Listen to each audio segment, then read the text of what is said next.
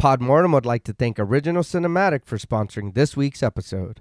Original Cinematic is an independent production company that has made it their mission to create, produce, and promote films that are inclusive, honor women, promote the LGBTQIA+ community, and provide prominent positions and roles to POC actors and filmmakers, and promote the films of marginalized and underrepresented populations. These are all things that are extremely important to our podcast as well. Original Cinematic is currently accepting scripts and treatments. Both William and Xxena Rush are also available via email or Zoom to discuss writing and provide input and resources to all aspiring writers, free of charge. Their information will be made available in the show notes. There may be delays due to a hectic schedule and all projects being read on a first-come, first-served basis, but everything will be read and responded to. William Rush has individually produced numerous projects, including Pack is Here, Before, The Cottage, The Winemaker, and Day by Day. Their multi-award-winning film Group premiered and was celebrated at multiple film festivals as well as screenings, both in person and via Zoom, that were graciously made available to us and our patrons. Original Cinematic has many exciting projects on the horizon. Their next film, Immersion, has been completed. The award-winning Sweetener is in development. Fetish begins shooting in September, and Encore will begin next spring. Their documentary, Women in Conversation, is slated for a September release, and we're looking forward to each and every one of them. It is truly an honor to partner with Original Cinematic, and we can't thank them enough for their contribution to our show. And now, back to our regularly scheduled program.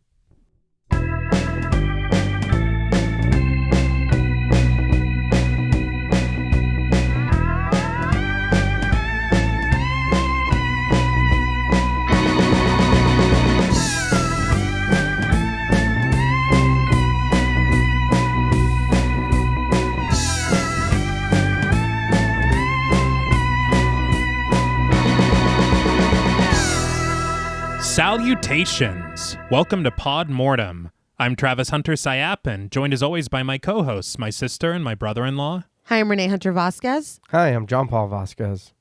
This week, we're broadcasting live from the Mond apartment building, discussing the 2023 supernatural horror film, Evil Dead Rise. This film was written and directed by Lee Cronin. A decade removed from its predecessor, Evil Dead Rise breathes new life into this fan-favorite franchise while maintaining great reverence for all that came before. With committed performances from its cast, sinister sequences of savagery, masterful makeup effects, impressive production design, and a frightful score, all housed within a new domestic setting, this film would garner a positive reception from critics, become the highest-grossing entry in the Evil Dead saga so far, and prove that there are many more stories to share from the Book of the Dead.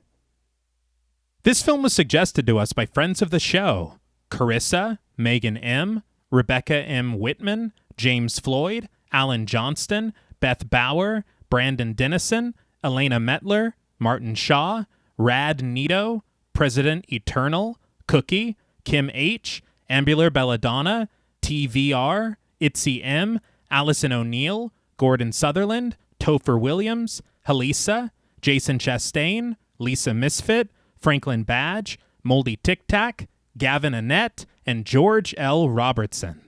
We'd like to thank each of them for their continued support of the show, as well as this suggestion.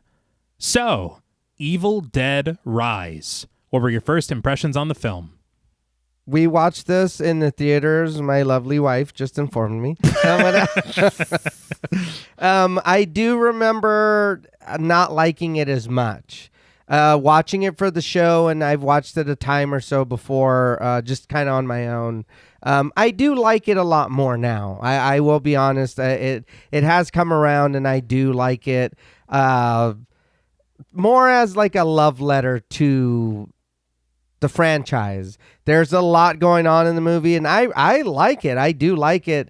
I just, for some reason, I don't really feel full Evil Dead in it. I don't know what it is that it's missing for me, but I think the movie does a really good job of paying homage to, you know what I mean, of the series.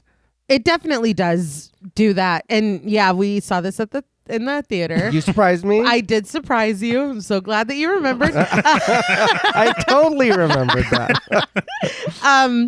But I liked it. I think that I liked it even more watching it again for the show. I feel like, and I don't know if you agree or disagree, but I wonder how much of that disconnect that you feel comes from it being in this building instead of out secluded in the woods in a cabin. Maybe. Because I feel like that's so synonymous with this story. Mm-hmm. And so, I mean, maybe not Army of I was going to say, Army of Darkness is the only one where it's still okay. We went a different way. Yeah, we did. But to do this version of it somewhere else, it does feel a little bit different. Not in necessarily a negative way, but it definitely feels different. Right. Like I said, I liked it a little bit better, I think, this time watching it. I think the makeups are incredible. I think the performances are really good.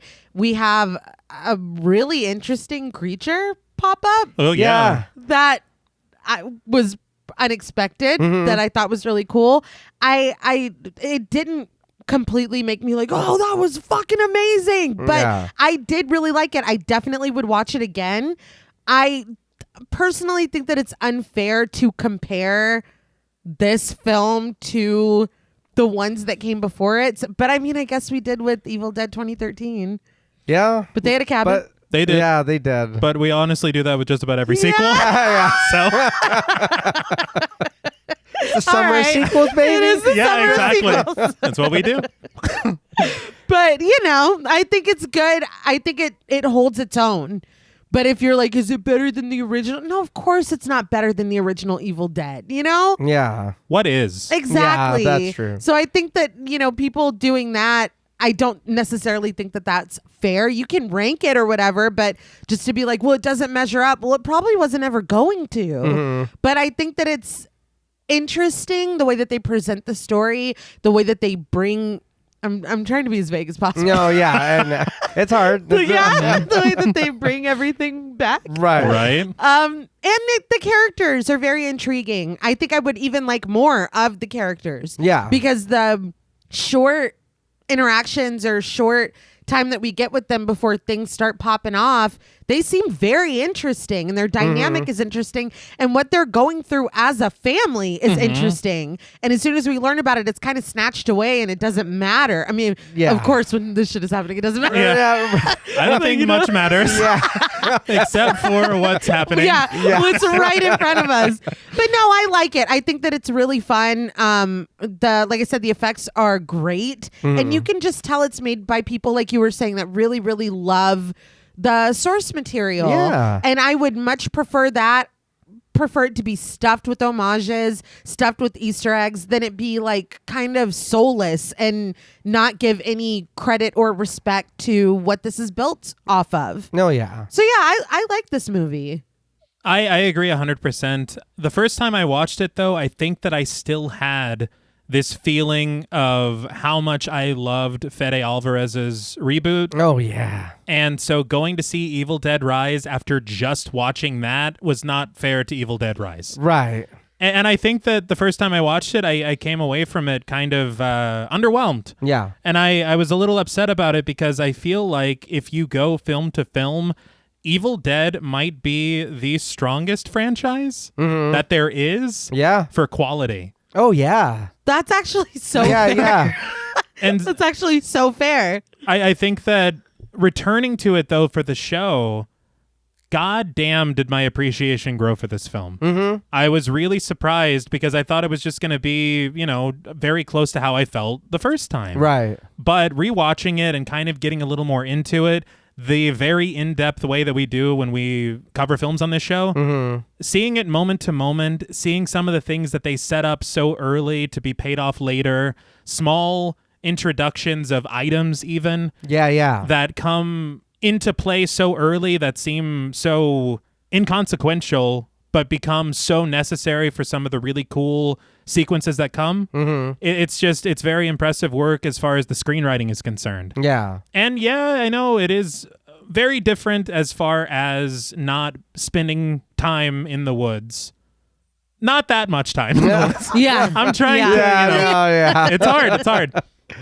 But I think that it's a very interesting direction to take it because it opens up so many possibilities for the future. Yeah. Now that we've done this, what else can we do? Right. You know, I think that when it comes down to certain aspects of the film, like Nay had mentioned, I really do like the characters in this film.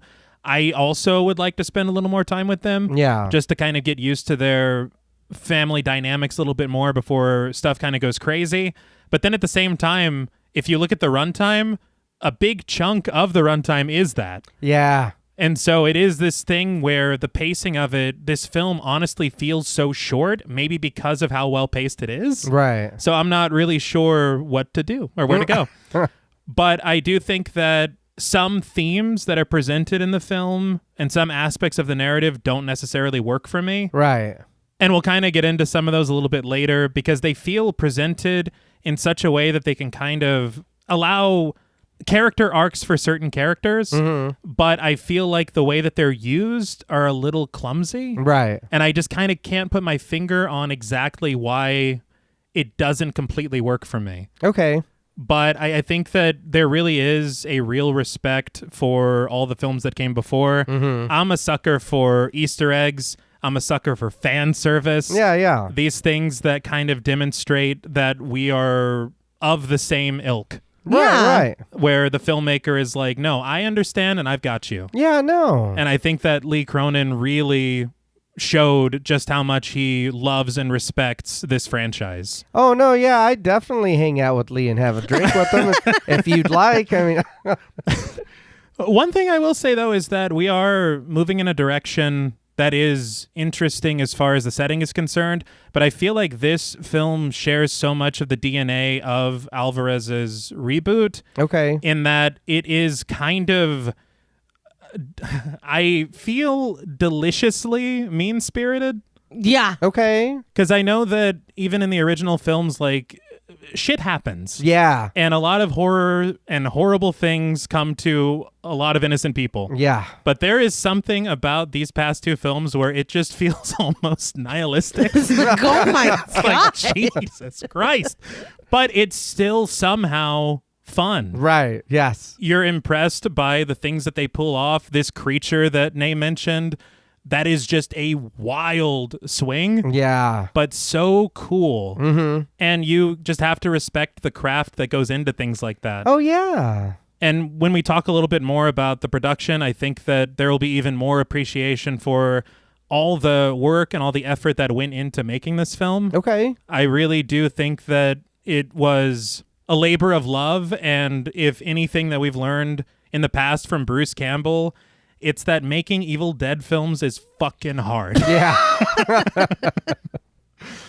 But having said all that, I feel maybe that this still might be, and it doesn't sound as bad as it seems, my least favorite of the Evil Dead movies. Right. But when you put them against all that came before, that is still, to me, quite high praise. Oh, yeah. Yeah, because you're able to stand with these other movies. Yeah. It's not like I want to push you to the back and be like, not that one. It's no, I want you to see all of them. Yes. Yeah. But before we dive into this film, as is customary, I would like to talk about the making of it.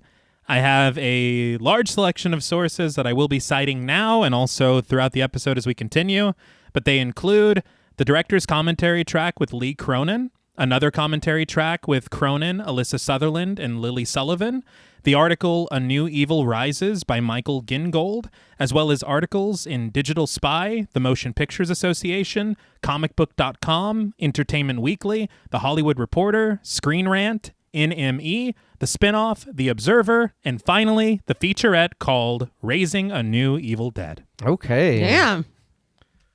So following the success of Fede Alvarez's 2013 reboot, Evil Dead, which made nearly $100 million against its $17 million budget, it seemed that there were many different forms that a follow-up could have taken. Franchise creators Sam Raimi, Rob Tappert, and Bruce Campbell considered all of their options, and initial speculation and rumors suggested something quite ambitious for the future of the franchise. Their plan was to have a sequel to Army of Darkness that would star Bruce Campbell, once again as the iconic Ash Williams. Yeah. The film would be directed by Sam Raimi, And this film would be followed up by a sequel to Alvarez's Evil Dead, which would feature Jane Levy once again playing the role of Mia Allen. Then both of these films would be followed by an untitled 7th film in the franchise, where the characters of Ash and Mia would join forces against evil. I like that. Yeah. It is, for me, one of the greatest horror what-ifs. Yeah. Because I am, to this day, and maybe until my dying day, I'll be very upset Yeah. that it never came to be. Yeah. But ultimately, it wouldn't come to be. And for reasons financial and creative, the ideas that once fueled the concept of what would be Army of Darkness 2 were repurposed for the medium of television, when in 2014, Starz would pick up Ash vs. Evil Dead for a 2015 series premiere. Fun fact, or not so fun fact, but despite beginning as a sequel to Army of Darkness, these ideas, due to rights issues, Ash vs. Evil Dead wasn't allowed to reference or mention Army of Darkness until season 2 when the rights were worked out. What the hell? It's just a wild thing. Then how do I know this is a sequel to Army of Darkness? Well, you gotta wait. Vibes. Yeah, vibes. You feel it. Yeah. But the show would run for 3 seasons on Starz, with fans and producers hopeful for a 4th season renewal, only for Starz to cancel the series in 2018. And with the cancellation of the series came another announcement, one as understandable as it was heartbreaking. Bruce Campbell would officially retire from playing a live-action Ash Williams. Yeah. It's heartbreaking. Very. Yeah. But, like, I get it. Yeah. Yeah. Just seeing behind the scenes of Bruce Campbell playing Ash Williams, being consistently tortured by Sam Raimi, Yeah. it's like, we got to hang this up eventually. I can't do this anymore. No. But with Campbell retiring the character of Ash and Alvarez busy with other projects, it was back to the drawing board to chart a path forward for the franchise. Producers saw it as an exciting opportunity, opening the door to new stories that could be told, with Campbell later commenting that though there wasn't going to be any traditional form of Evil Dead anymore, they were still producers and what he said as creative type dudes who were very eager to explore how the saga could continue. Okay. So in 2019, a folk horror film catches Sam Raimi's eye. It's a film called The Hole in the Ground, which was the feature film debut of Irish writer and director Lee Cronin. Okay. After watching it, Raimi would later recount in an interview, quote, "It takes a plumber to recognize a good plumber. You've got to be able to know what pipe to use, the gauge, to recognize a good weld that another plumber makes. A lot of people can't, but if you do that yourself, you really see the art and the care that goes into it. And I saw that in The Hole in the Ground." Okay. That makes sense. Yeah. But interestingly, when Raimi and Cronin first met, they didn't even discuss the Evil Dead franchise at all at first. Huh. Sam Raimi didn't think that Cronin would be interested in doing anything with it. Yeah. And it was in the last 10 minutes of their meeting that Cronin finally brought up the Evil Dead, but in a very, by the way, kind of way. Okay. He asked what the future plans for the franchise were, and when Raimi asked why he wanted to know, Cronin answered honestly, "I'm a big fan and I want more of those movies." Yeah. Aw. And this was the truth, as Cronin had grown up watching the franchise, seeing them originally at the age of 9, and then returning to them with more appreciation in his teen years and his adult years when he realized that he wanted to become a filmmaker. Mm-hmm. So having Sam Raimi's ear, Cronin then blurted out his initial idea for what would become the basis of Evil Dead Rise. Okay. At Raimi's suggestion, Cronin would then spend the next 6 months refining and fleshing out his idea, preparing a proper pitch for Raimi, Tappert, and Campbell. They fell in love with the story that Cronin was trying to tell and how it would break the mold of what came before. And this was incredibly important to Cronin, who felt that the franchise needed to step into some new territory to reinvigorate it. And I do want to say, I think that it's really commendable about the Evil Dead franchise that it's kind of proven time and time again that the creators aren't afraid to try something new. Yeah. Yeah. For those who haven't seen all the films, you have The Evil Dead, which is this low-budget horror film with some camp, of course. Yeah. Then Evil Dead 2, which is this slapstick horror comedy. Yes. It is. Army of Darkness is a wild swing. It's the stick. It's its whole other It thing. is. The fantasy elements, time travel. Yeah. And then Alvarez's Evil Dead, which is kind of a brutal reimagining. Yeah, it is. So we're always changing. And also the fact of having the same creative team on board all the time. Right. Fantastic. Yeah. But Cronin's idea would be another departure, though in a different way. Rather than centering on a group of friends setting off for a cabin in the woods, Cronin's film would draw inspiration from his first feature, focusing instead on a mother and her family facing off against an unimaginable evil inside of an apartment building. Okay. And Campbell would agree with this approach, and even saying in later interviews that it was time to get out of the cabin and to bring the evil home rather than having to go out and discover it. Okay, I can see that. We are still a group, but I mean... We are. Yeah. I think the thing, because I think that's what's so interesting to me about Evil Dead Rise is we have explored familial dynamics before. You have Ash and Cheryl. Yeah. You have David and Mia. But I don't think there hasn't Right. been a film where the entire main cast is a family. Right. Okay. And so it does kind of change things as far as, for me anyway, it makes the horror a lot more visceral. Yeah. Right. And the stakes are so much higher. Yeah. And you saying that, it did make me think and then like I said, it is family now, but we are still a group. I wonder if we're ever going to explore Evil Dead 2 and try to do that. Because we have the 2013 that's a reboot and it's really good. What we do in the second Evil Dead, though, are we able to recreate that, but reboot that? That's magic. I love your idea. That's magic. My thing is I don't think it's possible without Bruce Campbell. Without Bruce? Yeah. Yeah, that's maybe, fair. Maybe. I also think to that point, the tone that these films are taking, I don't think that we'll ever fully get back to the slapstick. That's sad. Yeah. Yeah. But in writing his screenplay, Cronin was only given 2 directives. 1, make the Deadites very scary. And 2, make sure that the Book of the Dead is in there prominently. Okay. And it was the second suggestion that proved to be a major jumping off point for Cronin, which is something we'll talk about a little bit later in the episode. But principal photography would begin in New Zealand on June 6th, 2021. I did learn that Tappert lives in New Zealand, Oh. and he acted as the hands-on producer for the project. Oh, that's Okay, awesome. Yeah. But New Zealand is also where he, Sam Raimi, and Bruce Campbell shot a lot of projects, including Alvarez's Evil Dead, and most recently, the entire series of Ash vs. Evil Dead. Okay. But the film would be shot in 63 days on the main unit, almost 85% of it chronologically. Oh, wow. I guess they talked about how difficult cleanup would be.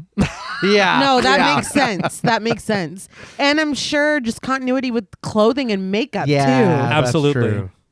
But it was also shot during the height of the COVID pandemic. And it was reported that the film wouldn't be financed unless it was shot in New Zealand, which at the time had very minimal cases. And they were also forced to make the film a co-production with Ireland because it would qualify them for government-backed indemnity in case there was a COVID shutdown during production. And it's a good thing they did that, because toward the end of the shoot, with 9 days left to go, a couple of cases of COVID sprouted up amongst the crew. No. This forced the production to shut down for 9 weeks. Damn. The cast not allowed to leave the country and return back, so they had to stay put until the quarantine passed. Wow. The finish line is in I know. sight. I couldn't even imagine. Just devastating. But filming would officially wrap on October 27th, 2021. And Cronin summed up the entire process in a tweet that was sent at the time. 8 months, 1 COVID lockdown, 6,500 liters of blood, and more memories than my brain can even process. This would be followed by 6 months of post-production. And during this post-production, something quite wild would happen. Evil Dead Rise, up to this point, had always been intended to be an HBO Max exclusive. Huh. Not to be released in theaters. Really? Yes. Yeah, I did not know that. No. The producers were not happy about this, but they did make peace with it during the long filming process. But with gradual improvements regarding the worldwide pandemic and the film getting higher and higher marks from test audiences, New Line Cinema would eventually change their minds and decide to give the film a wide release in theaters. New Line, you fuckers. I knew it. It had to be. Yeah. I don't know. It's also kind of funny, but Evil Dead Rise would take the theatrical slot of Gary Dauberman's Salem's Lot. Oh. Probably for the best. Oh. So thank you, New Line Cinema.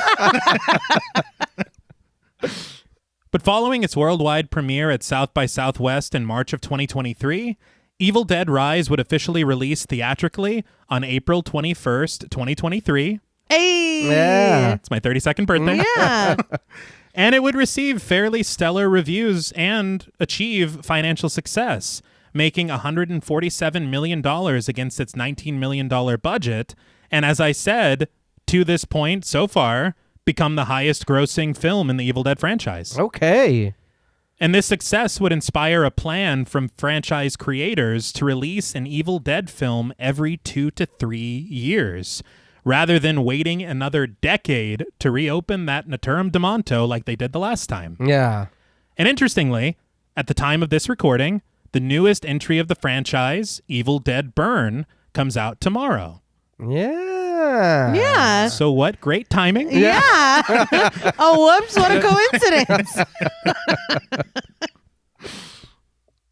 Now, before we swallow this film's soul, we would like to issue a warning for spoilers. Pod Mortem is a very in-depth podcast, and in thoroughly discussing horror films, we have no choice but to spoil a thing or two. If you don't wish to be spoiled, please go watch the film, then come back and enjoy the show. If you've already seen the film or don't care about spoilers, let's mingle with the maggots. Now, this film somewhat relies on having already seen The Evil Dead, Evil Dead 2, Army of Darkness, and Evil Dead. If you haven't, we suggest you go watch them, or go listen to episodes 41, 77, 129, and 159 of our show as a refresher. So before the film even begins, we drift through the bright blue sky of the Warner Brothers production vanity plate, the pieces of its iconic logo breaking apart, floating and flipping through the atmosphere to form the shimmering symbol for New Line Cinema, its previously radiant surroundings slowly dipping to blood red, the buzzing of flies overtaking the once serene scene as we fade to black. Submersion. Yeah. It's been a long time. It has. I was so amazed when I learned this bit of trivia that I'm about to share with both of you. Okay. The sound designer of this film was a guy called Peter Albrechtsen, and he had worked on Lars von Trier's Antichrist, the original Girl with the Dragon Tattoo, and he would go on to work with Cronin again on his version of The Mummy. Okay. But Albrechtsen said that the moment he came on board to this project, immediately after he got the job, the first thing that happened was that he was sent a hard drive from Bruce Campbell and Sam Raimi. And on this hard drive was every single original sound effect that was used in The Evil Dead and Evil Dead 2. Wow. That's really cool. Amazing. Yeah. And so there are a ton of really cool sounds that are used throughout. I'll call out a couple of them. They didn't mention a lot through the research that I found, but we begin with this one, which is the buzzing of this fly. It's the exact buzzing fly that was heard 45 years ago on The Evil Dead. That's Oh, amazing. That's really cool. I love that. Yeah.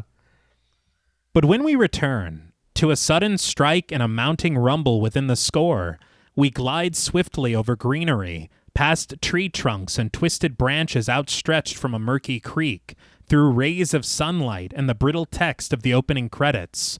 The score continues to climb chaotically as we soar through the underbrush and out of the forest to sail above an abandoned rowboat and across the crisp waters of a sprawling lake, where we finally descend upon the unsuspecting Teresa, played by Mirabai Pease, who sits peacefully at the dock with headphones over her ears and her face buried in a book.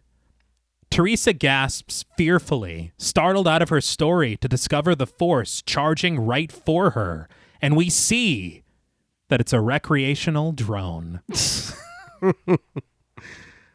This made me laugh because it's like toying with what we know. Yes. Yeah. Yes. And you feel, and this was one of the things that Cronin said, he's like, I want the viewer to feel like they're in good hands, that I know what this is. Right. And yes, I do. Yeah. I feel that way.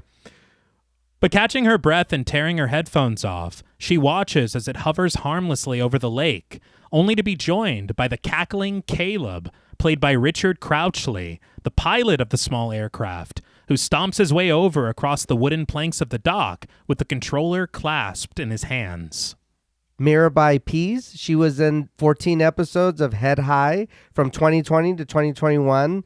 And Richard Crouchley, he was also in Head High from 2020 to 2021. He was in 13 episodes. That's awesome. That's cool. Yeah.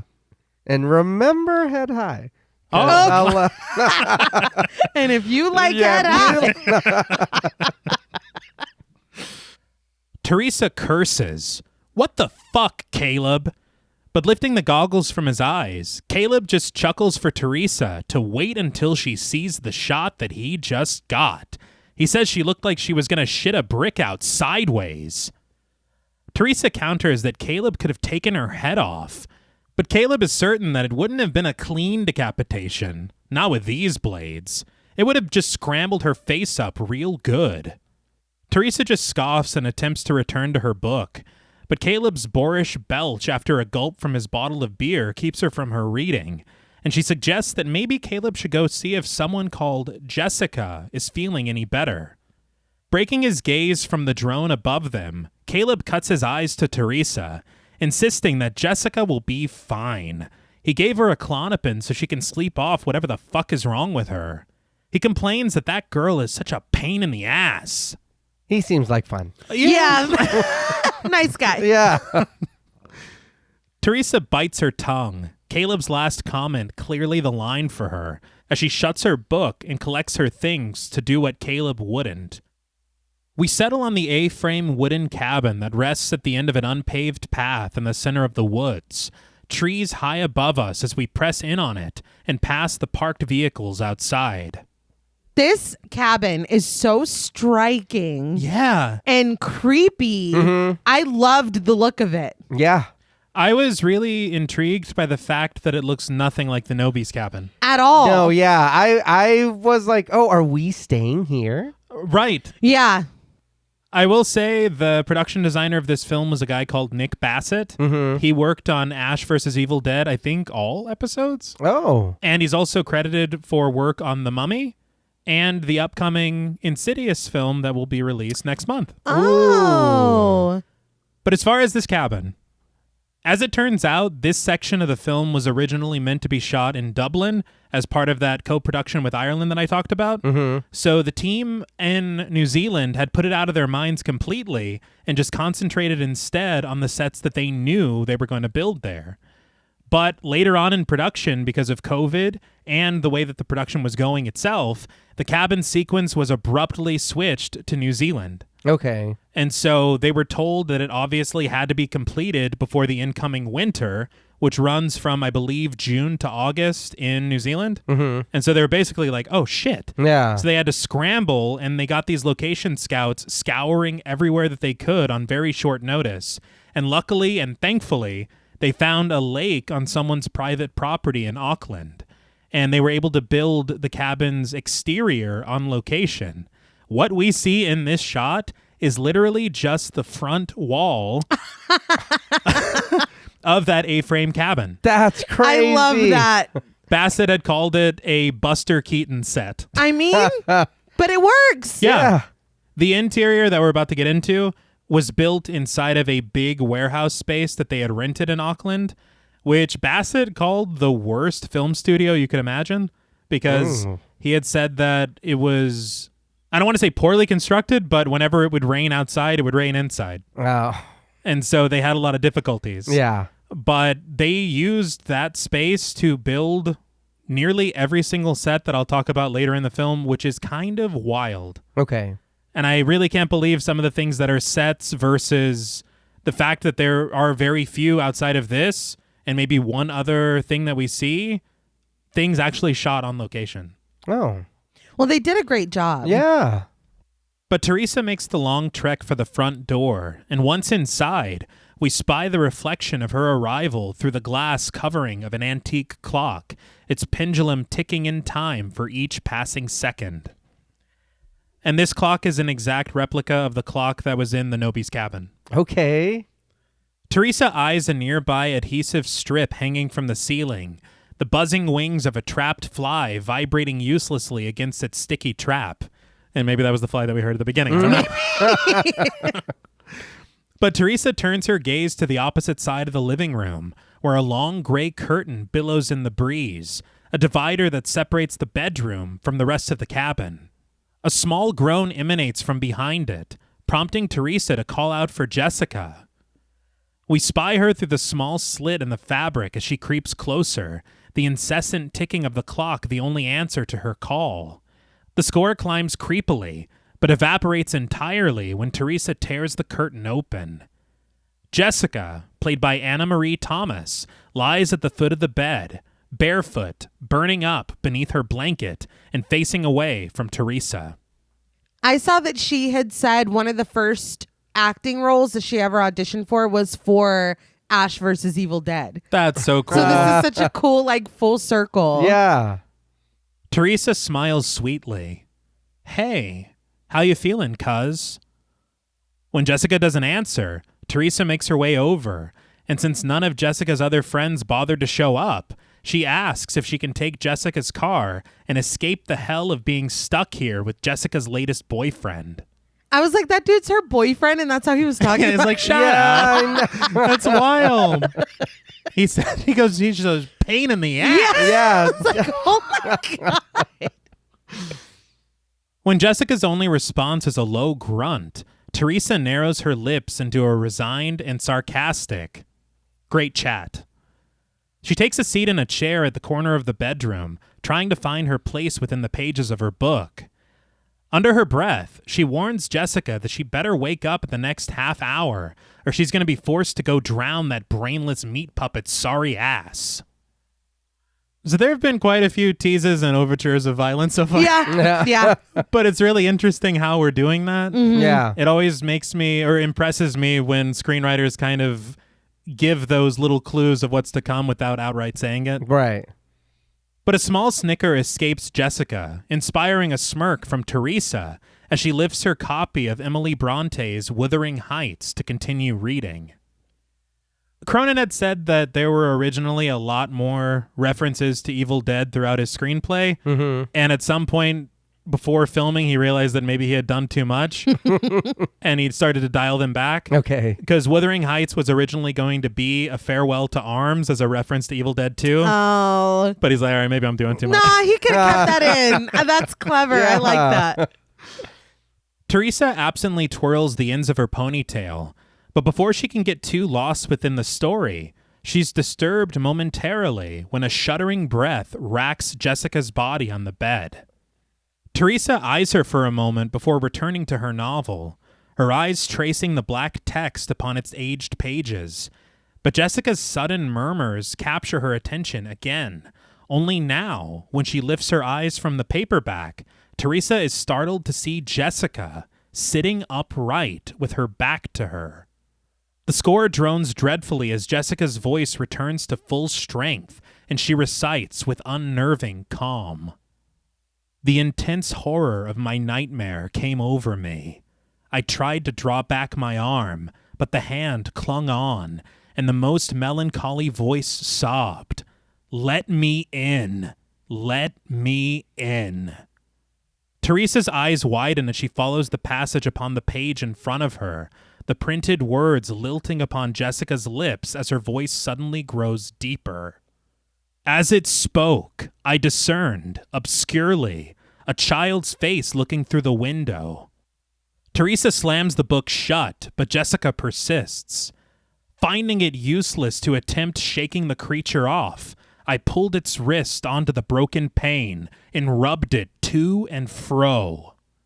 Teresa trembles in her chair, speaking to the back of Jessica's long hair, begging softly through her fear for her cousin to shut up. But Jessica shouts, "Till the blood ran down and soaked to the bedclothes." Teresa eyes her fearfully as Jessica shrieks, "Yet it still wailed, 'Let me in!'" A chorus of voices seeming to rip through her throat, Jessica's shriek prompts Teresa to rise from her seat, calling her cousin's name in a desperate plea, meeting the volume of her frightful recitation. She screams, "Jessica!" And everything goes deathly silent. So this is a real passage from Wuthering Heights. My comment here was I did not know that Wuthering Heights was getting down like that. Yeah, I had no idea. No. It was quite a shock to me. I think we might have to read it now. Yeah. Jeez. And thinking about it, her reading from the book while she's turned around, that makes me think of when they did that in the first one when she's reading the cards. Right, with Cheryl. Yeah. Teresa stalks closer to her cousin, gasping sharply when Jessica's body suddenly goes slack and she tumbles over the edge of the bed to the patterned carpet below. Teresa inches her way over to the other side of the bed, finding Jessica lying flat on her back, her flesh pallid and clammy. Suddenly, her back arches, a milky white vomit spewing from her pale blue lips as her body spasms over the carpet. Teresa rushes to her side, shock rightfully registering as she seizes Jessica's shoulders and wisely turns her head to the side. She holds her cheek, crying her cousin's name until Jessica's body goes deathly still. Teresa shivers and exhales, lowering her ear to Jessica's chest to see if she can still hear her heartbeat. But Jessica's eyes open wide, faint blue veins branching across her frightening features as her hand lurches upward to cinch around Teresa's throat. Teresa struggles to breathe within her grasp as a sly smile stretches across Jessica's face below her. Jessica reaching her other hand to wrap her cousin's ponytail in her fingers, clutching it within her fist as she growls, "Who's the brainless meat puppet now?" And with one malicious motion, Jessica tears Teresa's flesh from her scalp, blood erupting from this fresh wound to coat her crown crimson as she shrieks in searing pain. Woo! I was talking about him, not you. Yeah. What the fuck? She said, "Don't talk about my man Yeah. like that. Keep his name." If you knew what he was saying, Yeah, no shit. I'd still have a scalp right now. They said that they did this in one take. Damn. Oh, Yeah. okay. It is so upsetting. Yeah. I guess they had all the interior stuff in the cabin. They only had one day to film. Okay. So that makes a lot of sense. But Yeah. Unbelievable. Yeah. Teresa's screams echo outward onto the lake, where they reach Caleb, who stands pissing over the edge of the dock. Clumsy steps then stalk across the wooden planks, approaching the oblivious oaf from behind. But when Caleb turns around, he discovers the bloodied Teresa standing there, the young woman sinking to her knees as Caleb rushes to make himself decent before kneeling at her side. He pleads with her to tell him what happened. And though Teresa isn't able to find the words through her agony, the arriving Jessica soon answers his question, dropping the mess of Teresa's flesh and hair from her grasp to stain the surface of the dock. Caleb stands stunned at the sight of it, his girlfriend's name leaking from his lips as she breezes right past him to approach his still hovering drone. The score pulses dramatically as she holds it in her hands, turning to peer at Caleb through demonic and discolored eyes as she bares her rotten teeth in a sick smile.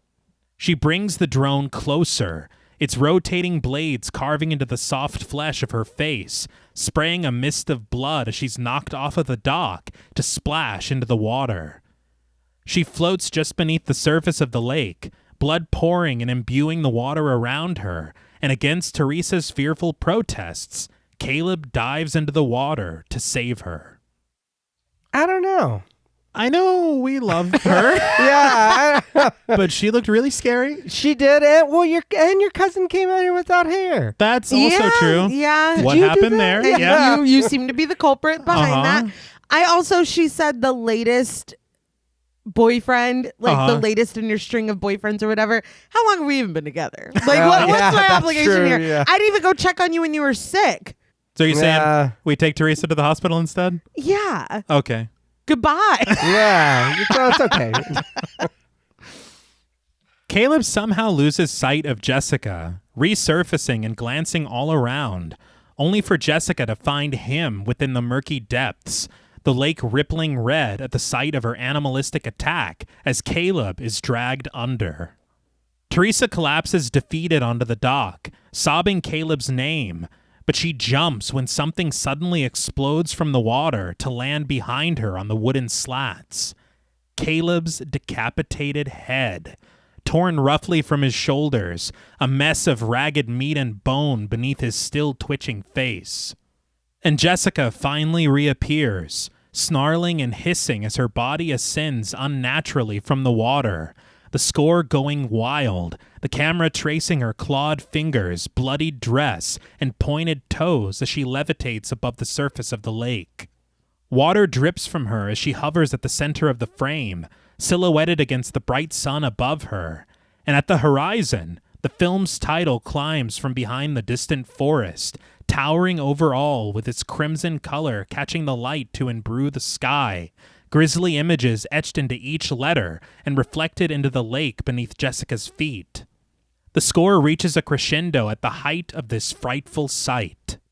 Evil Dead Rise. We cut to black.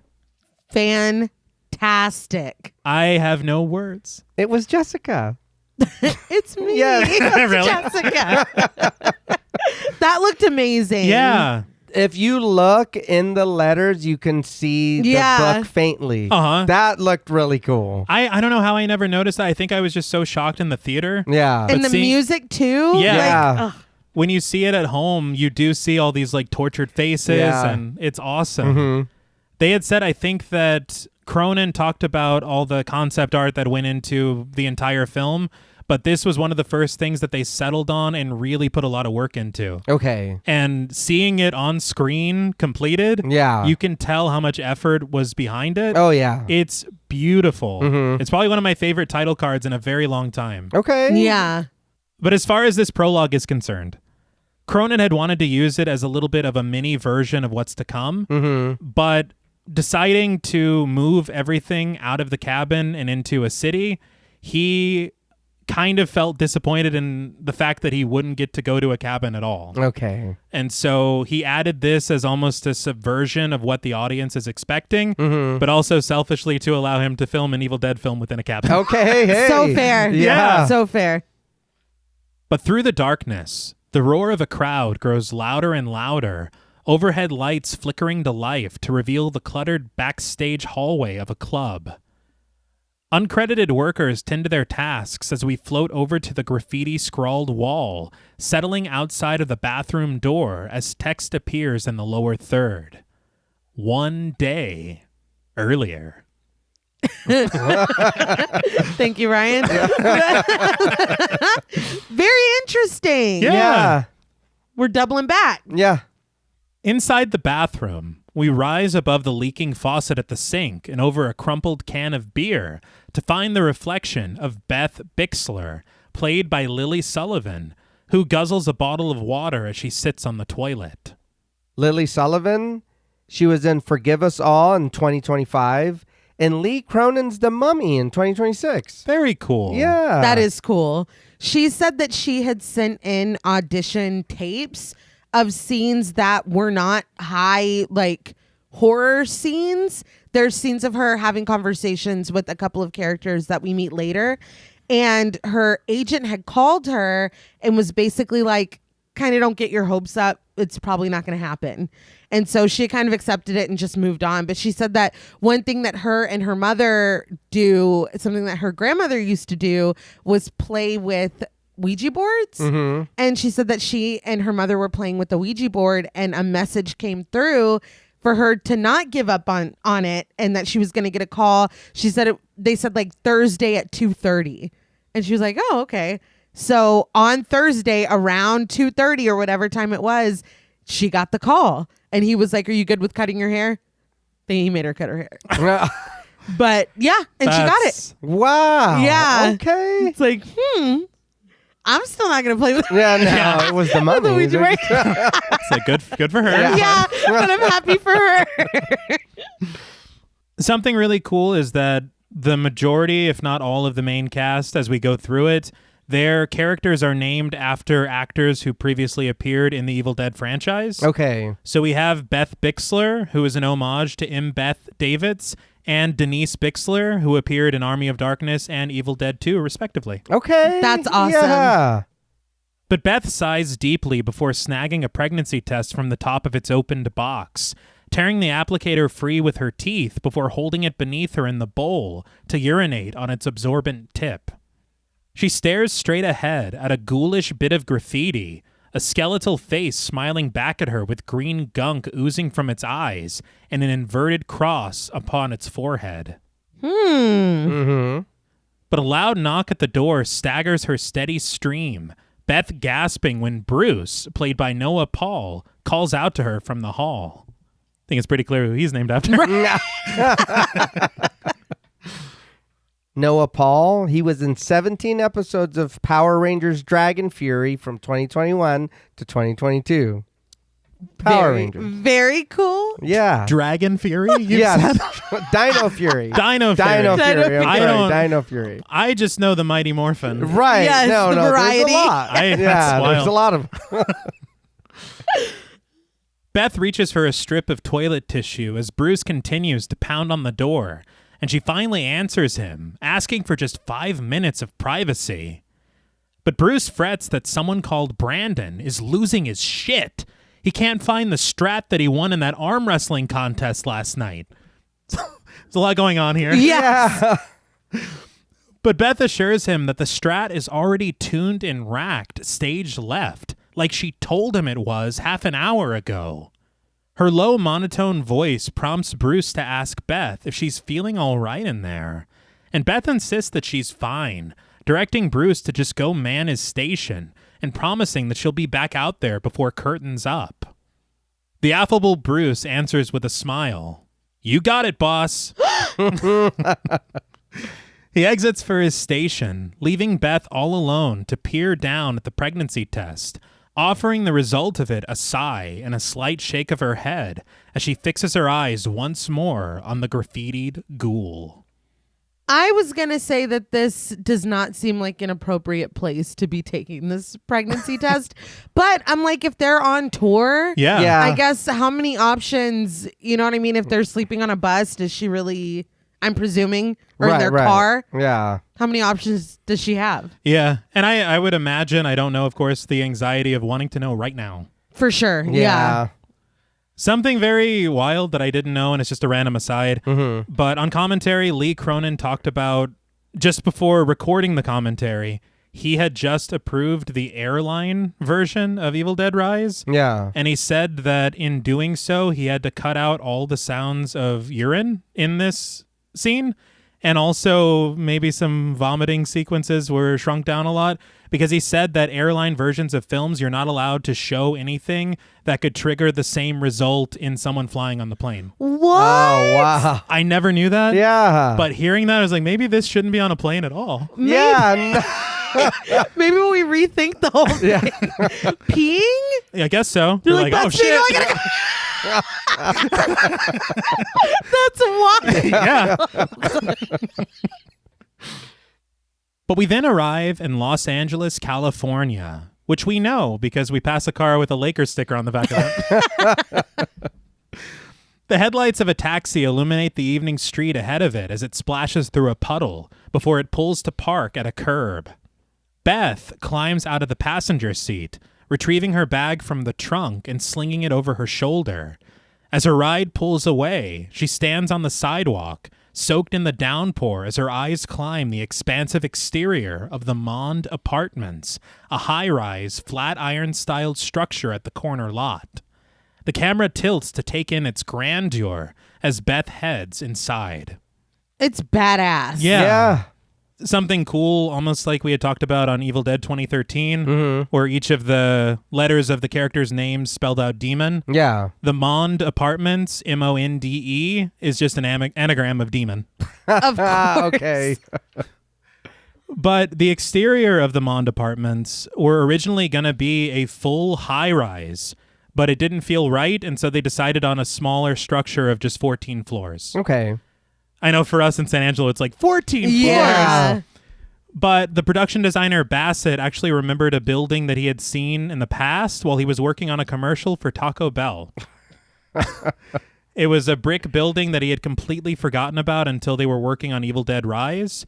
And it used to be an old college until it eventually became nothing. Okay. And it was only 4 stories tall, which wasn't tall enough for what they needed, but could serve as the bottom floors of what they were hoping to achieve visually.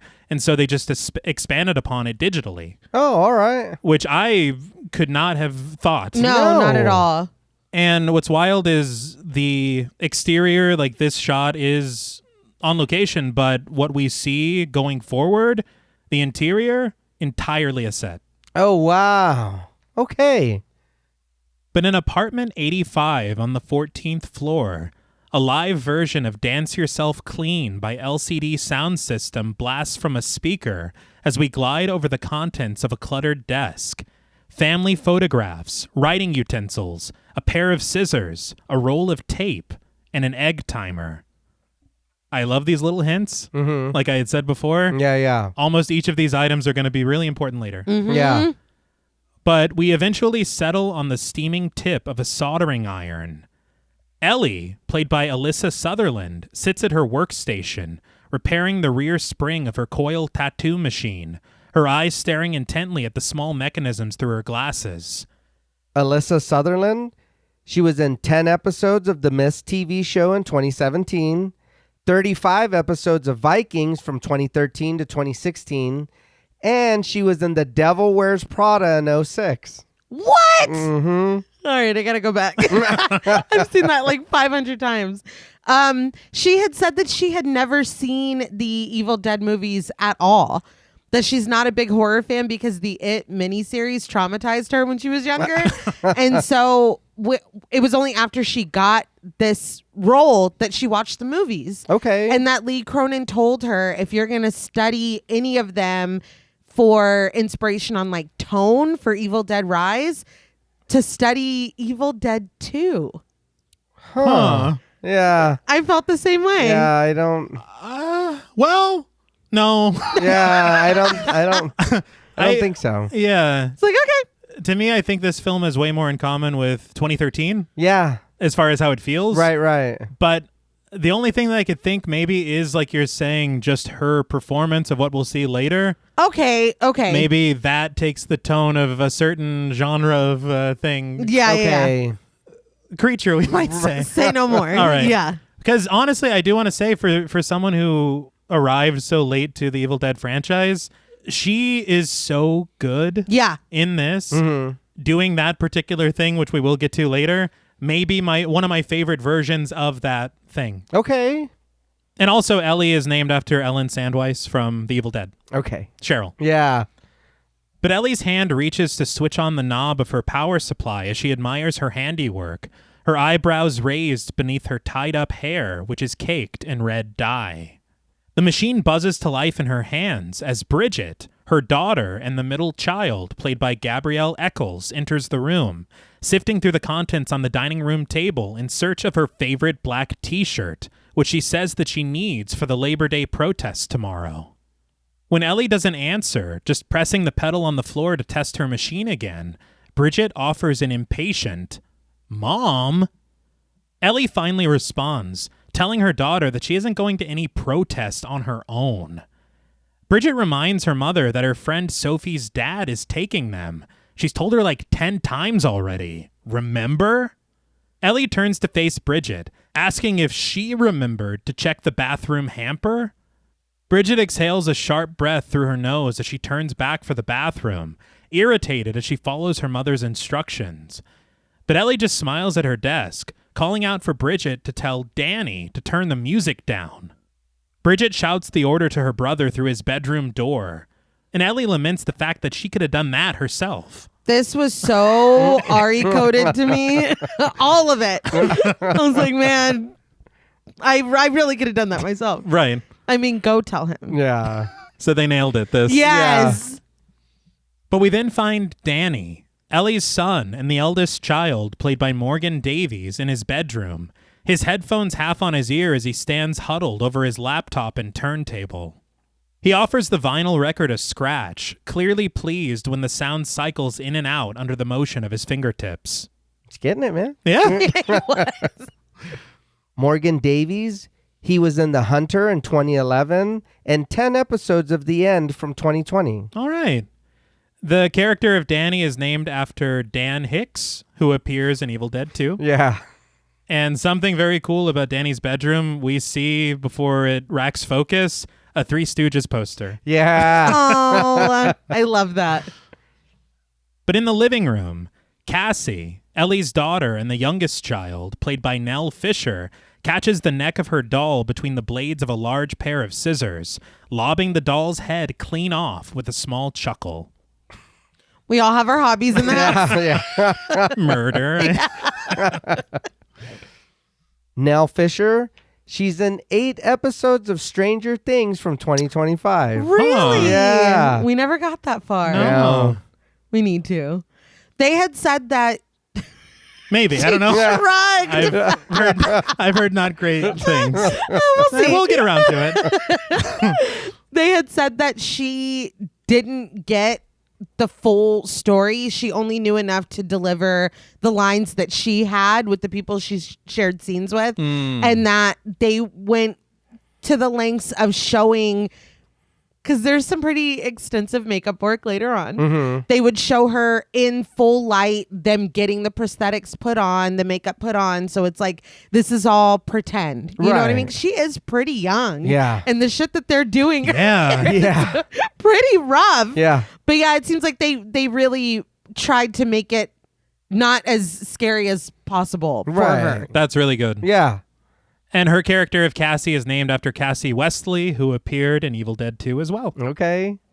But upon hearing the sound of the chop, Ellie opens the top drawer at her desk, and after discovering a vacancy there, she calls out to Cassie that she better not have her scissors. Cassie instinctively drops them, sliding them beneath the couch before answering honestly that she doesn't have them. That's hilarious. And I'm like, Chekhov's pair of Yes, scissors. Yeah. And those are the heaviest scissors I've ever heard of. Yeah. No. I was scared.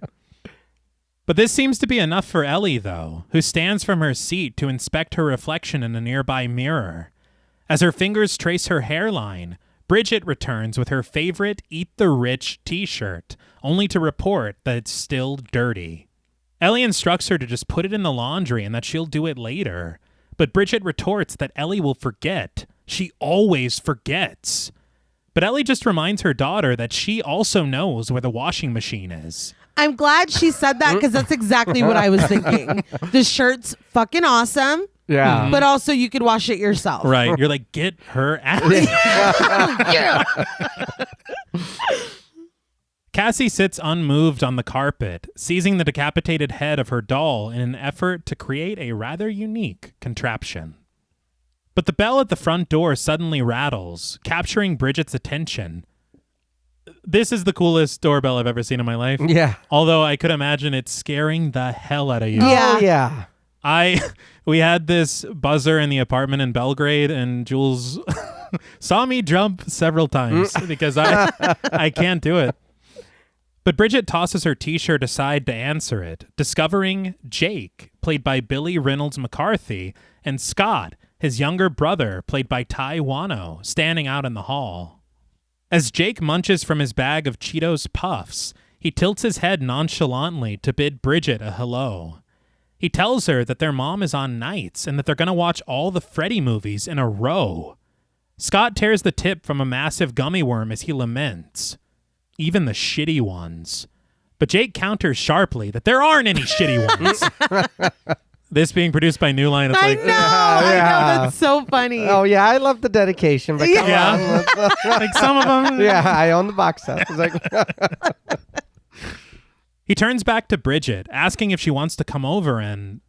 But Bridget just snarks. In your dreams, slamming the door shut on them with a smirk. She did eat with... Yeah, it was good. You gotta give her that. It was good.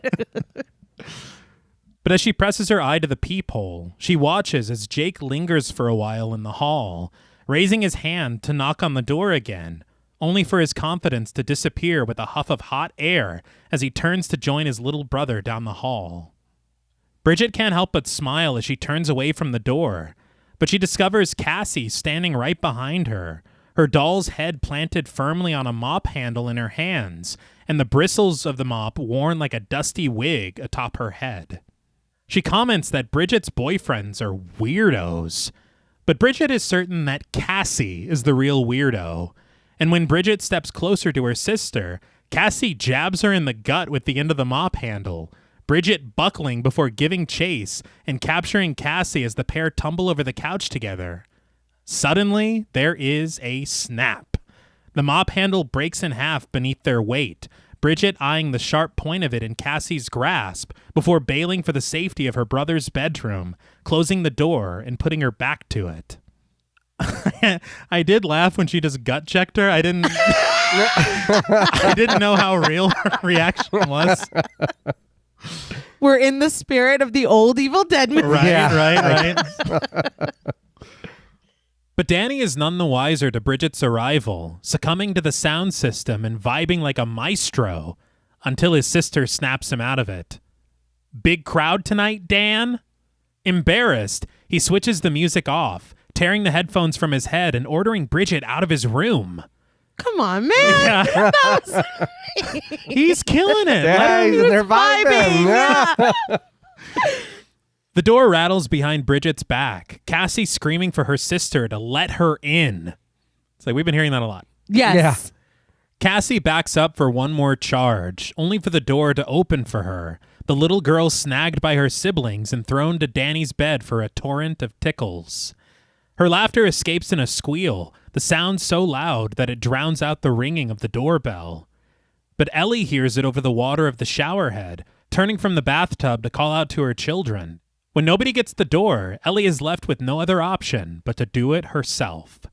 She wraps her wet hair in a towel, annoyed at the incessant ringing as she marches her way to the front door. She unlocks it, wrenching it open to find no one in the hall. She steps outside, peering down the long corridor to the elevator to the far left, only for Beth to lurch up at her from the other side with a boo.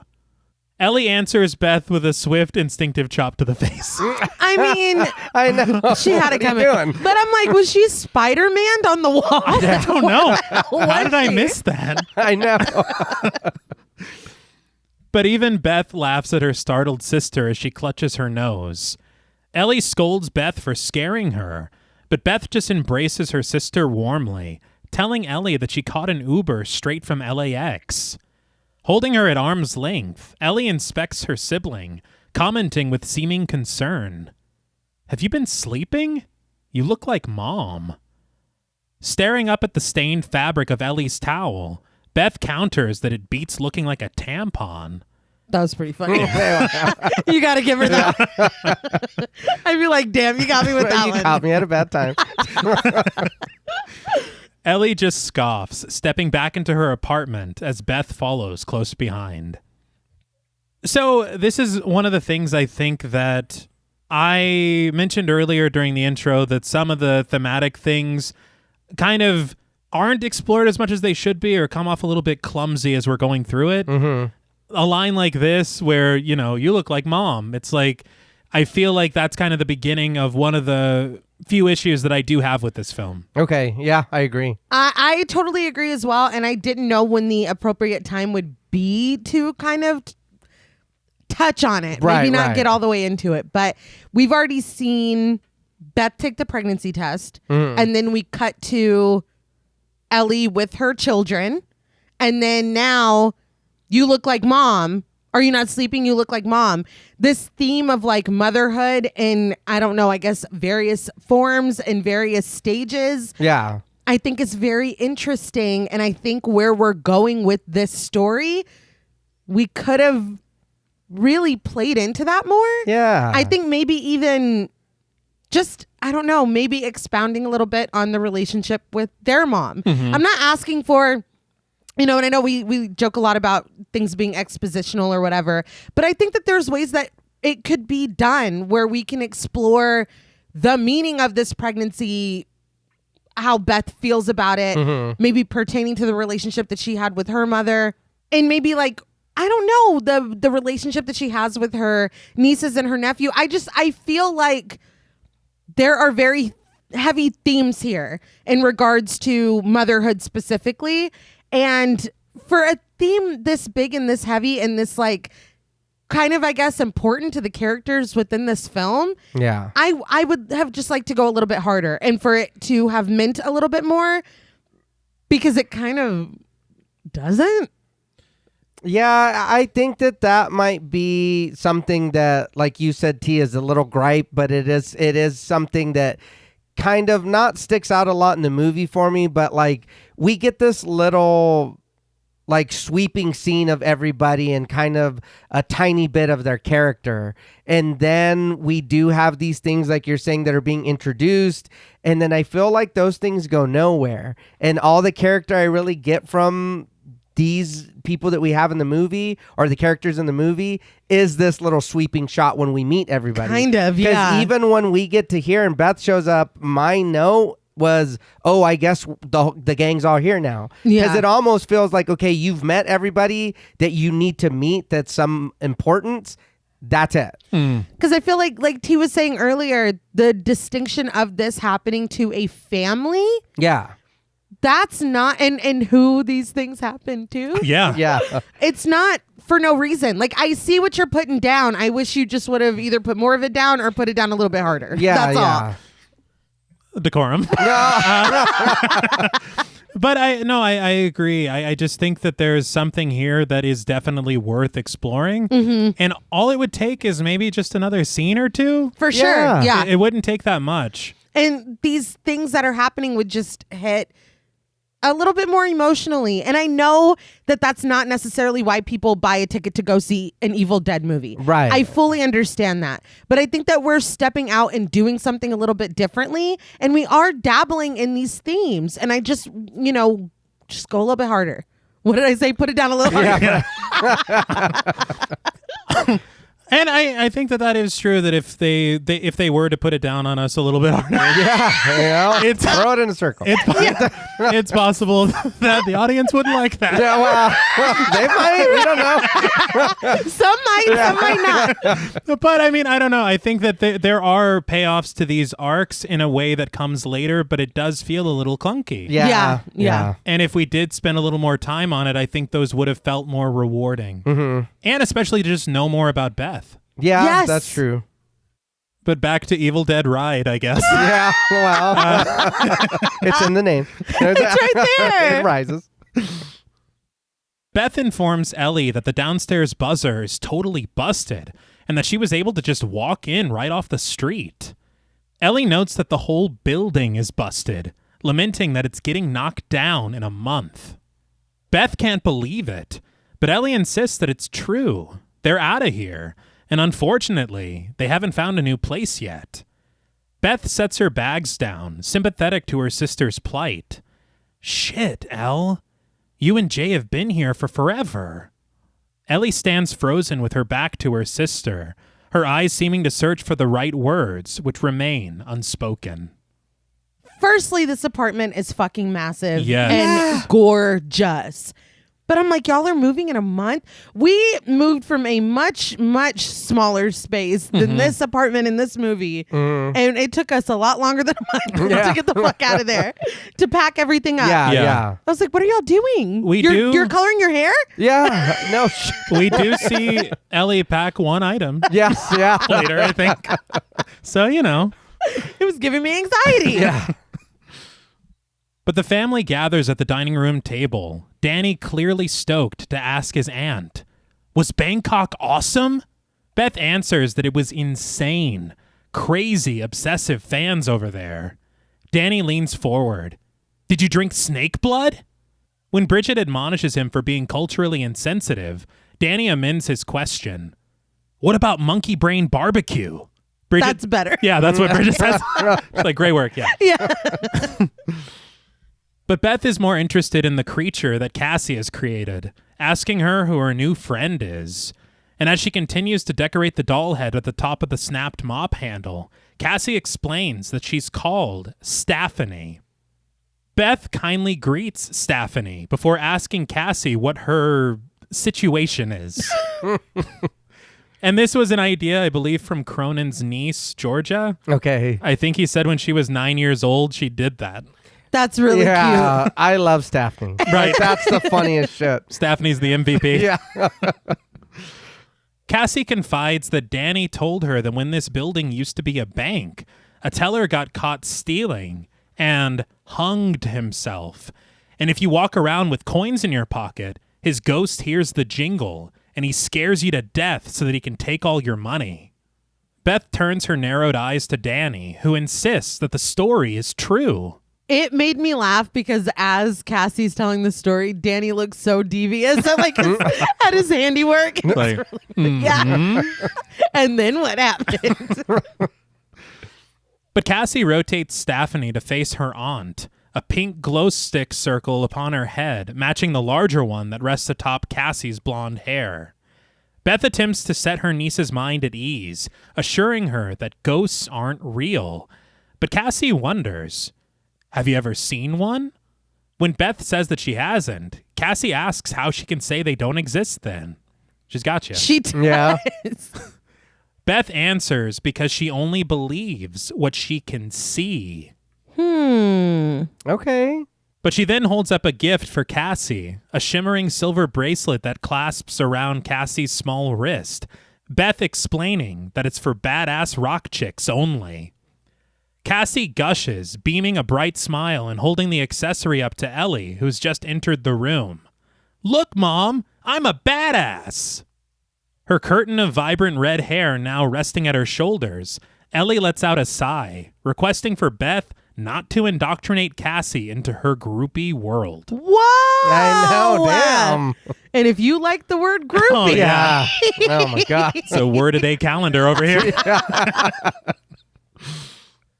Cassie doesn't understand. What's a groupie? And Beth answers that it's Ellie's favorite nickname for her, even though Ellie knows that she's a guitar technician.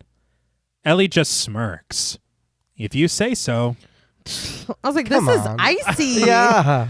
There is a slight smile, and I want to read that as a joke, Yeah. but you see how much it hurts Beth's Yeah. feelings? Yeah. Beth snaps back at Ellie to be nice or she doesn't get a gift. And speaking of gifts, Beth reaches into her bag, unwrapping a large white mug patterned like a bathroom wall, complete with a small urinal on its side and the words, "Lazy Man's Beer Mug," written in black ink on its edge. She shows it off to her family. Look at what I got your dad. But Beth is met with complete silence, Danny turning his attention to a new pair of headphones in his hands, and Bridget looking over to her mother without a word, leaving Beth to inquire through the awkwardness. What's going on, Elle? Ellie just directs her eldest child to take her car and go get pizza with his sisters. Danny accepts the assignment, leaving Ellie and Beth all alone to talk. Did you guys think he died? Yeah. Yeah. Yes. Part of me, and I think it's simply because of the existence of Deadites. Mm-hmm. I think, and maybe that might have been too cruel and mean-spirited, but I think they would have had a lot more fun with that if he was dead. Yeah. Whoa!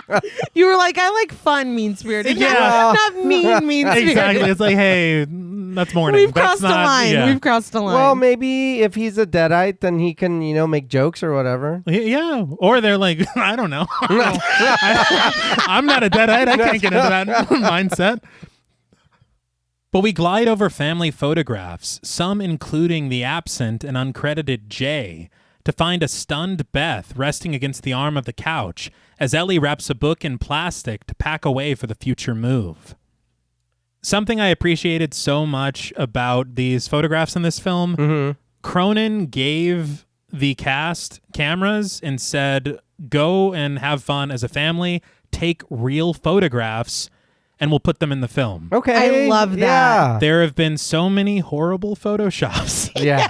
Yeah. I recently showed a photo of Uma Thurman Oh my God. from Dexter Resurrection. Yeah. And it's like you couldn't.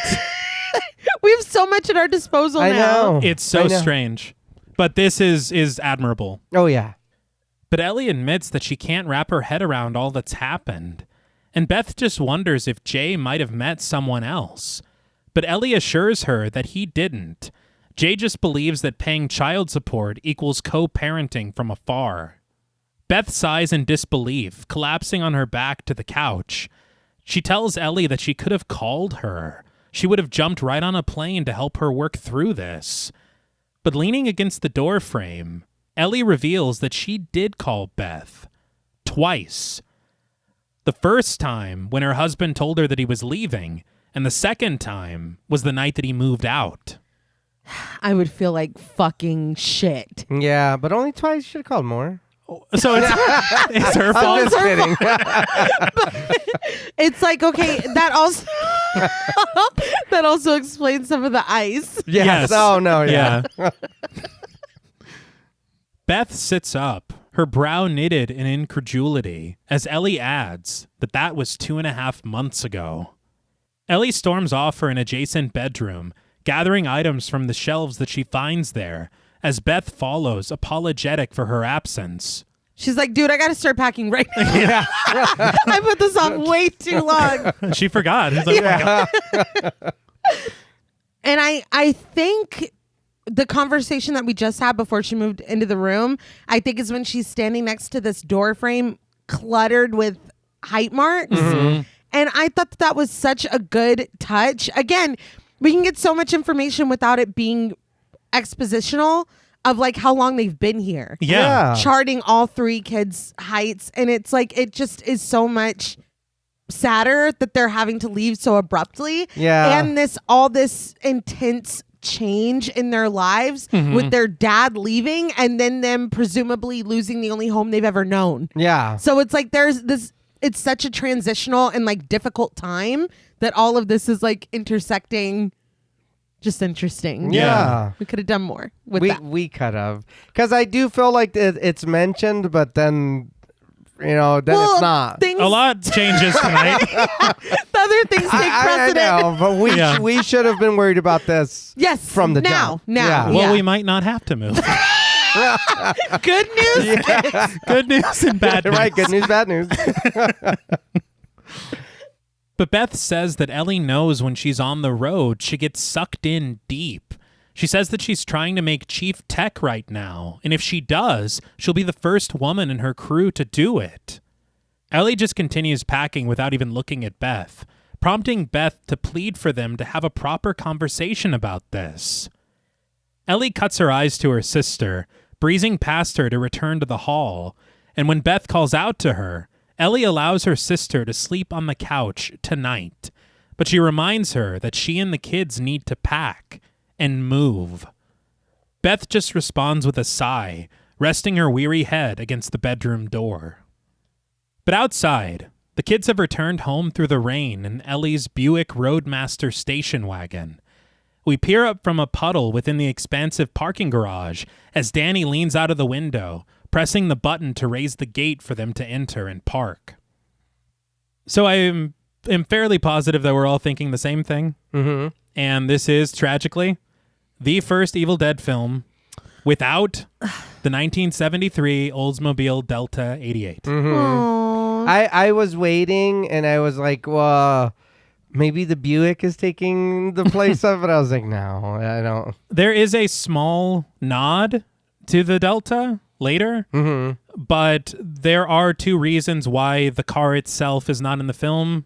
Two reasons that I read, and I'll share both of them. Okay. The first is that Lee Cronin said that he simply felt that the family wouldn't have that car and thought logistically about the kind of car that Ellie would have for her family and for her business. I guess that's Okay. fair. I understand that logistically, but as a fan, I disagree. Yeah. Oh, no. Yeah. Yeah. Ellie would absolutely have this car. Yeah. Everyone has Everyone this does. car.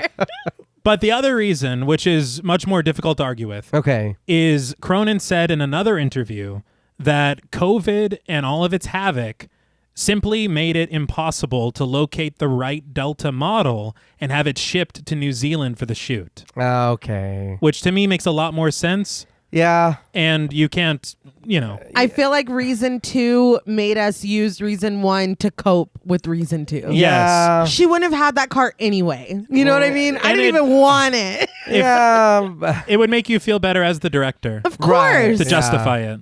It will, but I would have even taken a matte painting in the back somewhere. Right. It's like, it doesn't have to be their car. It's just there. It's like, is that car CG? Yeah. What the hell is this?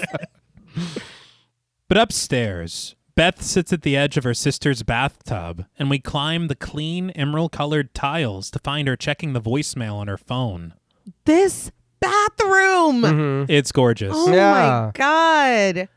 This is kind of the perfect time to talk about the interior of this apartment. Mm-hmm. It was entirely a set, which is unbelievable. Yeah. And it was all built within that warehouse that we talked about earlier. Okay. And Bassett had said that 2 looks were kept in mind, which is inside the apartment, which would be warm tones, which we will especially feel and see once candles are lit. Yeah. Mm-hmm. And when you go outside the apartment and beyond that, you have the emergency light, this flickering dark that we'll get with the hallway. And so it's these 2 contrasting worlds. Okay. And as we get deeper into it, Cronin said that he saw the hallway and the elevator of this building as the forest to the apartment's cabin, which I think is very interesting. Okay. Okay. But these tiles in this bathroom Mm-hmm. and a lot that we see throughout the hallway, Yeah. given how bloody they knew this film was going to be, the color green is featured predominantly in the production design, as green and red are complementary colors. Yeah. And so it looks gorgeous now, but the purpose of it is so fantastic. Okay. Ellie's voice sounds through the small speaker on Beth's phone, clearly trying to hold it all together as she intones. Hey, Bethy Boo, just calling to say hi, and me and Jay, you know what? She begins to trail off on the recording. Just as soon as Ellie enters the bathroom to stand in the doorway, Beth quickly stops the message from playing, and Ellie admits that she doesn't blame Beth. She hates the sound of her voice, too. Oh. Yeah. I know. Beth scoffs a laugh, setting her phone aside as Ellie joins her at the edge of the tub. Beth stares ahead forlornly, which Ellie takes notice of, asking her younger sister what's going on with her. Beth just smiles with regret. I screwed up again, like I always do, and I need you to help me figure it out. Again. Ellie wonders what happened, and Beth takes a moment to collect her thoughts. But before she can share them, the bathroom suddenly begins to rattle, diverting their attention from the conversation into their surroundings instead. Downstairs, Danny pulls to park inside of the parking garage, switching off the headlights as he and the rest of the kids pile out of the car. He bickers with Bridget, who balances the pizza boxes, as Cassie continues onward for the door, carrying their drinks and stealing a sip from one of the straws. Please take these drinks away from this little girl. This was stressing me Oh, out. yeah. I don't Yes. even trust myself to bring the drinks inside. I No. always make sure I'll carry them. I'll get the bags. You get the drinks. Yeah. Dude, Danny's just holding the keys. Yes! Yeah. Take those drinks. But Cassie notices something. The metal of a large wood chipper parked nearby begins to creak and groan, the overhead lights on the ceiling starting to sway. And Bridget realizes it too. It's an earthquake. Cassie drops the drinks to the concrete floor, so that's it. Yeah. Oh my God. But she rushes over to her siblings as similarly, the sisters huddle together upstairs as the bathroom begins to shift and shake. Downstairs, Bridget lets the pizza boxes fall in order to grab her little sister's hand, and Danny helps guide them both over to the door, only for their path to be cut off by a crack ripping through the concrete. They retreat over to a support beam, crouching together and covering their heads from potential falling debris, and Danny watches as the crack grows wider, traveling through the garage floor, past the wood chipper, the vibrations of the earthquake forcing the mouth of its chute open. Ooh. Yeah. I don't think that's good for anybody. No. And I can't believe, first off, you dropped the pizza. That's crazy. And then y'all left little Cassie over there by herself when it started? Mm-hmm. Yeah, and they're like, hustle up. Knees to chest. She's still behind us, right? The earthquake will get her. Yeah. I thought it was cool. The wood chipper is connected to a truck that says Fonda's Tree Surgery. Okay. With a chainsaw on it. Yeah. Chainsaw, of course. Right. But Fonda, like Bridget Fonda. Yeah. Another cast member. Yeah. That's great. But just as soon as it began, the quake suddenly ceases, the siblings looking around to see if it's safe to stand up. Cassie comments that she thinks she peed her pants. Bridget asks, "Is it warm?" And learning that it's not, she assumes that it's probably just spilled soda. The trio rises from the ground, creeping cautiously through the parking garage, car alarms going off around them, their lights flashing in rhythmic alert. Bridget returns to the pizza boxes on the ground, which are from Henrietta's Pizza. Yeah. Fantastic. There you go. The slogan on the bottom reading, "Come get some." And again. Yeah. Again. Yeah. And so forth. Yeah. Though the contents are overturned and even stuck to the lid, Cassie reaches inside to snag a piece for herself. But Danny is headed in the other direction, discovering something quite curious and calling Bridget over to see it too. There's a hole in the ground, which is also the name of Cronin's film. Oh, okay. Very good. He's like, I'm referencing everything. We peer into it. Nothing but darkness there to greet us past the broken concrete and jagged rebar. Bridget tells her brother to be careful, as there could be aftershocks. But Danny's inquisitiveness has gotten the better of him, and he reaches for the flashlight on his phone to get a better look inside. The light carves through the shadows to illuminate the dusty level beneath them, and once he spots the large metal door at the far end of the space, he realizes it's an old bank vault. Against Bridget's protests, Danny lowers himself down into the hole to get a closer look inside. I'm surprised that didn't send Cassie into hysterics. Yeah. It's like, it's real? We gotta get Stephanie right now. Danny's shoes scrape against the concrete as he slides down into the vault, his flashlight tracing his surroundings. The heavy vault door, the rows of deposit boxes at the far wall. He wrenches one open, bugs skittering away as he peers inside. As he continues his investigation, Bridget and Cassie make their way over to the hole, Bridget calling down for Danny to get out of there, but Danny just tells her to hang on. He finds a large box on one of the lower shelves, lifting it onto a desk and opening it up to inspect its contents. Past tied piles of paperwork, Danny finds a weathered photograph where 3 uncredited priests stand together outside of a dilapidated building, the priest at the center clutching what appears to be a book in his grasp. Danny sets this aside, digging deeper into the box until he finds a vinyl record secured within a dusty sleeve. He stashes his findings in his backpack, but an eerie creaking noise seems to unsettle him, causing him to arc his flashlight around to discover the source of it. And out of the darkness suddenly lurches a massive statue of a crucified Christ, a crown of thorns atop his head, and his face etched in agony. I think this is the one Mac wanted for the bar. Danny staggers backward, falling onto his ass on the dingy floor, the commotion causing Bridget to call out and check on him. But Danny just assures his sister that he's okay as he snags his phone from the ground and returns to his feet. He continues onward into an adjacent room where his light catches a collection of crosses and religious pendants that hang from the ceiling on chains. Dozens, if not hundreds of them. Their soft swaying, tinkling a song that carries through the uneasy air. Wouldn't you be like, I have no fucking business being down here? Yeah. That would scare the hell out of me. That doesn't mean I wouldn't take what I already have. Hell no. I mean, I think about not taking it. I think about it. You can see the bind I'm in. It's already in the bag. I think I'd just be like, what kind of bank was this? Yeah. What? A fair Cross question. bank. Yeah. But beneath this display lies what appears to be a casket covered in even more religious symbols. Danny picking up one of the trinkets to hold in his palm, a Saint Benedict medal. I did read online that Catholics believe this medal is meant to ward off spiritual and physical dangers, including demonic attacks and possession. Oh. You got to make a few of these real quick. Yeah. Seriously. But the hiss of a breeze escapes through a small opening at the side of the marble casket, which catches Danny's attention, and when he kneels down to shine his flashlight inside, he sees something there.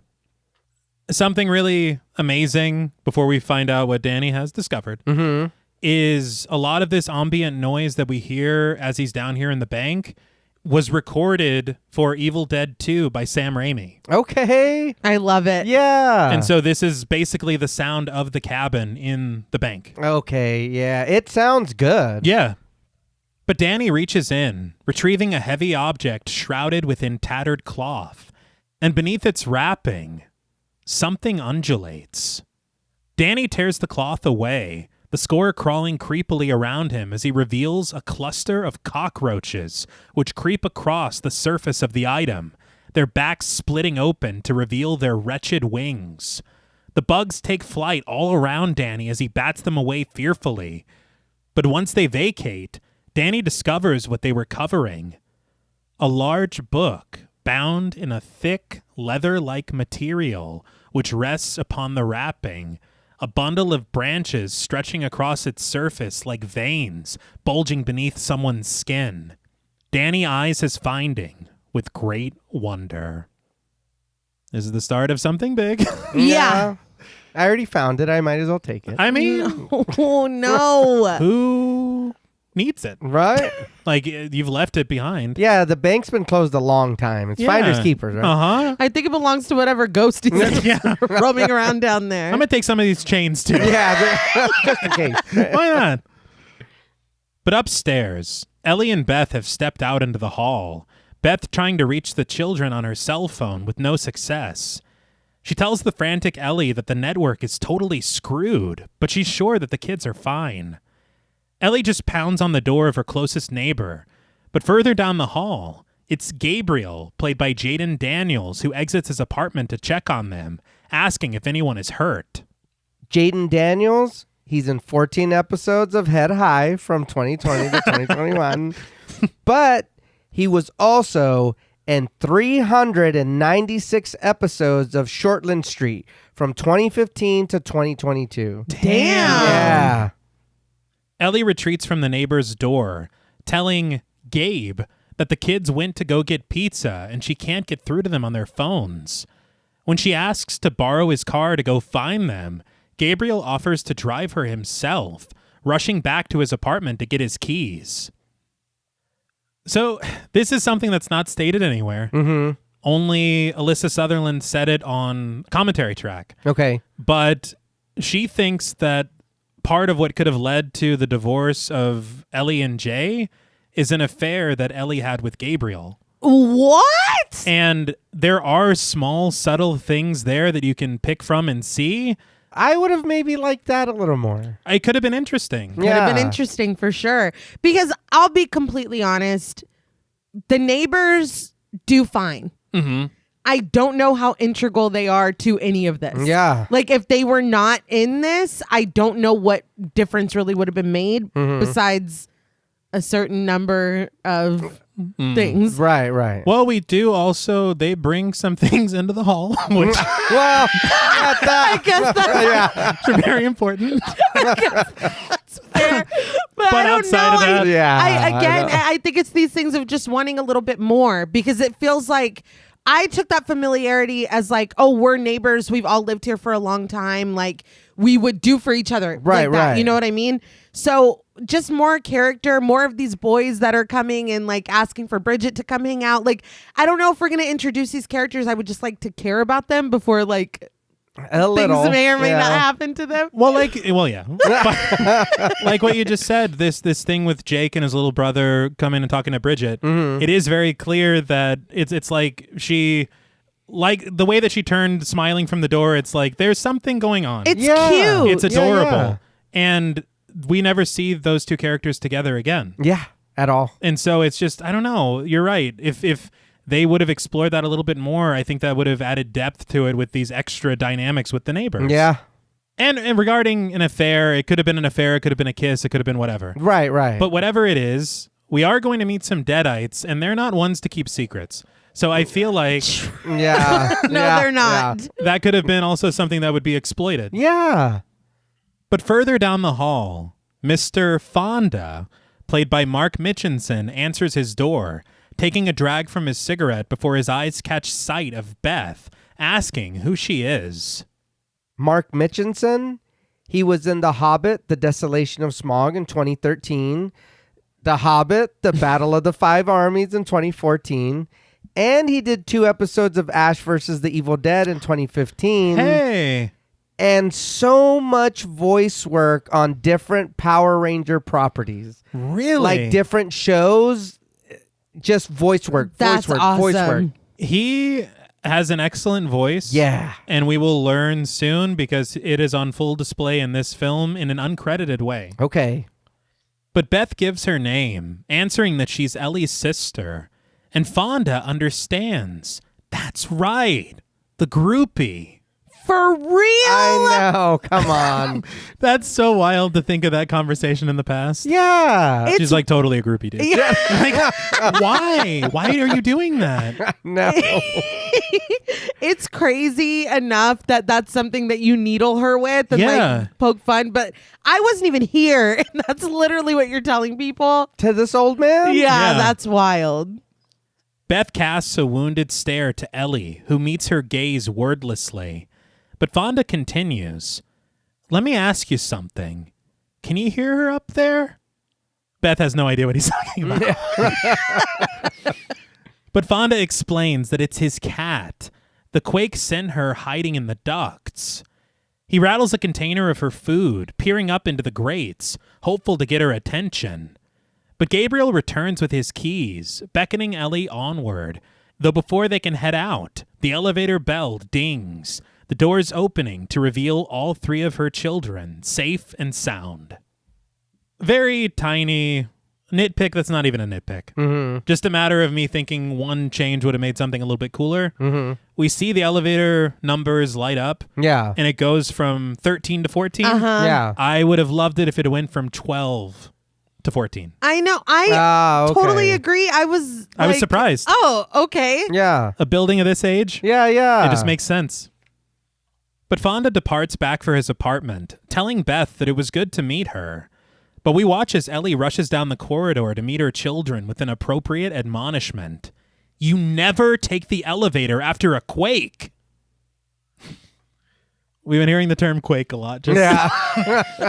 I didn't know if it was like a California thing because they happen more commonly. Right. And I looked it up and I was like, is that a common thing? And I saw an article that said you can call it an earthquake, you can call it a quake, you can call it a trembler. I said, nobody's calling it. Nobody's doing that. He was trying to make fat happen. Yeah. Everybody says quake, right? Yeah, that's fine. Cool kids are calling them tremblers. Cassie looks up at her mother from between her siblings, sharing that Bridget dropped the pizza. You dropped the drinks, but I guess we're not. Yeah. We're not focused on that right now. Ellie just sighs in relief, assuring her children that she loves them so much more than pizza. That was dinner, though. So Yeah. I don't know what to tell you. She wraps her arms around all 3 of them, and Beth watches from afar, grateful to know that everyone is all right. But see, this moment of Beth watching Ellie mother her children. Yeah. I don't know. I'm expecting, I don't know, something. Cronin talked a little bit on commentary about this kind of understated dynamic between the 2 of them that maybe they're each jealous of each other's lives in some way. I love that. Okay. Yeah. I love that. And that could fuel this belittling of her being a guitar tech. Yeah. And this wistfulness to see her with her children. Yeah. And I think that that's totally normal and a very common dynamic. Yeah. So, yeah, give me that. Yeah. Put it down. Yeah. Back in the apartment, Ellie continues packing, passing by the television, where a newscaster, played by Melissa Zhao, reports on the 5.5 magnitude earthquake, also known as a trembler, Most popularly known as a trembler. that they just experienced. An ethereal voice sings softly through the score of strings as the newscaster continues indistinctly in the background. And we find Danny and Bridget in his bedroom, Danny unwrapping the large book to show to her. Oh, you brought it home. Mm-hmm. There's a lot of room in that bag, dude. Yeah. And the vinyls are fine as But well. I was already in there. He wonders if it might be worth something, noting that their mom could really do with some extra money right now. It's very considerate. I know. Yeah. And that's why I was Yeah. like, God damn it, dude. Like, Mm-hmm. I get it. And that's so sweet. Yeah. Not even for yourself, to help out your mom. Yeah. I'll allow it, but we're all fucked. Yeah. Bridget doesn't think their mother would want cash from something that Danny stole. But Danny tells her that it isn't stolen. It's probably been locked in that vault for forever. Bridget concurs. Yeah, and weird shit like that gets locked away for a reason. I appreciate Bridget saying what we're all thinking. Yes. Yeah. And she continues to, because it gets maddening watching people be like, what these buttons do? And it's like, are you fucking, not one of you is going to be like, hey, I think this might be a really bad idea. Yeah. Mhm. So I appreciate Bridget's role of like, what the fuck are you doing? Right. Danny just reaches for it, turning it on its spine to try to open it, only to discover a row of pointed, interlocking teeth keeping it closed. When Danny tries to wrench it open against Bridget's warnings, he slices through his finger, wincing in pain as his blood drips upon the binding. Damn book took a Yeah. Yes, absolutely, yes. Did I beat you to it? Yeah. It's like, how can I say this line and then really quickly just get in there? I couldn't do it. He sucks the blood from his fresh wound. Evil! Feel like Kevin McDonald. Kids in the hall. Yeah. But yes, effectively making Yeah. him evil. Yes. But the book appears to have had the same thirst, absorbing his spilled blood, and after accepting this offering, the set of teeth start to split from each other, the book's sharp security yawning open for Danny to lift the cover. This looks so good. Oh, yeah. It looks great. But wouldn't you be like, why did it open up after I bled on it? Yeah. I'd be a little worried. Yeah. I mean, I'm happy it's open now. but- No. No. This made me think, though, is this the book that was flying around and attacking Ash in Army of Darkness? So that is exactly correct. Because that is the one that had teeth. Yes, Oh, yeah. Oh my God. Yeah. that is what I had mentioned in the production section was the jumping off point for Cronin. Okay. He had said that he sees it as one book that Sam Raimi has in his films that Ash encountered in Evil Dead and Evil Dead 2. Right. Then we have another book that is featured in Fede Alvarez's film, and then this would be the third book. But it was because of that scene in Army of Darkness that he came up with this idea of this differentiation. Okay. Kind of something that has been established. He's like, let's explore exactly that. Yeah. I like that. I don't know. I think the 2013 is the same book that Ash had. As the, Yeah. I'm trying to remember what it looked like. For me anyway. And I know that it probably doesn't look exactly the same, but the way that we do see it, it makes me think of that book. Uh-huh. And then the third book, though, there was like a vortex or something in it. There's so a like, lot. Yeah. I mean, it stretched his face out. Like there was a lot going on. I don't. But it makes you wonder, too, as the franchise continues, could there have been more books? Yeah. Or even if this is his interpretation of it, maybe we do get another book in one of those other new movies. Who knows? Because there is 2 more. What, Burns and Wrath? Yeah, coming up. Yeah. But once he opens the book, he's met with dingy and weathered pages, horrific images scrawled in crimson across each of its thick pages, cryptic text, scenes of savagery, depictions of dismemberment, and visions of unadulterated violence. Bridget begs her brother to please close it, but Danny can't stop turning the pages, each of them more grotesque than the one that preceded it. And when Bridget spies a tortured soul at the center of one of the pages, torn apart by fiendish hands which stretch outward from the shadows, she reaches for the cover to slam it shut herself. She trembles that she doesn't like this, and that Danny needs to put this book back where he found it right now. Danny counters that their mom isn't going to let any of them out of the front door again tonight. I was like, why not? That's, well, after them taking the elevator and the trembler. It's a little shaken by the trembler. I understand. He's trembling. Yep. Yeah. Oh, also, I know that we were joking about them not being let out or whatever, but that could also be foreshadowing to not get into the hall. Okay. But Bridget suggests that he does it first thing in the morning then. And sucking on his still stinging finger, he promises Bridget that he will. But as soon as she departs the room, Danny returns to the book, opening it up to continue flipping through it. In the bathroom, Beth runs a bubble bath for Cassie, and when she turns to face her little niece, she finds her standing there in a swimsuit and goggles. Beth inquires if she's going deep-sea diving, and Cassie explains that she has to see under the water before she gets in. She got stung by a jellyfish at the beach before, and she doesn't like going underwater. Beth assures Cassie that there aren't any weird sea creatures in the tub, and to demonstrate, she reaches her hand into the steaming bathwater. And all seems well. Until suddenly, her hand splashes against something unknown, fear seizing her as something seems to hold on to her from within the depths of the tub. Cassie shivers with terror as Beth struggles against it, shrieking that it's... She retrieves her hand unfazed, a rubber duck in her grasp as she gives it a squeeze, its high-pitched squeak inspiring a reluctant chuckle from Cassie. Fake out. But I'm like, this is not the way to help a child get over their fear. No. That was crazy. Like, there might be monsters in there. I don't... Hop in. Yeah. But a sharp pain suddenly stabs at Beth's abdomen, and she buckles from it, clutching her stomach with both hands as Cassie kneels at her side to check on her. Beth promises that she's okay, but Cassie reaches her arms around her aunt with a sweet embrace, telling her, "I hate it when my tummy hurts, too." Beth holds on to her niece, unblinking, as her thoughts seem to wander. But in his bedroom, Danny removes the vinyl record from its sleeve, blowing a layer of dust from the wax, and upon discovering nothing but smooth silver lining its B-side, he flips it over to place it on his turntable. We rise above its label, which reads, 13th November, 1923. So 100 years ago. Yeah.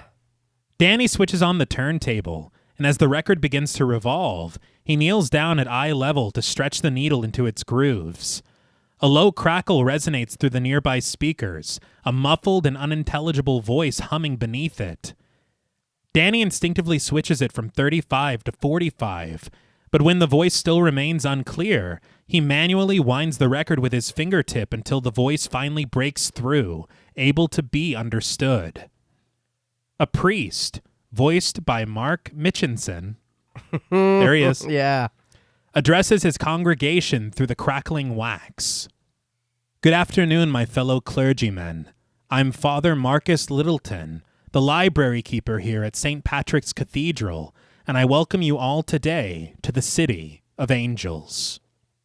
He's met with the applause of the gathered clergy as he explains that they've been invited here to witness the unveiling of a unique artifact that was discovered by their overseas missionaries. Father Littleton states that he would like to share what he believes to be one of the 3 fabled volumes of the Naturam de Monto, the Book of the Dead. As chatter travels among the clergymen, Littleton explains that his tests to date have revealed that its bindings are made of cured human flesh, its passages and etchings inked in blood. A man cries out from the clergy that this is heresy, but Littleton continues unabated that today he seeks church approval to translate the spiritual mysteries its pages undoubtedly hold. But suddenly, a dissenting voice shouts over the crowd, "Destroy it! It's called the Book of the Dead for a reason!" This voice is provided by Bruce Campbell. Woo! It's very interesting because in an interview, Cronin maintains that since time travel has been established as an element of the Evil Dead universe, it's possible that this is a time-traveling Ash Williams who has stumbled upon this meeting, the wrong place at the right time, and is trying to stop them from invoking the dead. I love Okay. that. I love that. Yeah. I think he would need a groovy or something. In there. It's like, there he is. Yeah, all right. But Littleton maintains that he seeks to look at this book for the good of man. The needle scratches across the record, dragging over the wax and onto the label as Danny's eyes widen, barely able to break himself away to retrieve the second vinyl record and drop the needle on it. He winds it himself again, but this time, we find Littleton reporting the rejection of the elders of the church. It's pretty funny that the second record is like, well, they said no. Yeah. But he gathers here with Canon Damian Shanahan and Father Hugo Cortez, who have been working in secret to translate the Book of the Dead's myriad writings and glyphs. And I assume these are the men from that photograph that we saw. Yeah. Littleton explains that its pages contain ancient rituals and incantations, the recitation of which proclaim to allow contact with supernatural forces that exist beyond the thin veneer of our known world. We then follow Ellie into the hallway, carrying her laundry basket, but when she makes her way to the end of the corridor, she glances over to the exit at the stairwell, and instead of trekking down 14 flights of stairs, she instead decides to do exactly what she told her children not to do, and take the elevator. Mm-hmm. I can't say that I would have done anything different. Ooh, 14. Oh, take my chances in the mystery wall. The camera pulls back from her as the door opens and she steps onto the car, Littleton's voice continuing through Danny's speakers as the elevator doors slide closed. It is January 24th in the year of our Lord, 1923, and I, Father Marcus Littleton, shall now commence reading aloud the first of the spiritual resurrection passages. His voice grows gravelly as the monitors begin to rattle. Kanda. Danny tears his frightened finger from the vinyl, frantically pressing the stop button on his turntable to absolutely no consequence as Littleton's distorted growls persist. Estrata. Careful now. Well, we're all having fun here. Dude, I've done this incantation 4 times now. You have. You have. All right. The sound seems to surround the shuddering Danny as the voice continues. Condos. Outside, the score rises sinisterly as an evil force glides through the rain. Danny reaches his finger for the needle of the record player, only to be zapped back from it with an electrical shock. He winces in pain as the pages of the Naturam de Monto turn on their own from an unearthly gust of air, Father Littleton's voice growing deeper, Danny standing startled as the speakers shake from the sinister sound. The evil force charges forward, soaring over the cracked concrete of the parking garage and right for the door, blasting them open, where they meet the unsuspecting Ellie, who has just stepped off of the elevator with her laundry. Ellie flies backward, colliding with the wall of the elevator car, screaming as she's lifted to the ceiling, the laundry whipping around her as the floors pass by precariously through the small window on the door. The car crashes harshly when she reaches the top of the shaft, and she tumbles to the ground, landing face down, as the Book of the Dead flips open to a dire depiction on Danny's desk. We see a woman, not dissimilar in appearance from Ellie, who lies ragged and ripped open upon the ground, Her rib cage cracked beneath the ragged flesh of her bare breasts, her arms raised in reverence, and her eyes glowing ghoulishly beneath the halo of her red hair. This is a lot. Mm-hmm. I feel like I don't understand how no one in the house is clocking that this isn't Danny's regular set. Like, I don't think that this is what he usually plays. He could have cut in some like Better Off Alone or something. Worked it in there. In between. Yeah, at least pretend. Something. I don't know, because I'd be like, are you playing those fucking finals? Bridget, at least. Yeah, she knows. You should be suspicious. Yeah. Mom's walking by with stuff. I'm just like, but again, mom's always got to pay the price. Yeah. For tragically you playing some shit that you absolutely know you shouldn't be playing. Mm-hmm. So something interesting about this recording and Father Littleton in general is Cronin had this idea to bring in a religious angle that had never been involved in Evil Dead before. He had said that if there were books out there and there was knowledge of them many years ago, the church would undoubtedly try to lay their hands on them because there's power in them. And he says that the church sometimes represents power and not necessarily in the best possible way. Yeah. And I think that that's very fair. I like this setup through the vinyl record and everything. Mm-hmm. I think the only thing that I'm kind of torn is the inclusion of religion almost makes it feel like any other possession situation. Yeah. That's fair. Yeah. When we don't have it at all, it does feel exclusively Evil Dead. Right. But I also understand trying something new when this has never been done before. Yeah, that's true. And something else that he did that I thought was pretty cool is he filled this book with a lot of ancient Celtic writing to bring in some of his Irish heritage. And he added a word to the incantation, which is I guess kind of an extension of the name of his hometown that he grew up. Oh, okay. That's cool. And I thought that was pretty fantastic. Yeah. But we spy Ellie from above, still crash-landed on the elevator floor beneath the flickering lights above her. We twist downward to meet her as she awakens, her eyes darting around fearfully as she lifts herself upright. She reaches desperately for the call buttons, which are all lit up on the elevator wall, and when this proves unsuccessful, she peers through the small window, screaming for help, only for the sound to be muted through the thick elevator door. She rifles through the contents scattered across the ground, finding her apartment keys and trying to jam them in between the doors, attempting to wrench them open to no avail. But a low growl emanates behind her, startling the keys right out of her hand as she turns to face the source of the sound, only to find nothing there. She puts her back to the wall, suddenly surrounded by disembodied whispers before the car dips to darkness, and when the light returns, something unseen encircles Ellie, snarling and growling and seeming to feed on her fear. Ellie stands at the center of the car, desperately seeking to make sense of what is happening, only for her hair to lift from over her right ear and her earring to be torn harshly through her lobe. Oof. She cries out in pain, sinking to her knees. She throws her hands over her ears to shield them from the sinister sounds that saturate the small space. She screams, "Shut the fuck up!" And everything goes silent for a second, only for the harsh noises to return with increasing intensity, culminating in a strike across Ellie's jaw. She clutches at the side of her face, drool dripping from her lower lip, as from above, through intermittent darkness, a wire reaches downward from the opened ceiling, cinching around Ellie's throat and raising her off of her feet. Her toes scratch frantically for purchase across the elevator floor to relieve the pressure, until finally, she's able to lift her leg to rest her foot on the wooden molding on the side of the car. She gasps for a breath as she grasps another wire that hangs above her, only for it to cinch sharply around her wrist, carving wounds into her flesh as she tries to tear herself free.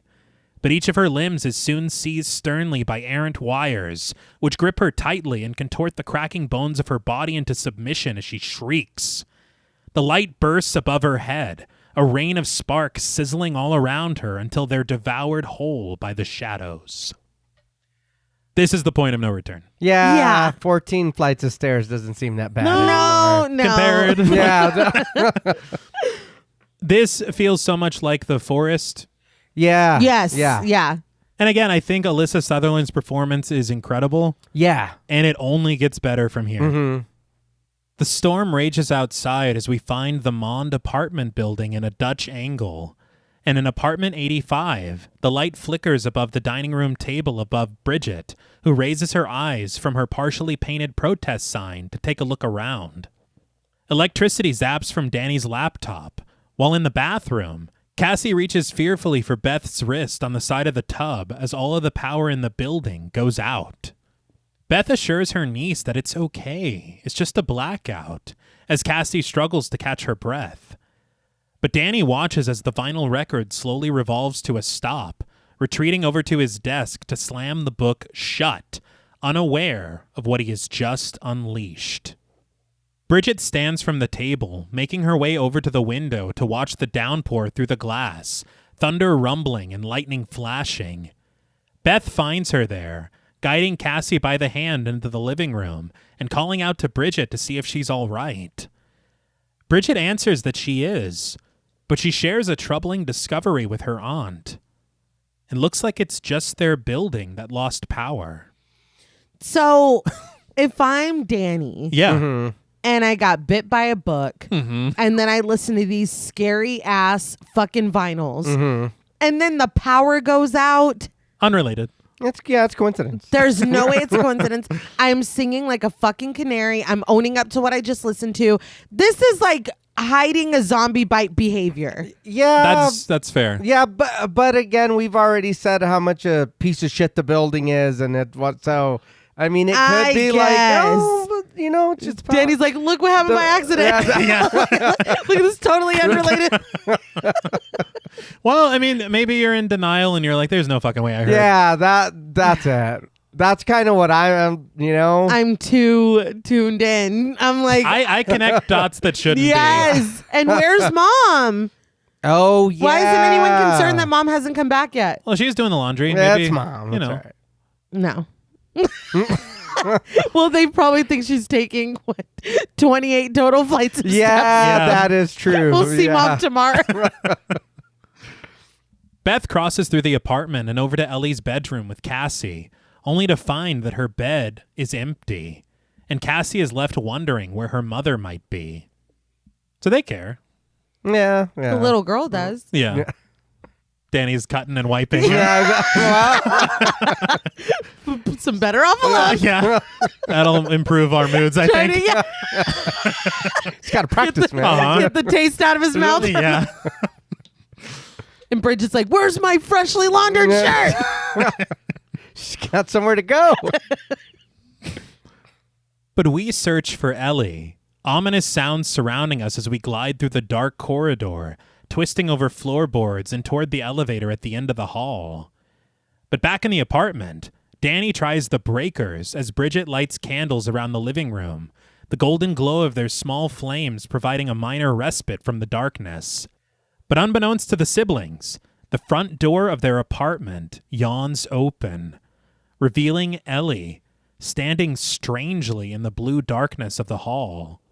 She staggers her way inside, her sauntering steps creaking the floorboards and catching Bridget's attention. Concern coating the tone of her voice, she calls out, "Mom?" Ellie freezes a stark silhouette against the open door, and when Beth returns, shining the flashlight of her phone in her sister's direction, Ellie swiftly turns right into the kitchen, her heavy footsteps carrying her over to the stove. This entrance is so cool. Mm-hmm. Yeah. Watching her stand there like that. Mm-hmm. Obviously, we know that something's wrong, but the way that she's kind of hiding from them, it's honestly really creepy. Yeah. Her children and her sister meeting her at the opposite entrance, Ellie reaches her bloodied fingers to switch on the burner, the flames riding the gas and rising brightly, Ellie clumsily dropping a cast iron pan on top of it.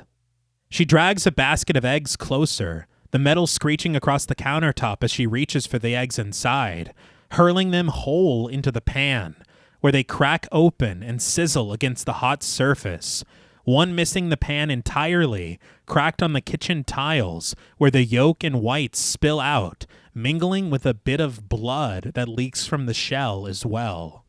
I don't think that's a good No. omen. Yeah. And they said, I don't know how they did that, but he said that they injected an egg to have that inside. Oh, okay. And so it isn't like a trick or that they just squirted some blood on the floor. No, They yeah. went as practically as they Yeah. could, and you can tell. Yeah.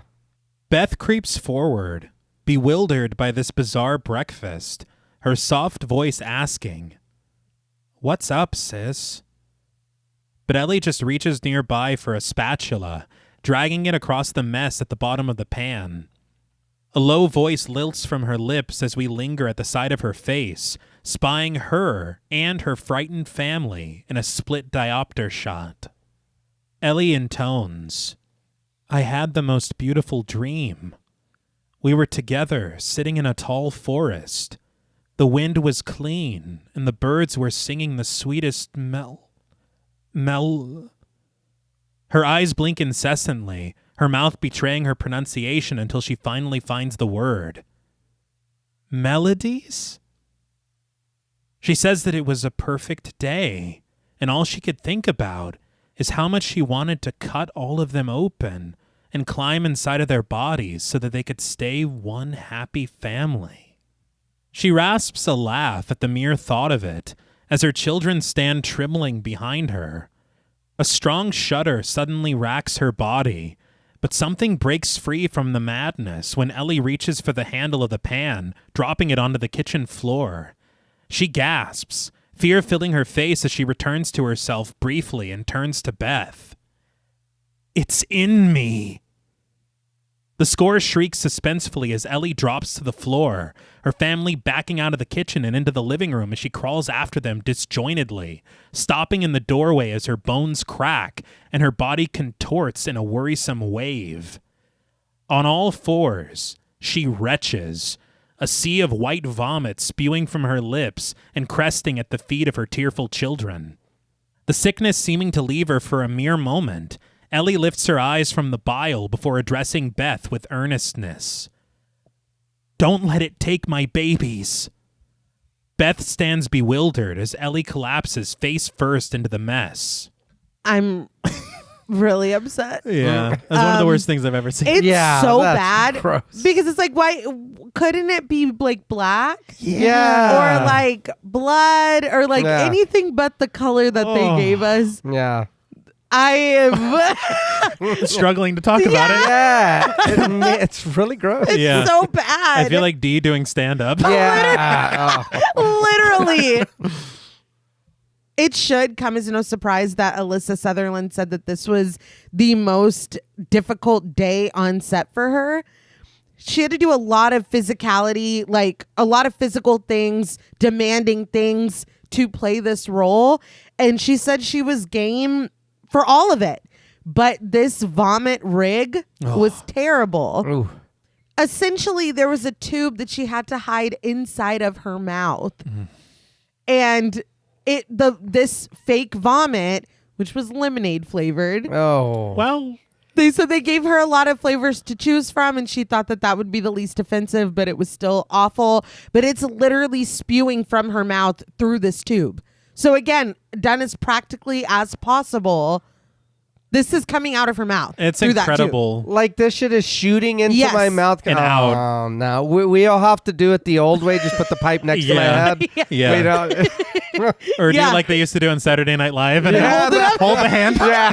because that's unbelievable, man. No. No, it was literally coming out of her. I'm like, she's a fucking trooper. Yeah. Things Oh, would yeah. get too real because I would also yeah. be throwing up along with. They're like, we didn't put that fake much door. in there.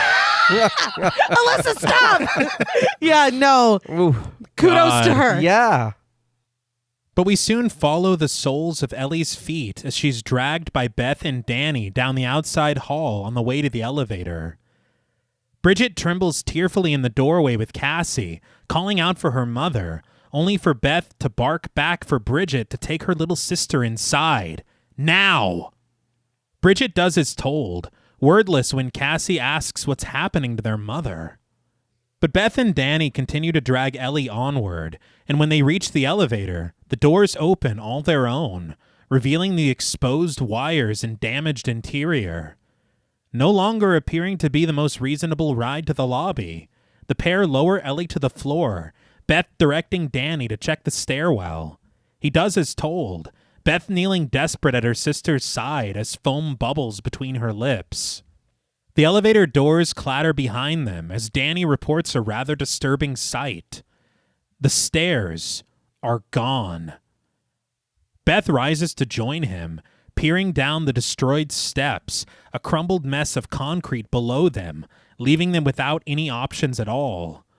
Beth glances back to the unresponsive Ellie, who lies still on the corridor floor. So is this the biggest stair hole we've ever seen? Yeah. Pretty great. It's their bridge. Yes, Yeah. that's exactly what I was thinking. One hell of a trembler, right? Yeah. I'm quaking. They retreat back to the apartment where they're now joined by Gabriel, who stands at Ellie's bedside as Beth attempts to explain what happened. 1 minute, she was fine, and the next, she was talking crazy, and now, she's gone. Ellie lies lifeless beneath her blankets, Gabriel reaching his fingers to her face to close her sightless eyes. But the moment he does, her lids immediately lift open again. That is so unsettling. Yeah. Yes. And it's such a small thing, but I was like, that really got me. Yeah. Shock registers on Gabriel's face as he tries again, lowering Ellie's eyelids, which remain closed this time. Mr. Fonda stands nearby, attempting to get through on the telephone and lamenting that the network is still fucked when he has no success. At the foot of her bed now, Gabriel eyes Ellie, making a request to her sister. May I pray? Beth tells Gabriel that Ellie isn't religious, only to amend herself as she glances back to her silent and still sister. Wasn't. Gabriel explains that it's just a few words, and he whispers for Beth to join him. They stand together with Mr. Fonda, their hands clasped as Gabriel bows his head. Eternal rest grant unto her, O Lord, and let perpetual light shine upon her.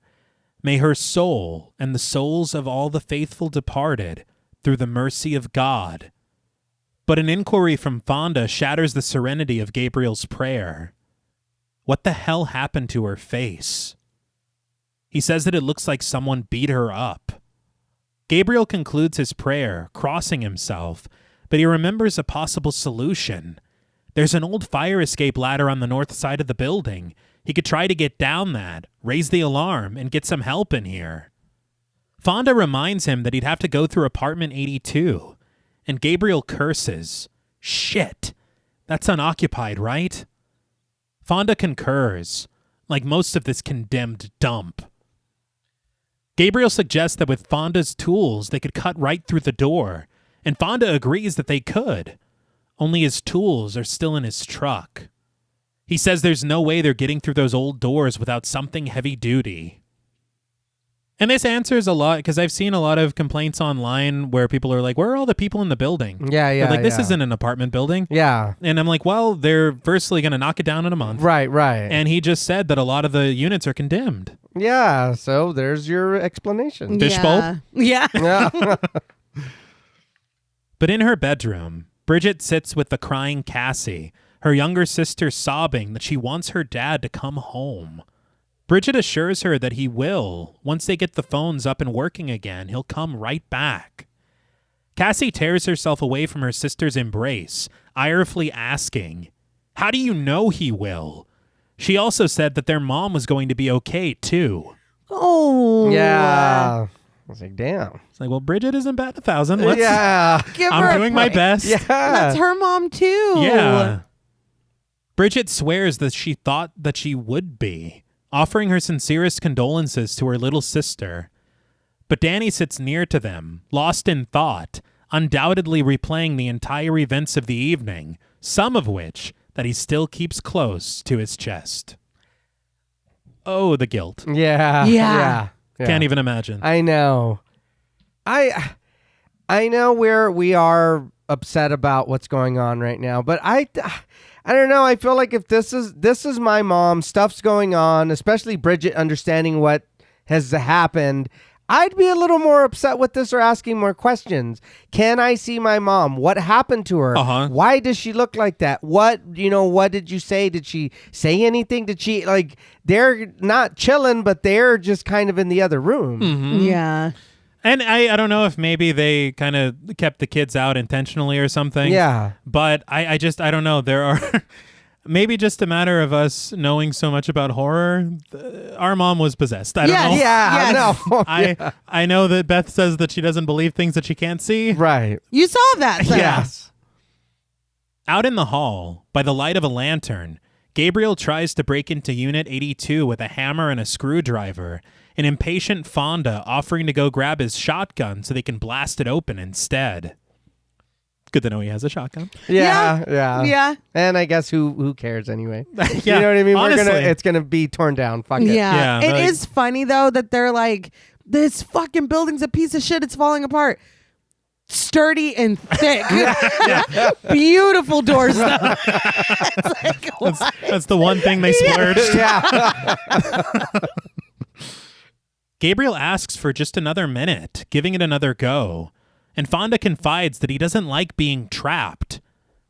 Gabriel snaps back that everyone is on edge enough without guns getting fired in here. That is so true. Yeah. And it's like, yeah, dude, because we all fucking love being trapped. It's like, I don't know about you guys. I'm kind of weird. Like, I don't like being trapped. They peer down to the end of the hall, where Jake and Scott stand together, shining their flashlights at the elevator doors, which continue to crash into each other, opening and closing at random. But we follow a fly, buzzing through the grate on the wall in Ellie's bedroom, Beth creeping over to take a seat at the edge of her sister's bed. The rain patters against the window, filling the silence until Beth's worry escapes her in a whisper. I don't know what to do, Elle. She says that Ellie is the one who always has the answers, and meanwhile, she's too scared to even face her kids right now. She reaches for her sister's hand, which rests atop her stomach, blood tracing the edge of Ellie's finger beneath her dark nail polish. Beth recalls that no matter how busy Ellie got, she always found time for her. For everyone. Beth mourns.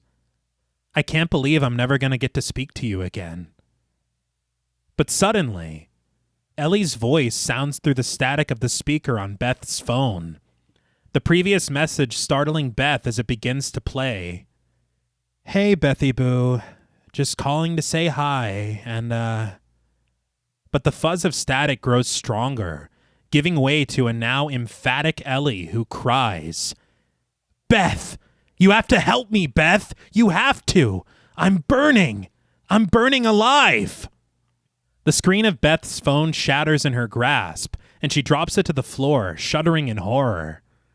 That's terrifying. Yes! Did it remind anybody else of that moment in Drag Me to Hell when Mrs. Ganesh appears on the phone?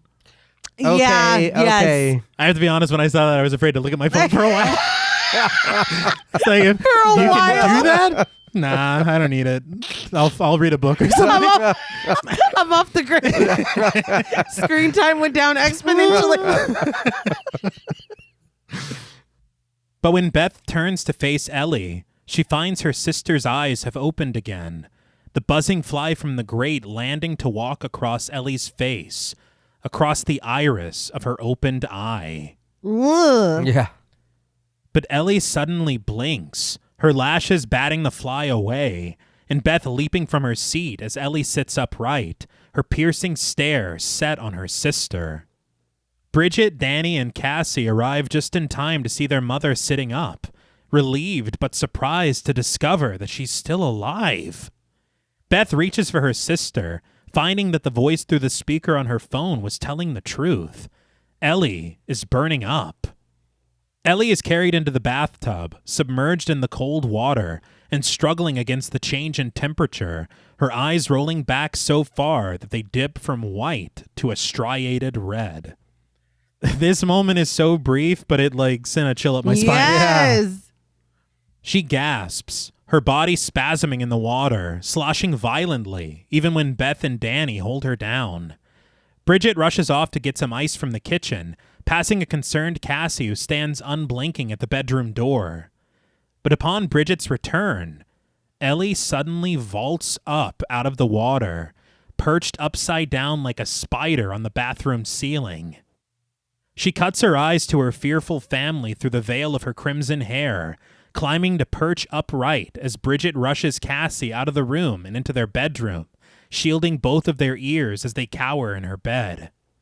Now clutching the corner of the tile archway above the tub, we press into Ellie's face as she emits an ear-piercing shriek, her irises a wild white, her teeth stained rotten, and the bathwater rising to a boil beneath her. Her horrific howl carries out into the hall, heard by Gabriel and Fonda, the strength of it shattering the bathroom mirror, a splintered web branching across the glass as her scream finally ceases, and she collapses, splashing back into the water of the tub. Wow, Mom. Everyone heard you yell at me. That's How crazy. embarrassing. Yeah. She looks amazing. Yes. Now that we're finally getting a really good look at this version of her, I wanted to talk a little bit about Luke Pohl, who did the makeup and prosthetics. He also did props on the Matrix, the second and third one. Okay. But he is a huge fan of the original, and he wanted to stay within the same style without doing the exact same thing. So this is kind of his take on what they look like.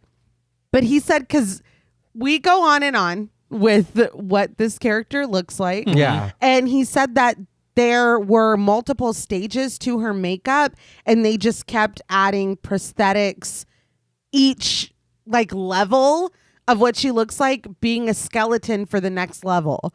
So she just they just build on it more and more. Okay. And I had said Lily Sullivan, when they called her, they were like, you need to cut your hair. Like, I guess he wanted her hair short.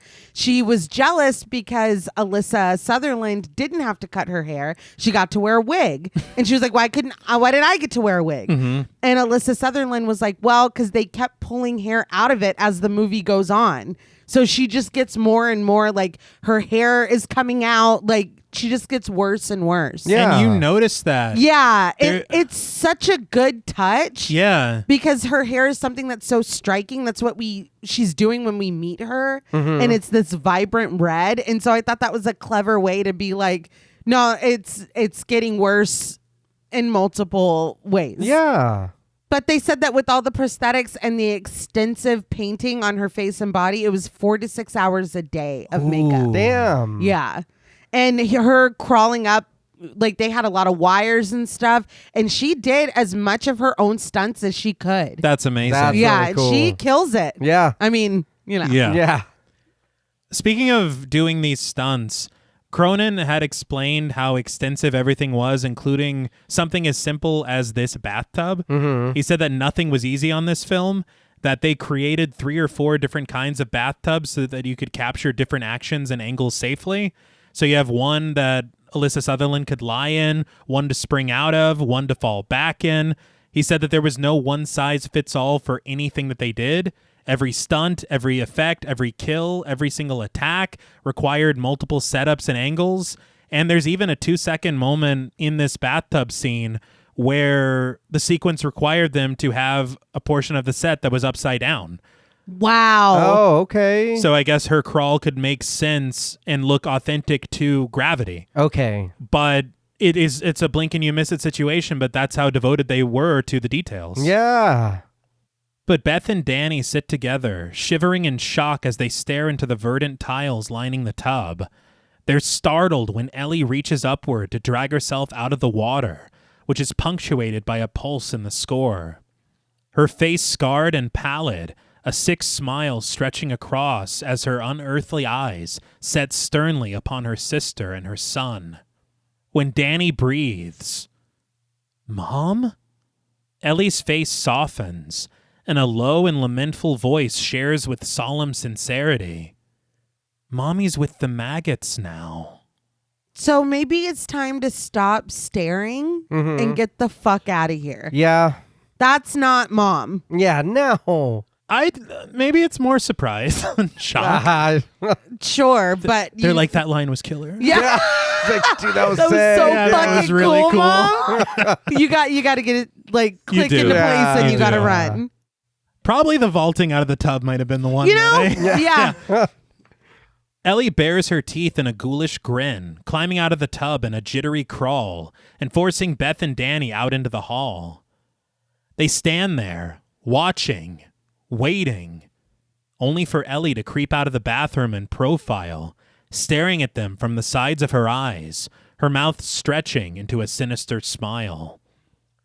And this is framed intentionally to look like the skull on the poster for Evil Dead 2. Okay. That's great. And it is perfect. Yeah. Ellie's toes reach pointedly for the hardwood floor, crunching on a broken piece of glass, and in her grasp, the cowering Bridget and Cassie are reflected into a sharp piece of mirror glass. It's a very cool shot, I thought. Yeah. Mm-hmm.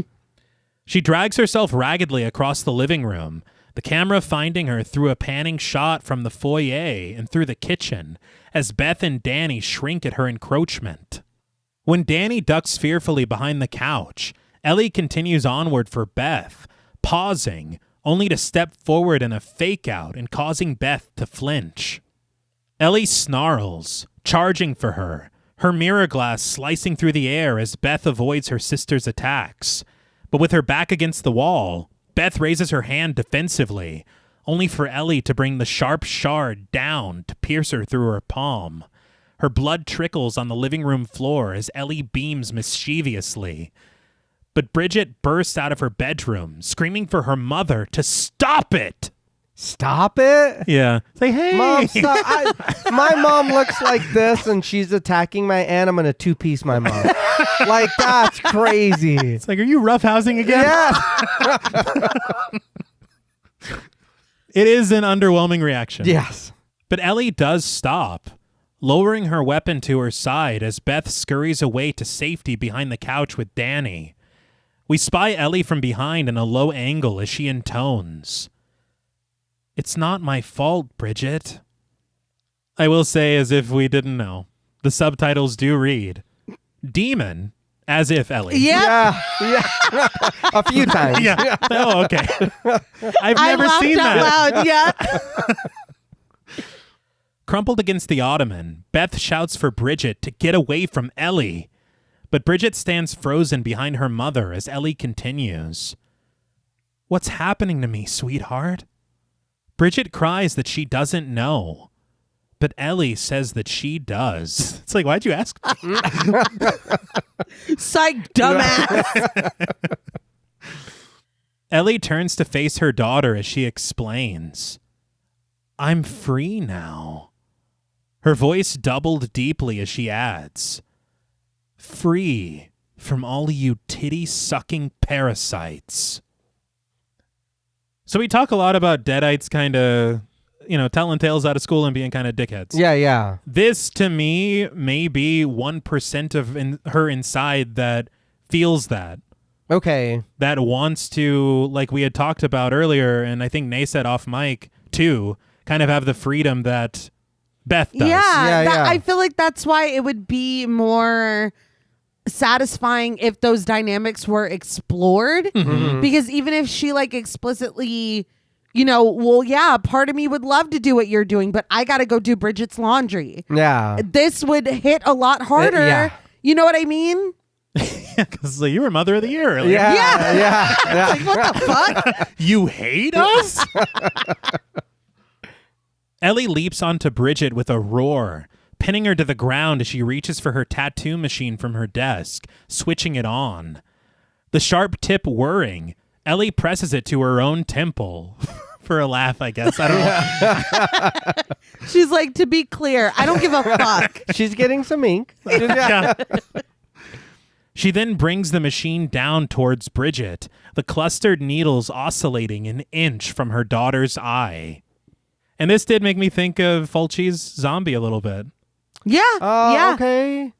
But when Bridget turns her head away, Ellie drags the sharp tip of the machine across Bridget's cheek, carving through her flesh. At a distance, Beth wraps her wounded hand in packing tape. We have to do this right now. Priorities. Yeah. She's killing Bridget. Like, I think Bridget's got control. She's like, got a handle on it. this is gonna get infected. Yeah, well, they didn't help her. She's like, It's like, just a Look at her second. hand. Yeah, you're right. Well, no, Bridget stopped her. Yeah. I laughed out loud because it's like, dude, this is not 7 Days to Die. no, yeah. You gotta get out there. Yeah. Ellie looms above Bridget with a suggestion. Let me kiss it better. Her long black tongue hangs from her mouth, dripping saliva as she brings it closer to Bridget's face.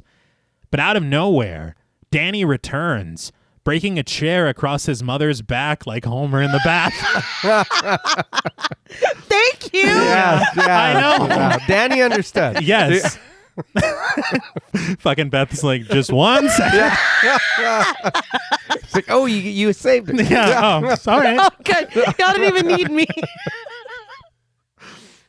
Ellie goes flying into the kitchen, allowing Danny to collect his sister from the floor.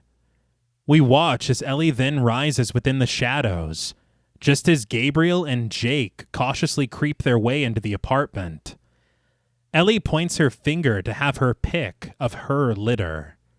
Eeny, meeny, miny! But she sets her sights on Cassie, who hides behind Beth, Ellie's voice growling her selection. You. Why weren't we standing here and letting her do this? Yeah. Like, we'll let her pick. Yeah. Let's see where she's going. Yeah. I don't understand. They were, and they're in a straight line. Yes. Right, shortest to tallest. Yeah. Make it easier for her. But when the arriving Gabriel calls out to her with confusion and concern, Ellie changes her mind, charging for her neighbor and leaping onto him. He staggers backward into the hall, the fearful Jake and Scott only able to watch as Ellie snaps at him with her jaws.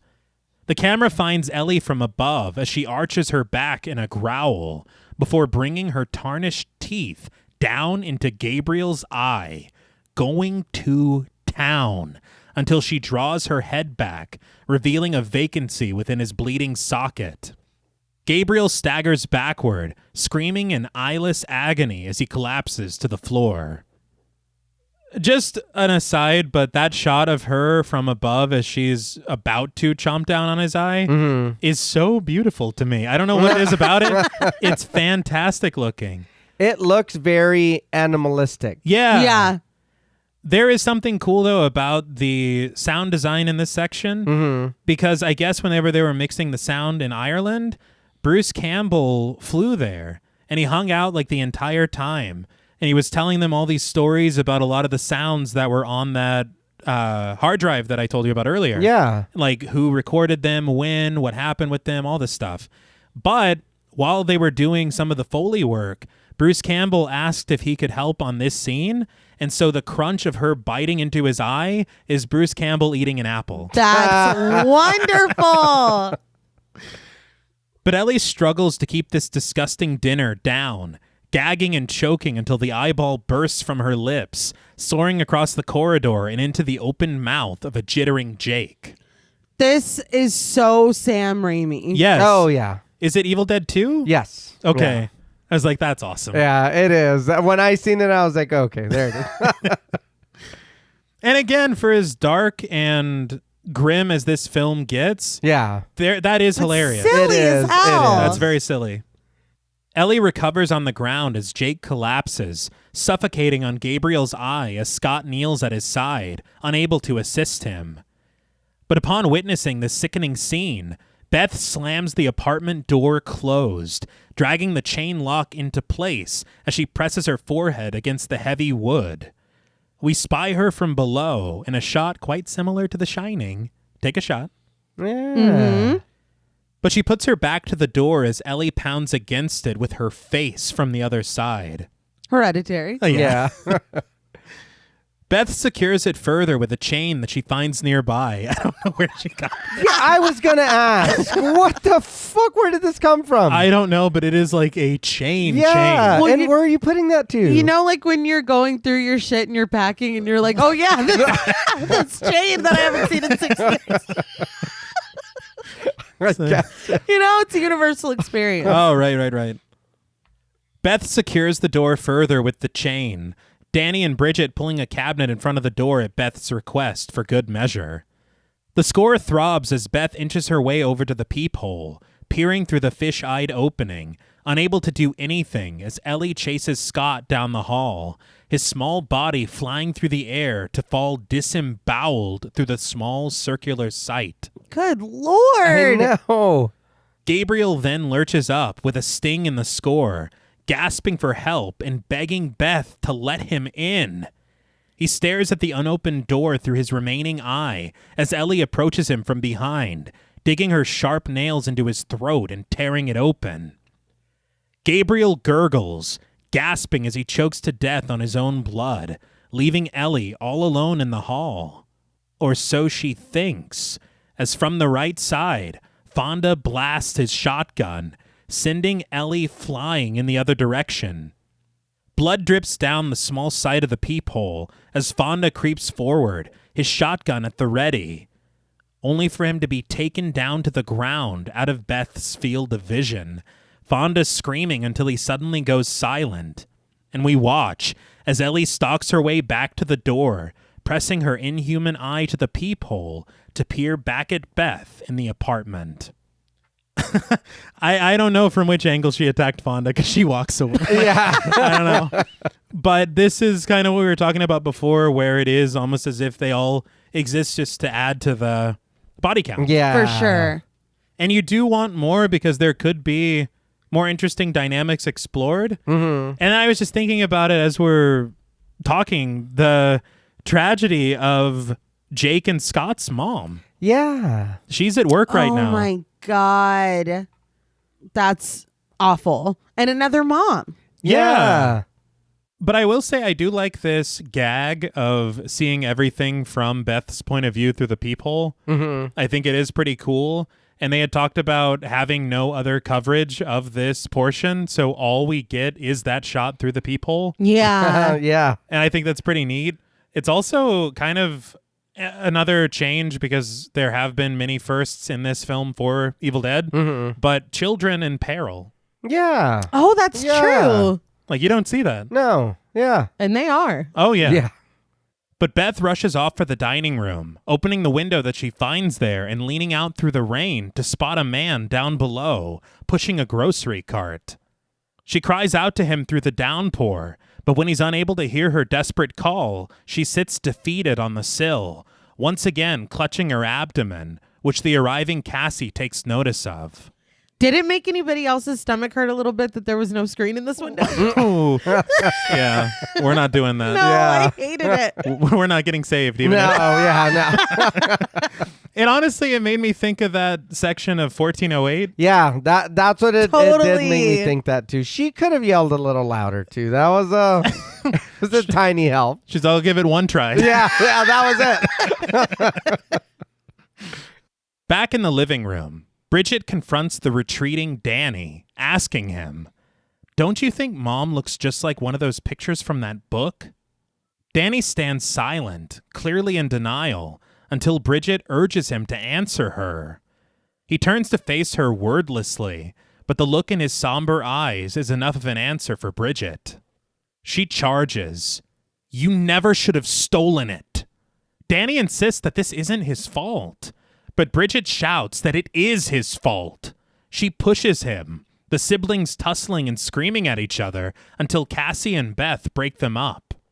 Keeping them apart and at arm's length, Beth commands, "We do not turn on each other. Ever."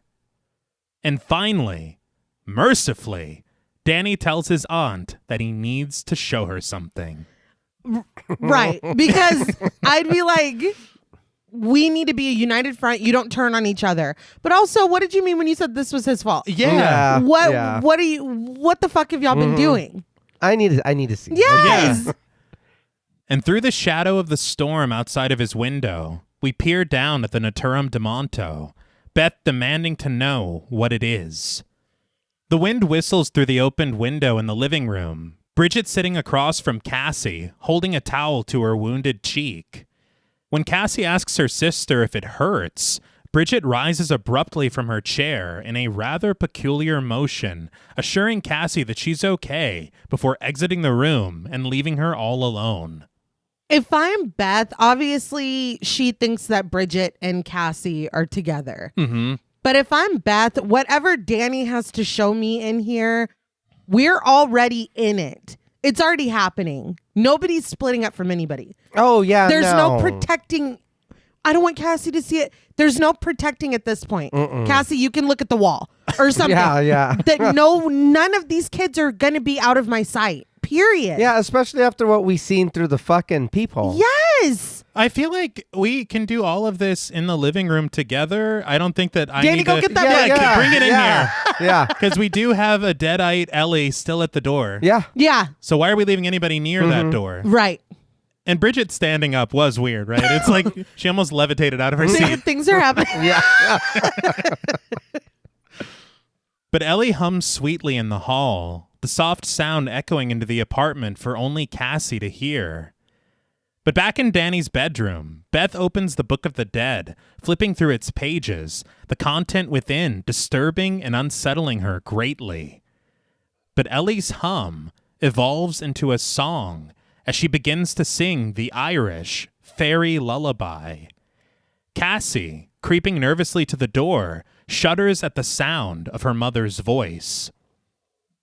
So, Deadites singing lullabies is a thing that has happened quite a few times in this franchise, which is pretty cool. Yeah. So this is kind of paying homage to that, but again, through Cronin's lens of wanting to bring more of his Irish heritage. Okay. The thing about this lullaby, though, is that it's very frightening. And I know this happens a lot when you go back to old fairy tales. Yeah. And kind of like the original versions of them. Oh, yeah. But this lullaby, it is from the point of view of a mother who has been stolen by fairies to nurse kidnapped children. And through the song, through each of the lines, she gives coded instructions to the baby she's singing to get her family here to rescue her, which is very poignant for Ellie. Okay. But that's why I think it's Hushabye baby, babe, not mine. Oh. So we're stealing these kids to sell them, or what are we? The what fairies are have their doing? own plan. Yeah, I know. I don't know. What's We're going not on privy. here? Yeah, we're not privy to their logic. Or, Fairies, goddamn. but I guess they steal adults too. Okay, yeah, because they did. Yeah. It's pretty wild. But Bridget, still holding the towel to her cheek, switches on the burner in the kitchen, and as the flames rise before her, she glances into the small mirror of an opened first aid kit to get a better look at her wound. Cassie continues closer to the front door, and through a trembling breath, she calls out to her mom. Danny, meanwhile, is giving Beth a crash course on their current calamity, revealing the records that he stole from the bank vault. He tells her that there's a creepy priest on them, reading passages from the book. He says it's like a weird, dark prayer, and when he spoke the words, the weight of his guilt weighing heavily on his shoulders, Danny mutters that Bridget is right. This is all his fault. I do want to say in his defense, he tried to stop the record. He did. Yeah, he did. He got He shocked did. by the record and couldn't. Yeah. In Bridget's defense, though, it is his fault. That's the thing. It's like, yeah, if you want to look at it black and white, yes, you did facilitate this. But also, it's like he's a kid. You know what I mean? Yeah. And Yeah. what was his motivation? It wasn't like, oh, I'm going to fucking steal this and play it at my next show. No. It was, I want to help my mom. Yeah. So it's like, yeah, Bridget, you're right. But damn, dude, obviously you didn't mean for any of this. Yeah, you never mean to unleash demons upon the world. Never. It just happens. Yeah, it's always an accident. Yeah. But suspenseful strings rise as Bridget leans closer to the mirror, the poor girl jolting with fright as black veins begin to branch from her wound, clawing their way through the soft flesh of her cheek. Demonic voices seem to surround her, whispering her name, until suddenly, black blood oozes from her nose, from her ears, from her weary eyes, as the eerie gust of air turns the pages of the Book of the Dead in front of Beth, stopping when it reaches a depiction. It features a person whose mouth is stretched open, branches bursting through their lips as their eyes emit a ghastly glow. I love how often the Naturam de Monto gives us a preview of what... No, yeah, that is pretty cool. It's That's cool. one thing that I really do like is that we're taken to the chapter of the book. Yeah. And it's like, now you're fucked with this. Foreshadowing. Yeah. Specifically. Yeah. But Cassie follows the sound of her mother's lullaby, and with the help of a chair, she climbs atop the cabinet to press her eye to the peephole. She finds her mother sitting cross-legged with her back to her, twirling her hair as her song echoes over the carnage of the corridor. But Ellie suddenly stops singing, sensing Cassie's arrival. Oh, there you are. She leaps to her feet, turning to face the door to apartment 85. Hey there, cutie pie. Cassie asks her mother what's wrong with her, and Ellie marches closer, admitting that she was just feeling sad about her and her dad. But she says that he's here now. He came home to see them, and they're getting back together. She tells Cassie that they love each other, before glancing down the empty corridor out of Cassie's field of vision as she asks, Isn't that right, my darling? Ellie kisses her fingers, sending her sweet kiss to no one. She then inches forward, blood-stained and baleful, as she adds, And we love you, too. Now, the Deadites, they get pretty low sometimes. Yeah. Yeah. But this is wild. In the gutter. But in the kitchen, Bridget rushes for the sink, forcing a glass beneath the faucet as she chokes on black bile, washing her mouth out as her heart begins to race inside her chest. It only seems to make matters worse, Bridget beginning to gag before she vomits a mess of wriggling insects onto the countertop. Horror overtakes her at the very sight of them, but we watch as Ellie inches closer to the peephole, her unblinking eyes seeming to stare into her daughter's soul. Open up and let us in, Cassie. We can be a big, happy family again. Cassie comments honestly that Ellie doesn't look so good, but Ellie assures her with a saccharine smile, Oh, nothing a big old hug and kiss from you won't fix. She bares her teeth. Open up now, like a good girl. Cassie, who in this moment we have to remember is a very small child. Uh-huh. Just a tiny baby who doesn't know any better. Yep, an infant, really.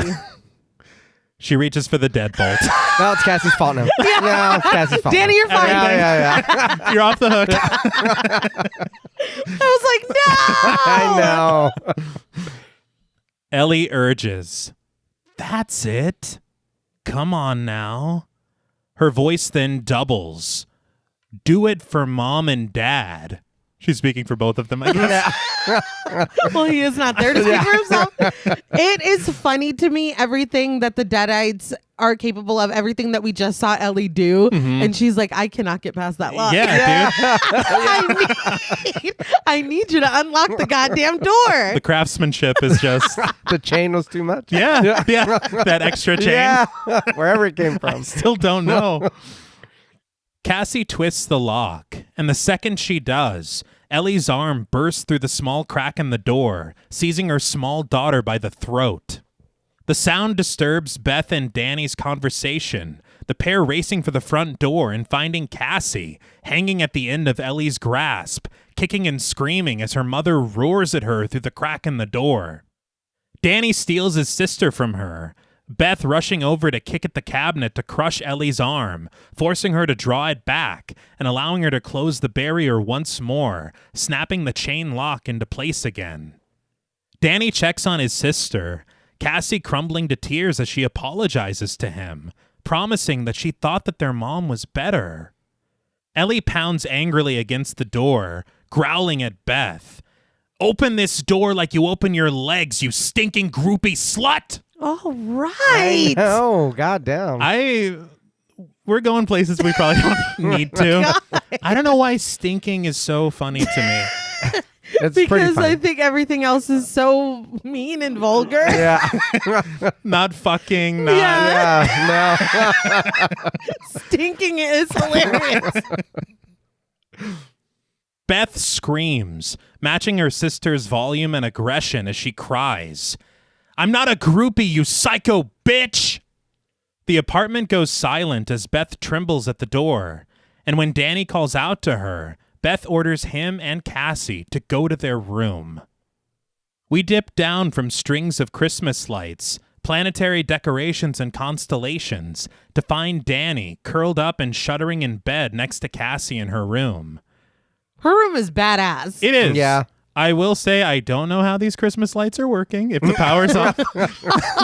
They have a battery pack. Oh, okay. They're on the Just for- backup generator. Yeah. Very good. Very good. Only for the Christmas. Yes.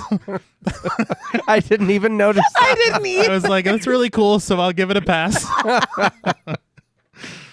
Cassie consoles her brother, clutching Stephanie in her grasp and promising that it'll be okay because Stephanie will protect them. Right? Remembering Stephanie to be the solution for the story that he told her to scare her, Danny kindly concurs. He was like, I suck, man. Yeah. Like, Yeah. I did I'm that. really sorry. Danny holds his sister close to him, but a loud clattering outside their door disturbs them both, and they peer fearfully into the hall. We glide over the contents of the first aid kit that now litters the kitchen floor to find Beth, who makes her way over from the living room to investigate. And there, at the corner of the kitchen counter, Beth finds Bridget perched in a crab-like posture, with her back to the door. I feel so bad for Beth because, she's like, what now? Like, Literally. What more Yeah. are we going to have to face tonight? It does suck. And then now your niece, Yeah. you know what I mean? It's like, oh, man, something's wrong with you, isn't it? This is why you don't split up. True. Yeah. Because, Yeah. even if they're trying to save Cassie, why aren't you with your sister? But Where's your sister? Yeah. And they're all like, well, let's go to Cassie's room. It's Yeah. like, where the fuck is Bridget? Why is no one looking for Bridget? But it would have happened anyway because Ellie put the ink in Yeah. the thing and then Oh, from her yeah. face. And Yeah. so it was just a matter of time. yeah, but they don't know that. Stick together. Okay. Don't split Okay. up. Even if somebody's affected. Well, then you can split up. Yeah. Run away. When it's confirmed. But that is cool. It's something I never even connected until you said that. Yeah, yeah. Her vomiting this black bile, that's the ink from the tattoo. Yeah. Yeah. And she did it to her head, right? Mhm. Yeah. Yeah. So I thought she was just trying to be like the cover of Borderlands. Instead, she was infecting her. Yeah, there you go. Ellie's still in there somewhere. Yeah. She loved playing Borderlands. She's a vault hunter, man. Because the more I think about it, there really is no concrete way to say exactly, aside from reading the passage, Right. that's how the first one gets there. Mm-hmm. But I don't really know if there is like a complete science to how it all spreads completely. Yeah. I remember Cheryl in the first one, and then she stabbed Linda in the ankle. Yeah. But then from there, it's just like, Yeah, because I even thought that too. I was trying to think and remember Ash's hand, and I was like, I don't even remember him getting hurt. I don't I think it remember. just took it over. Yeah. So I don't know. So I think that's why I just accepted it. I was like, yeah, sure. Yeah, Whatever. she's Yeah. gonna turn. Yeah. Your turn. Yeah. The fire still burns on the stove. The flickering flames cast across Beth's face as she summons the courage to ask her niece what she's looking at. But Bridget just lowers her gaze downward, right in front of her, where she sinks her teeth into something with a sickening crunch. Her query unanswered, Beth inches forward, accidentally knocking a pot that lies on the kitchen tiles. The sound catches Bridget's attention, the teenager turning as she chews a piece of the broken wine glass, which is clutched in her hand, blood pouring down its side as she fixes her gold and glowing gaze on Beth. And that's something kind of cool is each of the Deadites have different kinds of eyes. Mm-hmm. Yeah. And I don't know if that's a callback to each of the things, like each of the different films, Huh. because they do look a little different. Yeah. Hers remind me more of Alvarez's Evil Dead. In 2013. Yeah. Beth gasps, centered within the broken bell of Bridget's glass, as her niece explains in a deep, demonic voice. I gotta kill the creepy crawlies that I got inside my tummy. She swallows, the sharp shard of glass sticking through the thin flesh of her throat as it scrapes its way down, the bulging black veins overtaking her face as she smiles. Yeah. Her throat. Oh my God.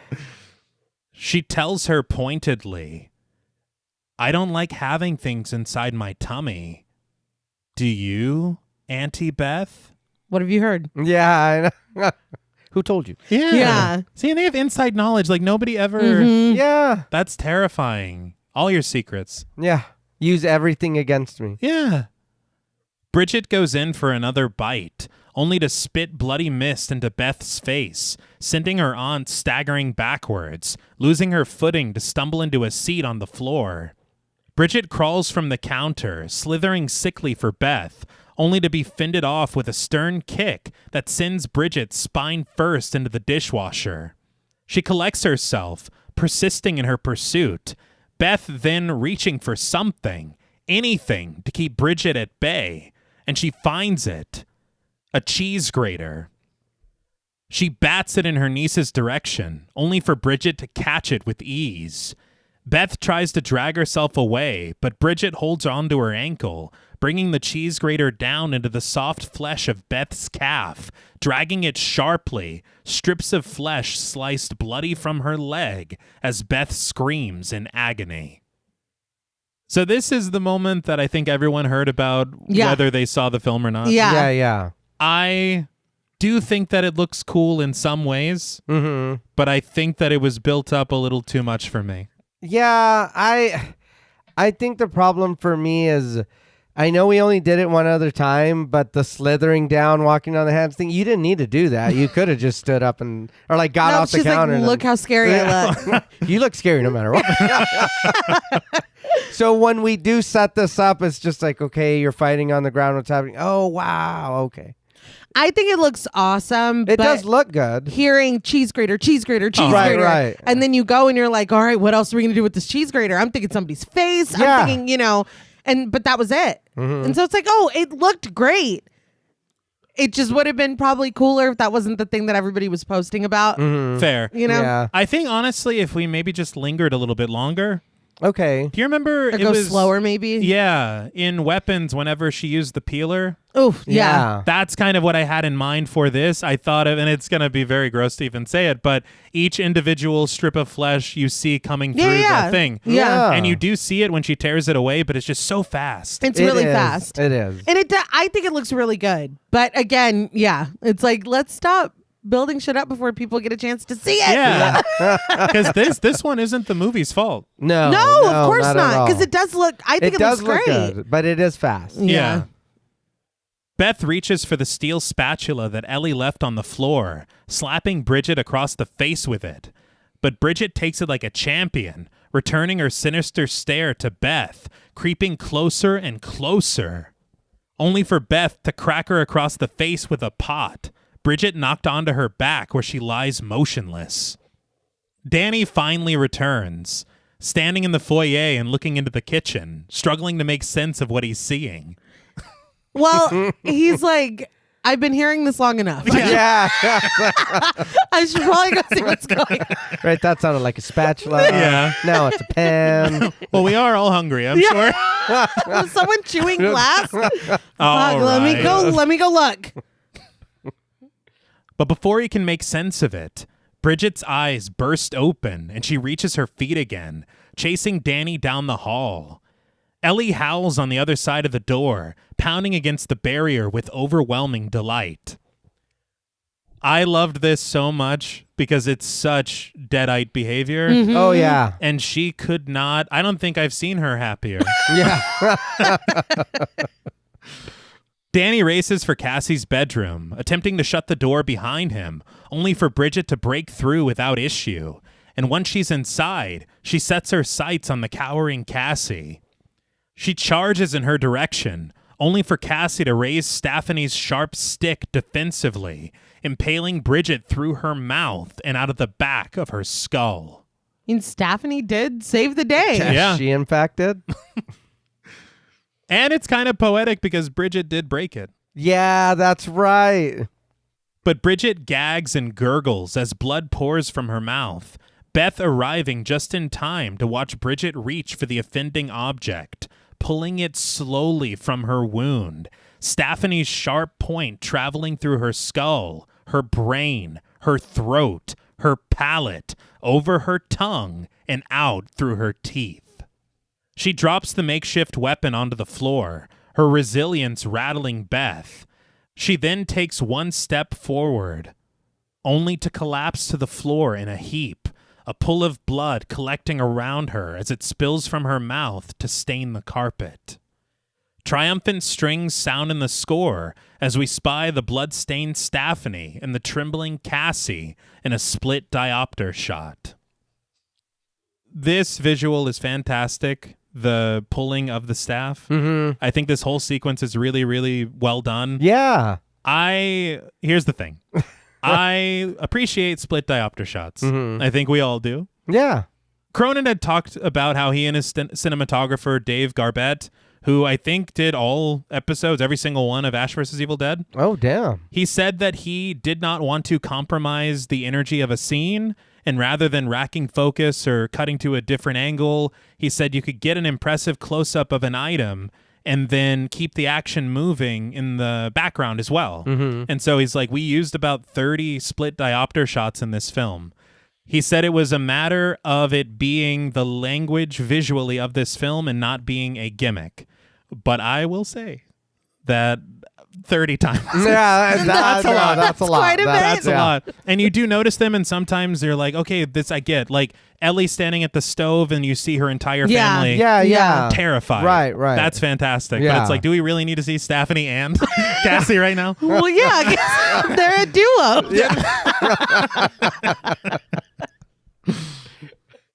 But afterward, Beth cleans the blood spatter from Cassie's face, the young girl certain that this must be a nightmare. Beth concurs that it's just like a nightmare. But when Cassie cries fearfully that what happened to her mother and her sister is going to happen to them, Beth asserts that she is not going to let that happen. She promises. Tears welling in her eyes, Cassie trembles. You'd be a good mom someday, Auntie Beth. A surprised snicker escapes Beth. Oh, yeah? Kathy answers affirmatively. Yeah. You know how to lie to kids. He's rolling his eyes. I thought it was good. I thought it was a good line. It's a good line from Bridget. It's not a good line from like 5-year-old Cassie. I think she's a little older than 5. I don't know. It just seemed a little too From infant Cassie. But we climb from Bridget's blood-stained rug to rest on the returning Beth and Danny, the pair standing over Bridget's bed as Danny explains. I thought I should tie her up. We then discover Bridget's bloodied body shrouded in a blanket, yellow rope wrapped around her torso as she lies motionless on her mattress.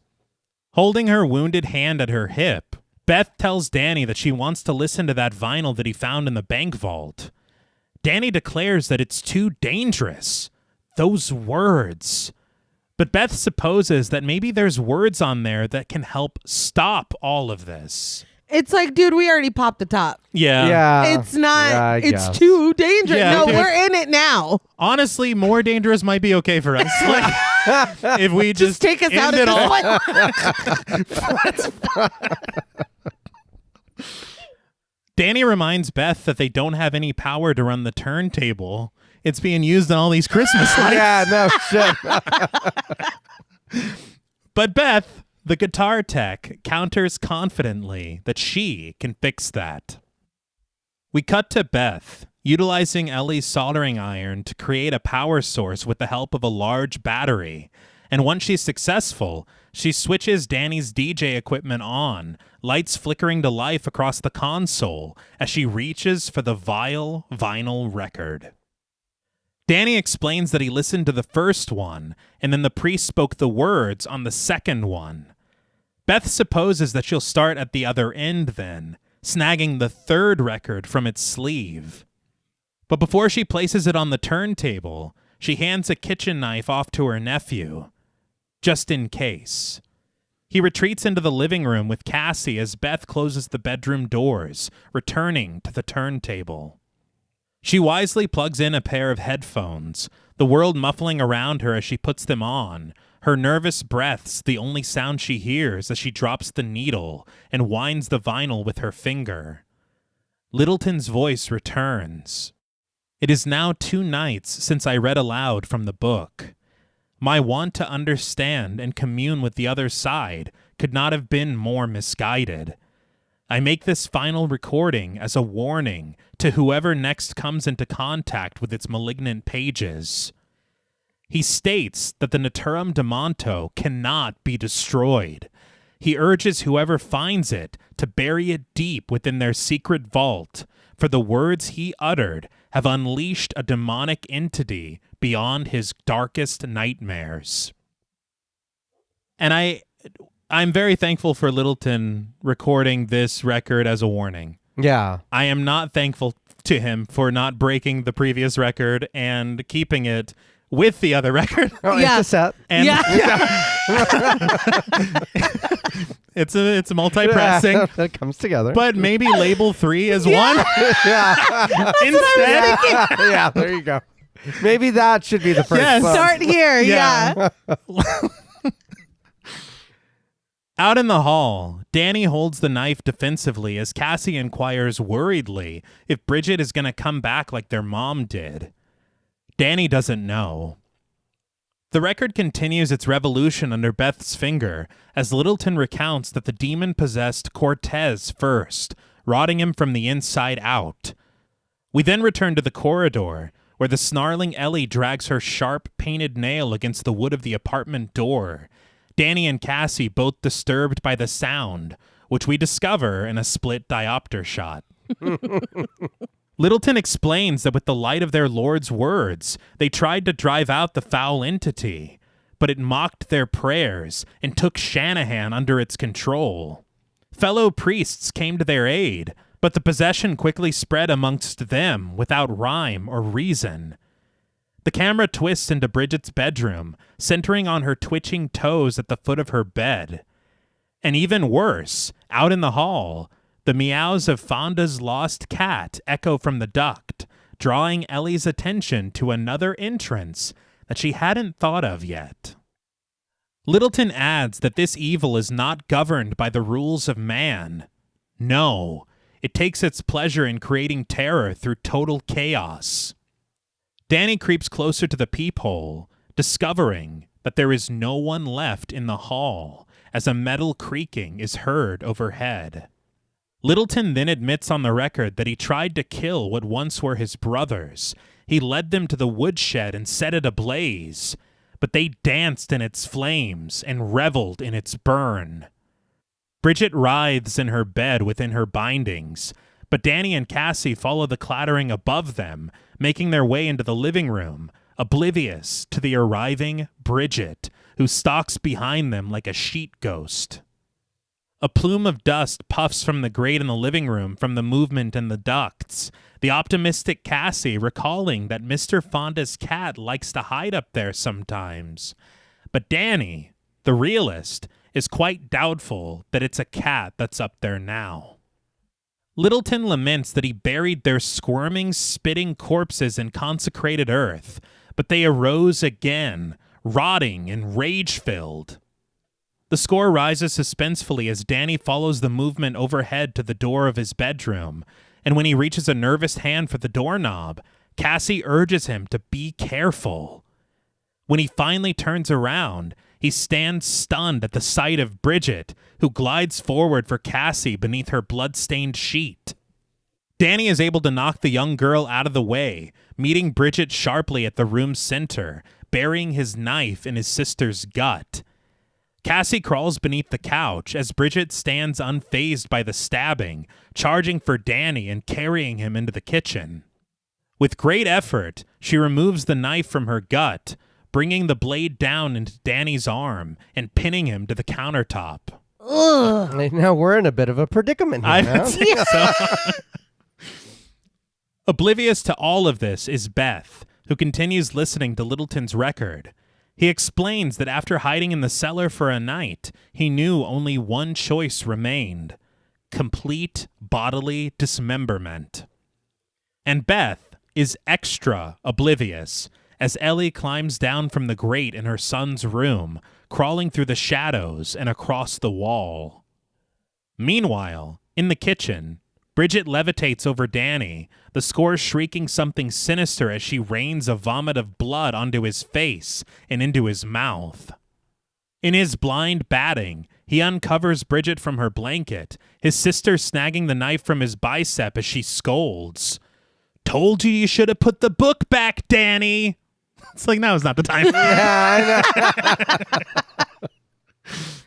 She buries the knife in his chest, Danny reaching for a can of cooking spray, arcing it into the still burning stove, the fire catching the flammable mist and engulfing Bridget in flames. She twists madly in the fire, a pained scream escaping her until she's overtaken by the blaze, collapsing to the kitchen floor. But Littleton still has a little more to share, recalling how he chopped, and he hacked, and he failed. A distant knock disturbs his speech as he explains that he can hear them outside of his doors now, begging for him, and it's only a matter of time before he is taken too. This, of course, is echoing what Nobi said on the tape. Mm-hmm. I fear that whatever I've resurrected from these books is sure to come calling for me. Yeah. I was like, I love it. Oh, yeah. It's fantastic. Mournful in defeat, Littleton declares that nothing can stop this demonic force. Even its final remnants will come after you. You must run. All you can do is run. This seems like an obvious warning to give for someone who has faced this before, but I think that it also kind of sets up a choice in Beth's mind that she makes later in a very interesting way. Okay. Because she could very easily follow what Littleton told her to do, Yeah. but there's another way that it goes. Right. Okay. But Ellie drops down from the wall, her reflection cast in the window in front of Beth, who gasps at the sudden sight of her sister. She tears the headphones from her ears, knocking away the needle and staggering over to the door, putting her back to it. But Ellie approaches the turntable, her sharp fingernail acting as a needle, Littleton's muffled voice rising from her opened mouth. The horror will not stop until innocence is destroyed, until evil be thy name. This visual was awesome. Ooh, yes. Yeah. It's just her teeth and this. It's so good. Beth reaches for a screwdriver, plunging it into Ellie's throat, her elder sister taking it much better than she expected, as we watch Beth burst through both doors of Danny's bedroom, slamming into a side table and hitting the floor in a heap. You hear that there isn't as much humor in Evil Dead Rise, but her standing there with the screwdriver in her throat for just a second, and then Beth blasting through the doors, that's very good. As Beth drags herself across the living room floor, the bloodied Danny staggers over to meet her, collapsing right in front of her on the ground. Beth and Danny discover Cassie hiding beneath the couch, Danny turning to face his little sister, apologizing for not being able to keep her safe. But Ellie returns, reaching from behind to grab Beth by the face as she whispers a wicked warning into her ear. I will swallow your soul. It had to happen once. Of course. Yeah. Beth struggles against her sister, only to be overpowered and pinned to the floor by her throat. But Ellie notices something. Her sniffing nostrils traveling down her sister's torso and prompting an amendment when a faint heartbeat begins to thump loudly. 2 souls? 2 souls? Yes. Beyond 2 souls? Sure.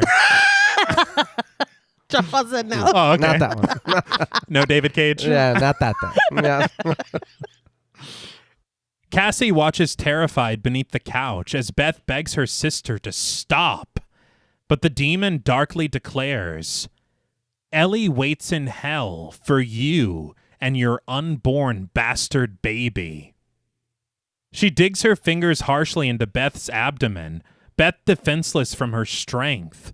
But beneath the couch, Cassie discovers something. The heavy pair of scissors she left behind earlier. She slides them to her aunt, calling her name, and Beth snags them, bringing the blade upright and into Ellie's nostril. Ugh. It's rough. Yeah. But I did love, because the second that she threw these scissors under the couch, I knew they were going to come back into play. Yeah. But they waited long enough for me to forget about them. Yes. So I appreciated that. Yeah. Ellie took a little long. She had to talk, to Yeah. Beth for a minute. You could have killed her. She had some thoughts. Yeah. Blood trickling down her face and onto the floor, Ellie slumps forward, motionless for a moment long enough for Beth to collect Cassie and carry her over to the door. Instead of immediately exiting the apartment, she sets Cassie on the floor in the foyer, checking to see if she's hurt, with her back to Ellie. Yeah. It's like, have you not seen enough? Cassie says that she isn't hurt, but she then asks Beth a question of her own. Are you going to be a mom? Beth's eyes search for the honest answer as she finally settles on it. Yes, and I'm going to get us out of here. When Cassie asks, how? Beth pushes the cabinet out of the way of the front door, opening it up to peer out into the hall. There, the camera twists around the carnage that Ellie caused, the battered and butchered bodies of Jake, Scott, Gabriel, and Mr. Fonda. The elevator doors clatter open and closed beneath the flickering lights as Beth guides her niece past the bodies and over to the other side of the corridor. She implores her niece not to look back, forcing her to face forward as she snags a hammer in order to batter the door to apartment 82, which would lead them out of the building through the fire escape.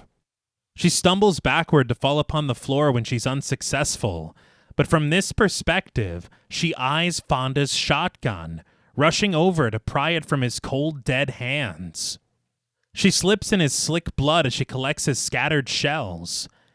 But in apartment 85, the once still Ellie stirs awake, removing the scissors from her nostril and approaching the front door. That was another. Yeah. Just squirm. And it's so impressive how they do. Yeah. You watch the entire blade come through. Yeah. Unbelievable. But out in the hall, Beth aims the shotgun at the doorknob to apartment 82, directing Cassie to cover her ears and to close her eyes. But through the shadows howls the demon within Ellie. Bethy Boo! She glides snarling for her sister, but Beth redirects her shotgun, blasting Ellie's leg right off of her body, the deadite settling into a sorrowful seat at the center of the hall. Anguished, Ellie appeals to Cassie, crying that Beth is trying to take Cassie's mother away from her. But Cassie knows that whatever is inside of Ellie isn't her mother anymore. She said, fool me once. Yeah, no, shut up. So Ellie goes back to the drawing board, turning to Beth instead and begging, "Don't take me from them." She sniffles that Beth has no idea what it's like to bring a child into this world.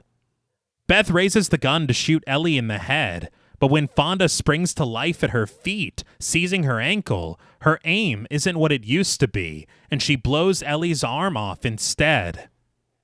Fonda's ragged voice screams for his gun, But Beth bashes him bloody with the butt of her boomstick as the burned Bridget and bloodied Danny creep out of the apartment and join the others in the hall. It's like, all right. It's too fucking much. We're overwhelmed. It's too much. Where's that window at? Yeah. To Cassie's dismay, they sink to their knees, sobbing at the sight of their dear dismembered, deadite mother. Danny's all-white eyes squinting up at his little sister as the sobs suddenly slip into sinister laughter. That's it. Yeah. Yeah, we got to get the fuck out of here. Ellie joins in their joy in an upside-down shot on the ground, sneering. Everybody here dies by dawn, Beth. The deadite Gabriel joins her threat. Dead by dawn! As do the deadite Fonda, Scott, and Jake, his mouth caked in Cheeto Puff vomit. Dead by dawn! And again, you love it. Yeah, I It's did. there. It's there. John there. Paul's a little hesitant. Yeah, it's there. You don't like it? Not really. Why not? I don't know. I just don't. I don't. Not that it hit my ear wrong or just. I don't know if it's the setting or what. I remember watching it and I didn't really. I don't know. I didn't feel that static. Like there was no electricity in me. Like yeah, Dead by Dawn. I just don't know why. It just didn't. It didn't work for me. Is it too much fan service? I think so. I think there's a lot going on in this movie. A lot. I like it. I like the Dead by Dawn. I always like them chanting and hyping each other up too. But it's like it does. I don't want to say take you out of the movie, but you are definitely like, oh, Dead by Dawn. Like you're not like fully in the moment. Does that make sense? It's kind of like, say the thing again, Bart. Yeah, kind of. So it's like, all right, Yeah. we're doing it. I know it's an Evil Dead movie, but how much are you going to cram in here to remind me it's an Evil Dead movie? But I honestly kind of don't mind it though, because it would be difficult to not do the same thing, especially if it's something that you really love and you're getting the opportunity to do this. No, I get it. You I want get it. to be like, oh guys, I mean, kind of, fan out a little bit. I think for me, I just see it as almost like this is just the language that the Deadites speak. Like these are their terms. Mm-hmm. And so we're just letting them know, like we let Ash know. Those Deadites look different. They look a lot different. Yeah. It just feels like homage to me. And I do like it, but you are like kind of Leonardo DiCaprio pointing at the screen instead of being lost in the moment. Mm-hmm. So I get both sides. Okay. Their chants continue as Beth drags Cassie into the elevator, frantically pressing the button for the doors before struggling to reload her shotgun. On the ground, in a split diopter shot, Cassie discovers the object that's keeping the doors from closing. It's her mother's keys. And again, this is like we were talking about with the scissors under the couch. Yeah. Completely forgot. Yeah. That I like. Yeah. And these doors have been opening and closing literally all night. Yeah. And that's really good. That's good. Cassie reaches for them, the doors finally slamming shut. Beth then reaches desperately for the buttons on the wall, watching as they suddenly light up with new life, blood beginning to rise from the basement level of the buttons to climb each one above it. Beth and Cassie pace fearfully around the car as blood suddenly starts to fill the space from the floor, before it then pours in through the wooden slats of the walls. But out in the hall, Danny and Bridget rip through the flesh of their mother's torso, their limbs squelching into her guts as Ellie writhes delighted on the floor. And on Danny's desk, the Naturum Demonto flips open, finding another insidious etching within its pages, a multi-limbed creature crying out in agony.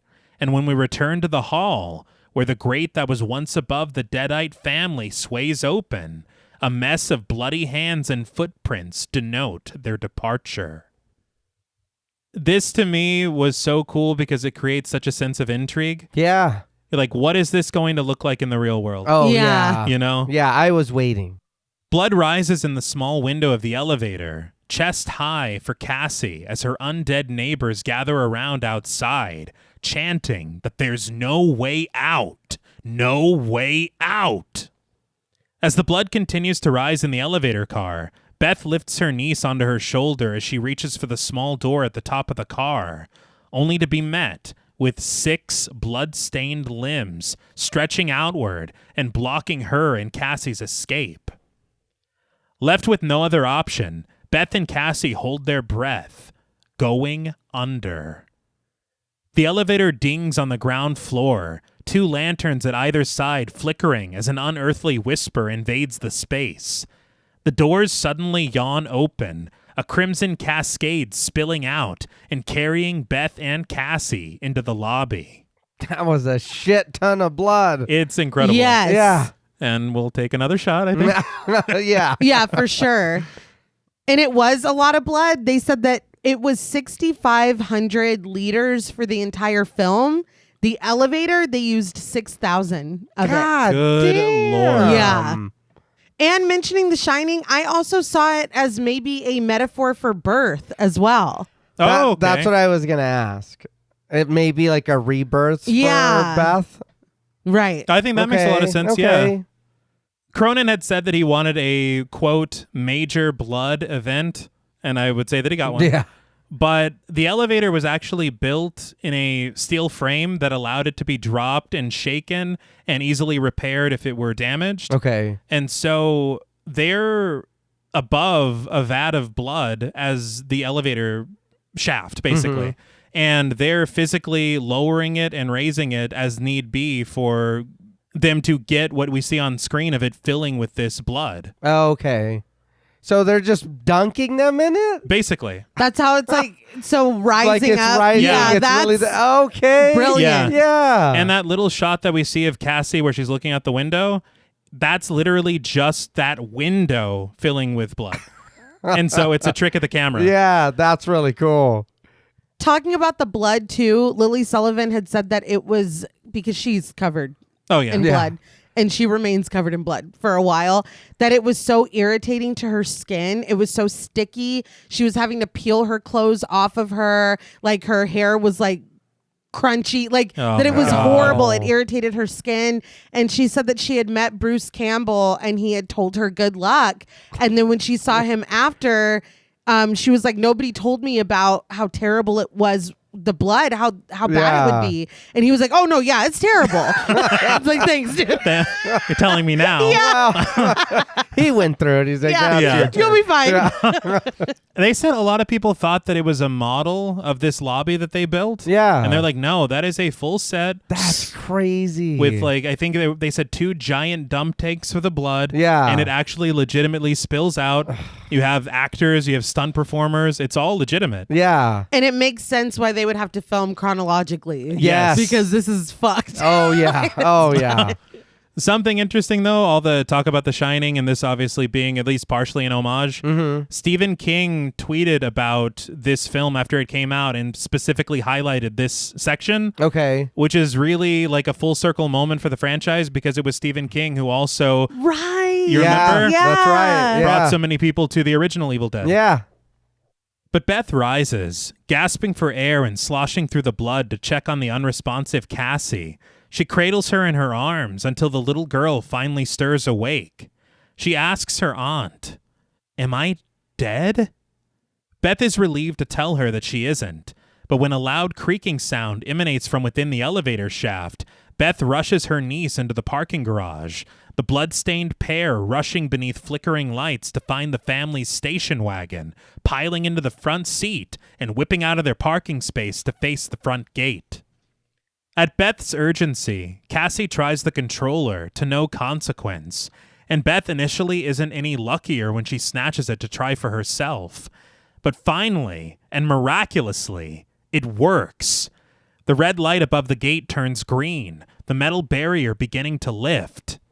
Beth shifts gears to drive and floors it, only for the back tires to get caught in the fault left behind by the Trembler. Not the Trembler. I couldn't believe it started. Me Yeah, neither. I was know, like, okay, I of know. course something has to. Everything was stop going it. too well. Yeah. Too good. I've heard of a trimmer. I'm not letting this go. I've never heard of a trembler in my life.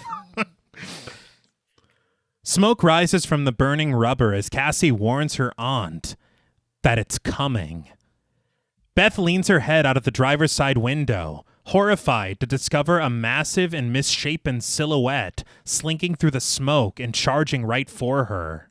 What was that? But when it reaches the vehicle, it finds the front seat to be empty. Beth and Cassie sit silently on the other side of the car, Beth readying the shotgun, shushing her niece, and sneaking her way forward. When the monstrous mass lurches forward on the opposite side of the car, Beth rushes Cassie over to the trunk.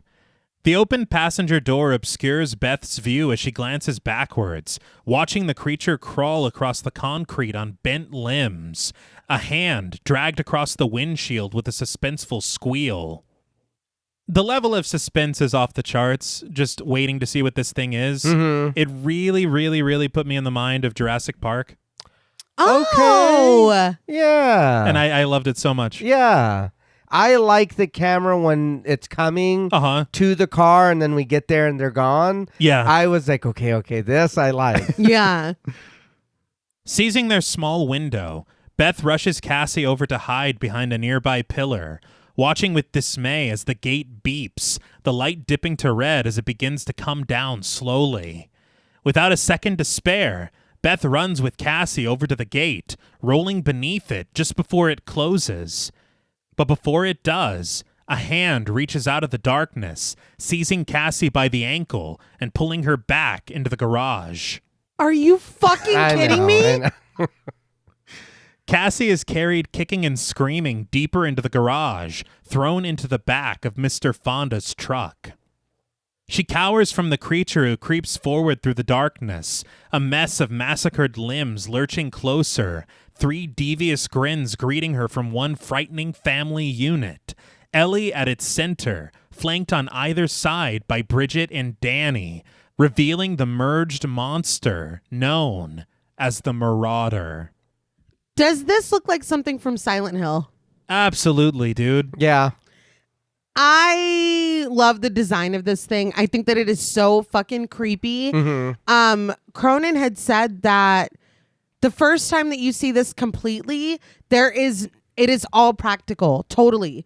These are contortionists wearing masks made of the actors' faces, like live casts of their faces. That's incredible. Yeah. The way that they move, like it is unbelievable. But he said, because they shot all of this chronologically or as much as they could, they're right at the end when they get to this part. And that's when COVID really hit New Zealand. Oh. And so everything shut down. They had 8 days left to shoot and they had to shut down for 2 months. Yeah. So once they get back, everybody has to distance. They have a lot more safety protocols in place. And so he had to go about shooting the Marauder a little bit differently after that. Yeah. But when we first see it, that's human beings being this thing. That's crazy. I can't even. It's amazing. It's amazing. I couldn't imagine being on set and seeing that. Hell come no. to life. Yeah. That'd be cool. Or coming at you. Well, yeah. How amazing would that be as the actor having to be opposite this thing? Yeah. It's like, no, I'm actually terrified. Yeah. Something cool they had said about the sound design for the Marauder, because you hear a lot of these animalistic grunts and stuff. Mm-hmm. Originally, the sound designer crafted this soundscape that was a lot of different animals just kind of layered on top of each other. And Cronin heard it and he liked it, but he suggested instead that it could take a more, humanistic kind of a sound. Yeah. And so what happened instead is Albrechtsen, the sound designer, he recruited this woman, Jenny Rossender, who did a lot of the vocalizations and singing that we hear throughout the film as well. Mm-hmm. And she recreated personally each and every one of the layered animal sounds. Wow. With her voice. Really? Yes. Damn. And so that's the Marauder. Okay. That's fantastic. Yeah. But again, for me, it was like this instinctual, them returning to their mother's body at this pivotal moment. That's why I'm like, I feel like you're trying to tell me something, but either you don't fully know what you're trying to tell me or you're not brave enough to fully tell me. I don't know. Or it's coincidence. Or I'm making it all up. Or I'm trying to tell me something. I don't know. And then I saw that Cronin had said for him it was symbolic of Beth had shot Ellie's leg off. Mm-hmm. And this was her children propping her back up after losing her limb. And so I'm like, okay. Yeah. What else though? There's more. I'm sorry. Yeah. There's more here. There's more here to explore. Okay. They're getting into, like we said, some really deep themes. Yes. But not really getting into them. Yes. Yeah, not at all. That's my issue. I think all the effects are really, really cool. I love the design of this creature. I think it's very Silent Hill. It's very disturbing, and watching them like dig back in and like it's fucking creepy. I think that it's, for me, super successful in that way. But it also feels like, as with Silent Hill, these creatures mean something. Right. They represent something. And I don't know. I just feel like I feel a little robbed because I feel like we didn't fully commit to, I feel like we're playing and dabbling when we need to dip in fully. Right. But anyway, please continue. Beth screams for her niece, trying like hell to lift the gate, and when she can't, she kicks a hole open in the side of it to re-enter the parking garage. But in the back of the truck, Danny discovers a chainsaw, and cackling, he pulls the starter cord. So do you remember a long time ago when I told you that they did not have the Delta in this film? Right. This is a small nod to the Delta, because instead of having a red chainsaw like we've seen throughout like all the Evil Dead films, Yeah. the chainsaw is the same exact color as the Delta. Okay. So it's a small... They're trying. I'll allow it. All right. I'll allow it. Ellie smiles at her youngest daughter, beaming that all she wants is her baby girl's little head. We follow Beth's frantic trek over to the trunk, MTV's Fear style. Yeah, why? It's just a random... I did not understand. We hadn't done this the whole movie. No. But right here, we needed this for some reason. You feel the adrenaline of it, I guess. It's so funny. I guess we watched that too young because anytime anything uses this, that's all I think. Yeah. But it's like they didn't invent that. No, they did not. No. For us, they did, though. Yeah. Cassie closes her eyes, submitting to the whirring blades of the saw. But Beth climbs atop the wood chipper hitched to the back of the truck, her arrival capturing the attention of the marauder, the monster turning to face her and allowing Cassie to escape. As Cassie hides beneath the truck, Beth aims her shotgun, raising it to taunt the creature confidently. "Come get some." All right. Okay. All right. Each reference we like look over to the verdict from the judge. Yeah. All right. All right. You'll allow it? Yeah. I just want more of Beth. Huh. Like I need a little more. I Yeah, agree. for sure. Danny hurls the chainsaw at Beth, causing her to lose her footing and clatter to the concrete, dropping the shotgun. The marauder growls as it climbs out of the truck and onto the top of the wood chipper, its three heads snarling at Beth from above. The chainsaw just out of her reach, Ellie grabs Beth by the ankle, dragging her toward the tumbling teeth of the cutting chamber when Bridget switches it on. Beth kicks against her fate as from the shadows, Cassie returns, summoning her courage to reach for the lever to switch the wood chipper off just in time. Beth tumbles backward for the chainsaw as the marauder creeps forward, the score growing sinister as Beth cries for her niece to turn it on. Cassie pulls the lever as Beth stands, charging forward with a yell, the whirring blade of the chainsaw driven into the center of the creature, their 5 feet snagged in the rotating machine, pulling them deeper into it. Danny and Bridget torn free from their mother and consumed by the wood chipper, blood spewing from the discharge chute. So we got chainsaw representation, come get some representation, Yeah. Fargo representation. What more can you ask for? Fuck. That's very fair. Yes. It reminded me a little bit of when the Treehouse of Horror, when they fall into that blender. Cassie shields her ears, soaked in the crimson rain of her departed siblings, but Ellie hangs on, the camera tilting as Beth approaches her. Her demonic features soften as Ellie begs her sister, "Please, help me, Bethy Boo." Beth seethes. Only my sister gets to call me that. She raises the chainsaw above her head, driving its blade down into Ellie's skull, a mad look in her eyes as Ellie's body vibrates viciously beneath the sharp instrument. Her flesh tears from her torso, devoured by the wood chipper, and leaving only her head resting within a mess of blood and meat. Ellie croaks. "You know, you really do look like Mom, and you're gonna fail miserably, just like her." She shrieks an insult. "You stinking, horrible groupie cunt!" Stinking. Yeah, I know. We can bring it back. We can say the C word, but like, everybody. She held on to Groupie till the bitter end. Yes. Incensed, Beth kicks her sister's head into the cutting chamber, colliding with the tumbling blades where it's chipped to pieces.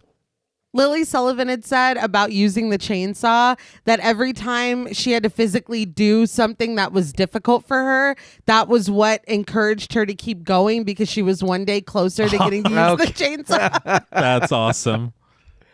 But this was a lot, Robin. Yeah. I honestly, I remember watching it in the theater and just, I couldn't believe how brutal it was getting.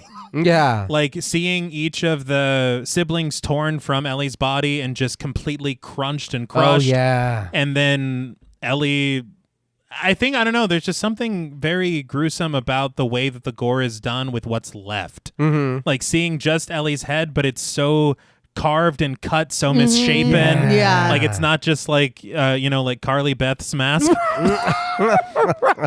from The Haunted Mask. Yes, Goosebumps. Yes, there's like a lot of ragged meat, which I guess they couldn't get away with on Goosebumps. Not on Goosebumps. They got some They made pushback. them change it. No, it was less ragged meat. Yeah. Yes, yeah. R.L. Stein's like, that's not what I wrote. That's not what I wrote. But catching her breath and covered in her family's blood, Beth switches off the wood chipper, collecting the whimpering Cassie at the side of the machine.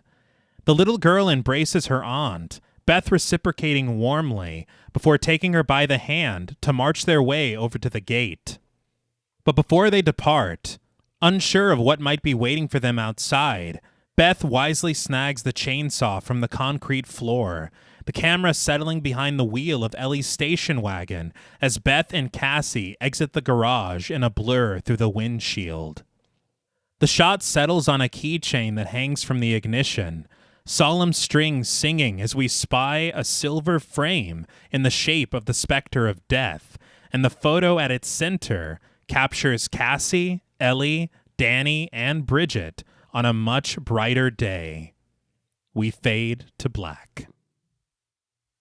Knowing what everyone has gone through, this sight is heartbreaking. Yes. Yeah, it is. I did really appreciate this section of the score. Mm-hmm. And to me, I'm not sure because I could not find anything to confirm it. I watched an entire featurette with Stephen McKeon, and he was the composer of the film, but he never mentioned it. He did talk about a lot of cool things, though, like a bunch of unorthodox and wild choices with the instruments that they used. Yeah. But, which I guess I could talk about a little bit.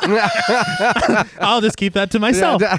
He talked about, because they had a full orchestra at the end of it, of course. Mm-hmm. But he talked about using like the feedback of 100 guitars to simulate a chainsaw sound and like just random things like this.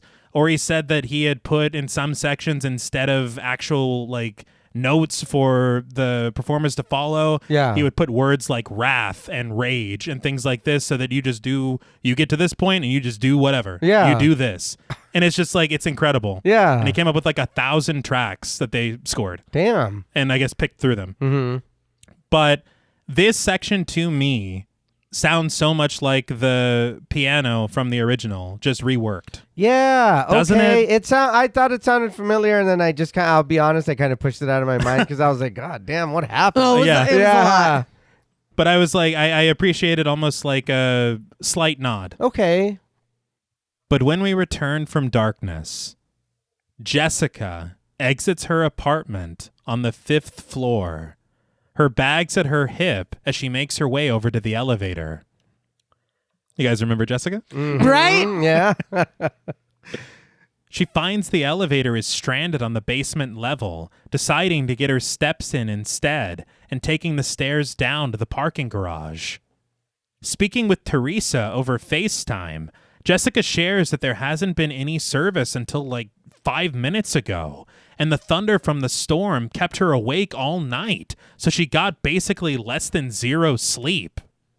We trace the carnage coating the concrete floor of the garage as the oblivious Jessica makes her way over to her car, setting aside her morning moaning to promise Teresa that they're going to have such a good time at the lake. She says that Caleb's dad's cabin is so awesome, and Teresa is absolutely going to love his friends.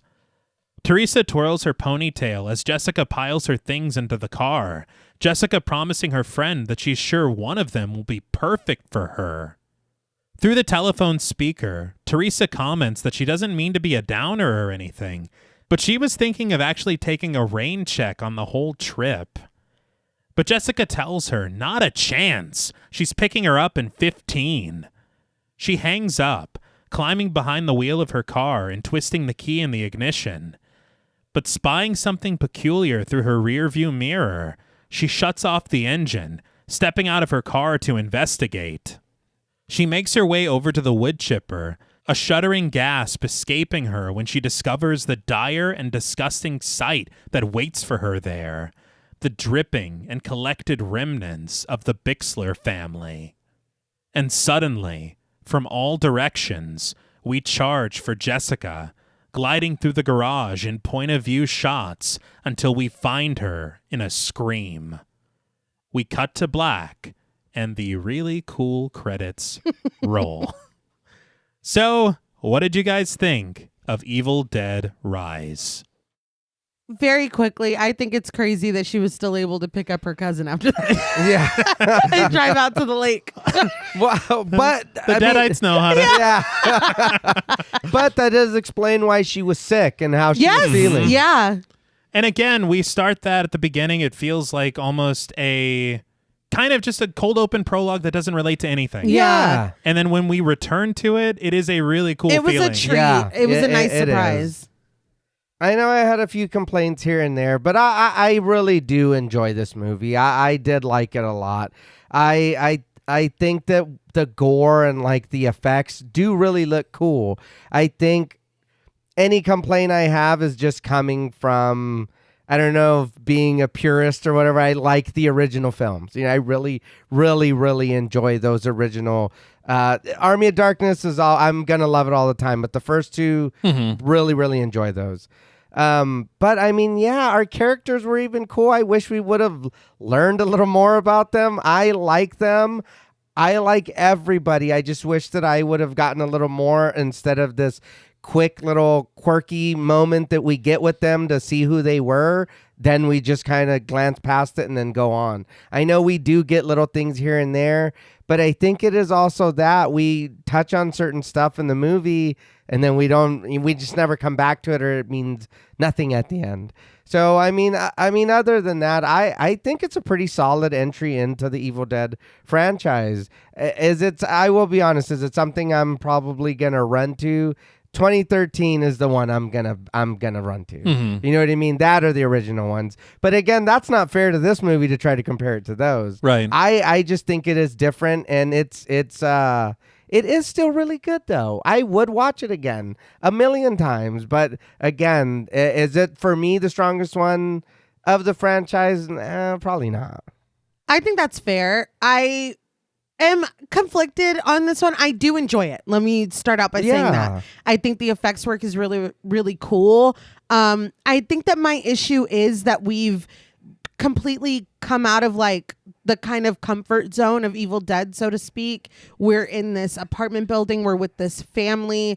We're kind of playing with these themes of family and motherhood. And, you know, I mean, familial trauma, it feels like. Yeah. Even I just don't understand why we would introduce these things and not properly flesh them out. I'm not gonna say that I sit down to watch an Evil Dead movie and I'm like, oh, where's the story? Where's the character work? Like, that's not what I'm saying, but I feel like you guys were trying to start something here. It kind of does with feel that way. But you just didn't follow through. I don't even know what Beth wanted. Not really. Yeah, no. I think this like mentioning of her and Ellie's mom, like what I don't know. I know that that's not why we're here. I know we're here to watch the Deadites fuck shit up. Right. I know that we're here to listen to the chant. I know why we're here for Evil Dead, and I feel like we did deliver there. But themes were introduced, and I just feel a little just unsatisfied in that regard because I was interested. Yeah. I like this family. I think that they are pretty relatable. Like you can think of people that you know like this, or maybe you're like this, or whatever. They feel like a real family that you would know, or be. And so when you do things like that, just give me a little bit more. Give me a little bit more character. Give me a little more dynamic between them before everything falls apart, and those things would mean more. Yeah. We have like symbolism of the kids and the mom becoming like this monster together, or even, talking about Beth's pregnancy. Yeah. Her telling Cassie, yeah, I am going to be a mom. Okay. Like, is that what you want? Or are you like mom by default because now you have your niece because everybody else is dead? Like, I just don't, it's confusing to me why we would dabble in this but not follow through. Right. And I'm sure people are rolling their eyes, but it's like, I don't know. I just wanted a little bit more of that. I want all the gore and stuff too. Yeah. But I wanted a little bit more of that. If you're going to tease me with it, I would like that. That's all. If you're going to put it on us. Yeah. No, yeah. Yes. Exactly. But I think that the performances are really good. I think that, they came up with I wasn't there. They came up with such brilliant. We feel very connected to this franchise. Are you a Jedi? Right? Yeah, what's going on, dude? Your eyes change color. The jig is up. We. Jeez. We all would like to be a part of this franchise. Yes, we all agree. They did really excellent work. The way that they did the blood in the elevator, that's so brilliant. I think that them shooting in chronological order, I'm always fascinated by films that do that. And even having to shut down and navigate throughout the parameters and protocols of the pandemic, I don't think that you'd be like, that's where it happened. Even knowing that that's where it happened. No. It's just really admirable what they were able to come up with. And yeah, maybe fan servicey to a point, but it's like, I appreciate the homage that was paid. I appreciate the love that clearly is had for this franchise, and that this wasn't just like, yeah, I'll take a crack at an Evil Dead movie. Like, there's love here, and you can feel that. Oh, no, yeah. No, I agree 100%. I feel like that's one of the strengths to me, is knowing that someone that has taken the helm respects it as much as we do. Yeah.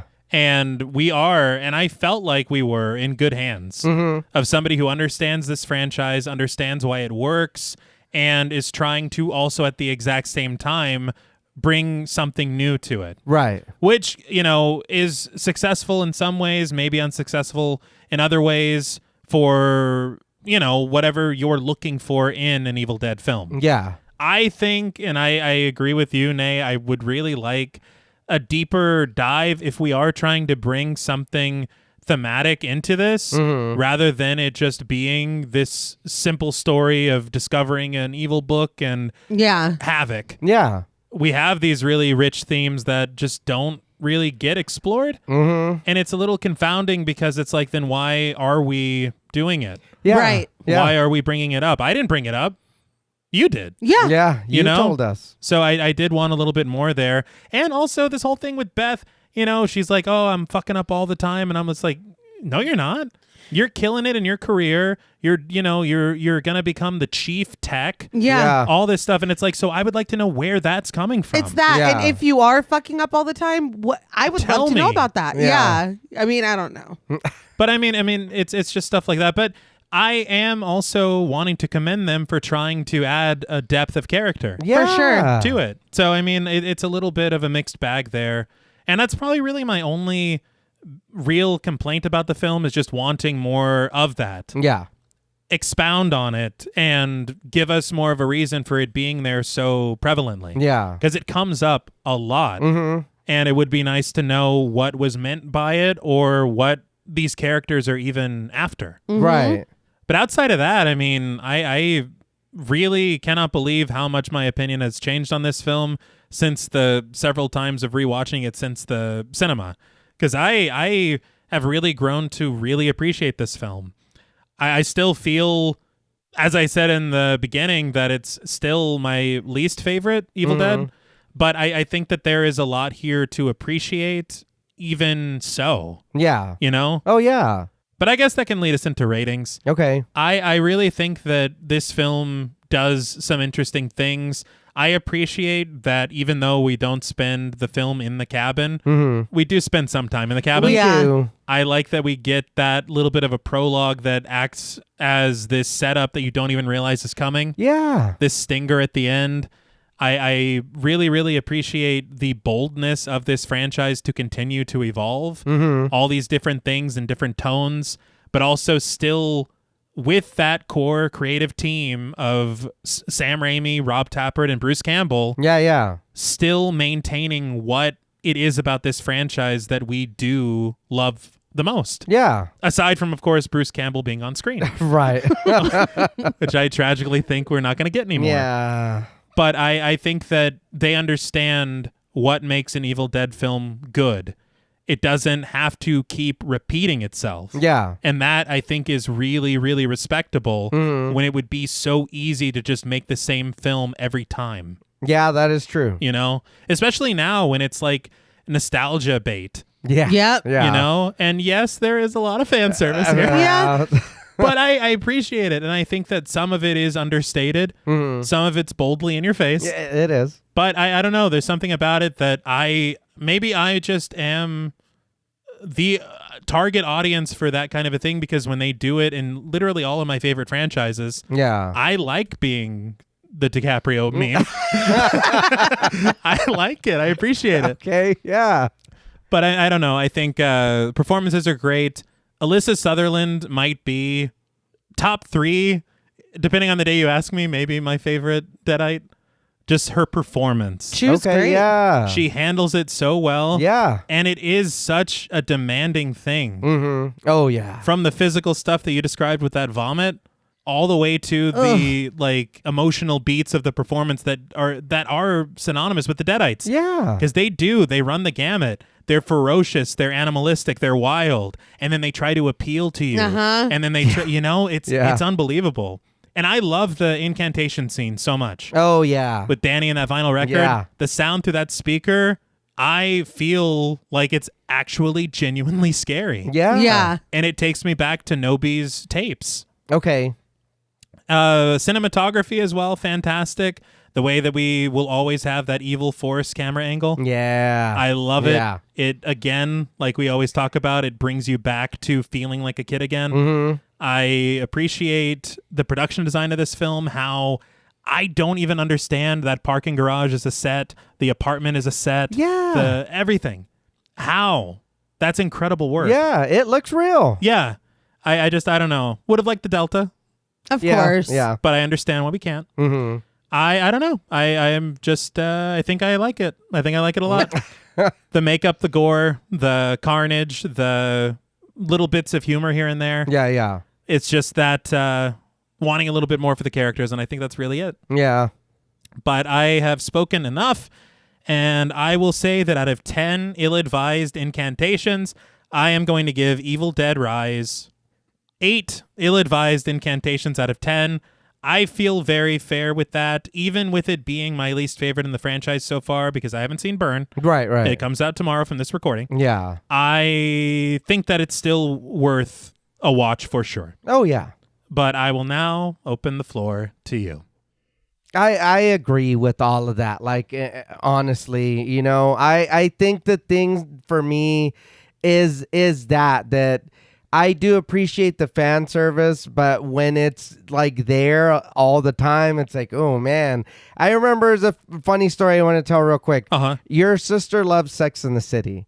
I noticed she watched the first movie quite a bit. So I was like, okay, she watched the second movie one time and I watched a piece of it and I was like, oh, this is bad. And she was like, yeah, I was like, this is like a fan movie. And she's like, yeah, you know, she watched it and she was like, yeah, I think you're right. You know, it is that the love goes into it. I love seeing all of that, but I almost would have liked, do your version of Evil Dead. Don't keep giving me like, check this out and check that out and Dead by Dawn, like I get it. And yeah, I do want my Evil Dead to be Dead by Dawn, but and in the same tone, show me something different. You have a different book. Give me a different universe. Give me something different so I can be like, those Deadites are better. Not in a bad or like a comparison sense, but like, dude, you have a different book. Who knows what's coming out of that book? You know what I mean? And I think a lot of my complaints are just me going back to, I love the way that Ash looks when he's possessed. I love the way they look in the first movie when they're possessed. I know that those are a little lower budget, but I mean, to me, if you have way more money, you can make that look better. Give me that. And again, that's personal, me just being in love with the first two movies. You know what I mean? Again, everybody acted their ass off here and did what they were supposed to do. I love the family. I like them. Again, I want a little more of you guys. So when these punches happen, I am like, fuck Danny or whatever. It was just like, oh shit, Danny got. You know what I mean? It was cool, but I think, like I said, the static for some of it, the electricity that I feel watching Evil Dead, I think there was sometimes it was there and other times it wasn't. And I think that for me is just kind of what hurts it a little bit, you know, and I really did like Beth, but I don't ever feel like Beth had a Mia moment. Okay. You know what I mean? I want to see Mia go on and do shit. You're my lead. You're Bruce now. Yeah. I know your name's not Bruce. It's Mia, but you're Bruce now. I don't ever feel that with Beth. And I want to. That's what I want. I want to feel that Beth is a badass. That's Bruce. Both names start with the B. You're Bruce now. And I don't ever feel like I really got that. And I think that that's what's kind of missing for me here. But even with all that, watch the movie. It's Evil Dead. Yeah. I'll never not tell anybody to watch an Evil Dead movie. Right. You know what I mean? I'll scream from the rooftops for every Evil Dead movie. But burn, because we haven't seen it yet. Right. But we will. We will. We will. But with all that ranting and raving like a fucking deadite, for me, on a scale from 1 to 10, ill-advised incantations, I'm going to give Evil Dead Rise a 7.5 out of 10. I do like the movie. Again, as I've stated before, anything above a 7, I do like it. You know what I mean? There were a few things for me that I just felt were missed. Yeah, I mean, that's totally fair. And also, like, why were they singing I Am Woman at karaoke in Abu Dhabi? I think she, like, punched a camel or some shit. Listen. What is this movie? Sex and the City 2. Unfortunately, we are not here to talk about Sex and the City 2 because I could all day. That's okay. Fortunately. Yeah. Unfortunately. Anyway, anyway. I don't feel the heavy-handedness in this one.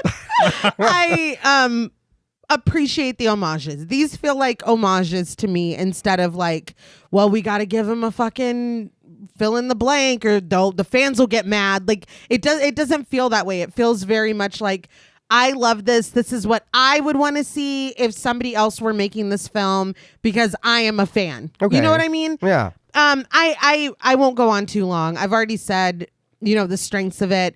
Primarily for me, the makeup effects and the practical effects. I think they did an outstanding job. And the major con for me is the fleshing out of the characters, the dynamics, and the intention and messaging behind the film. Because I think that when you're dealing with themes this heavy, if you don't commit to what you're trying to say, people will fill in that blank for you. Yeah. And sometimes that's not what you were meant to say. Yeah. I was going to say, I think that it can unintentionally inspire some less than charitable readings. Right. And I just want to know what you mean. What you're trying to tell me. Yeah. What you're trying to put down on me. I just want to know. I just want to know. Your jaw rule. Yeah. What would I be with? Tell me. You're tired of being lonely. Yeah, it's the Fire Festival all over. All over again. So, with all that and jaw rule aside, on a scale from 1 to 10, ill-advised incantations, I'm also giving Evil Dead Rise 8 out of 10 ill-advised incantations. I think I need to go back and change my score for Army of Darkness because I feel like I gave it somewhere around there and it deserves higher. I think that's fair. Oh, yeah. But yeah, and I also hope that Burn is good. I hope now, yeah. we don't get burned. Yeah. I guess we'll see. Yeah. Well, that's all from us at Pod Mortem. What would you rate Evil Dead Rise, and what should we watch next? Let us know on Instagram at the Pod Mortem. Don't forget to follow us on Twitter and like our Stairhole Productions page on Facebook. Be sure to follow each of us on Instagram and Blue Sky at TravisMWH, at Blood and Smoke, and at JuggaloDaddy84. Thanks again to Original Cinematic for sponsoring this week's episode. Please consider pledging to our Patreon, where you'll gain access to over 300 hours of bonus content, our monthly schedule, our Discord server, and the opportunity to help us decide which films to cover. And if you're looking for Pod Mortem and Stairhole Productions merch, follow the link in our episode notes. Stay tuned until after the music for a special thank you to our Wendigo Getter patrons.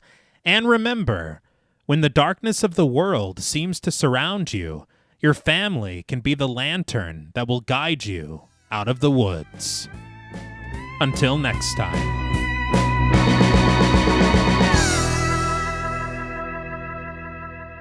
Thank you for staying tuned. We want to give a very special thank you to all of our Wendigo Getter patrons. Woo! Yeah. Excellent work.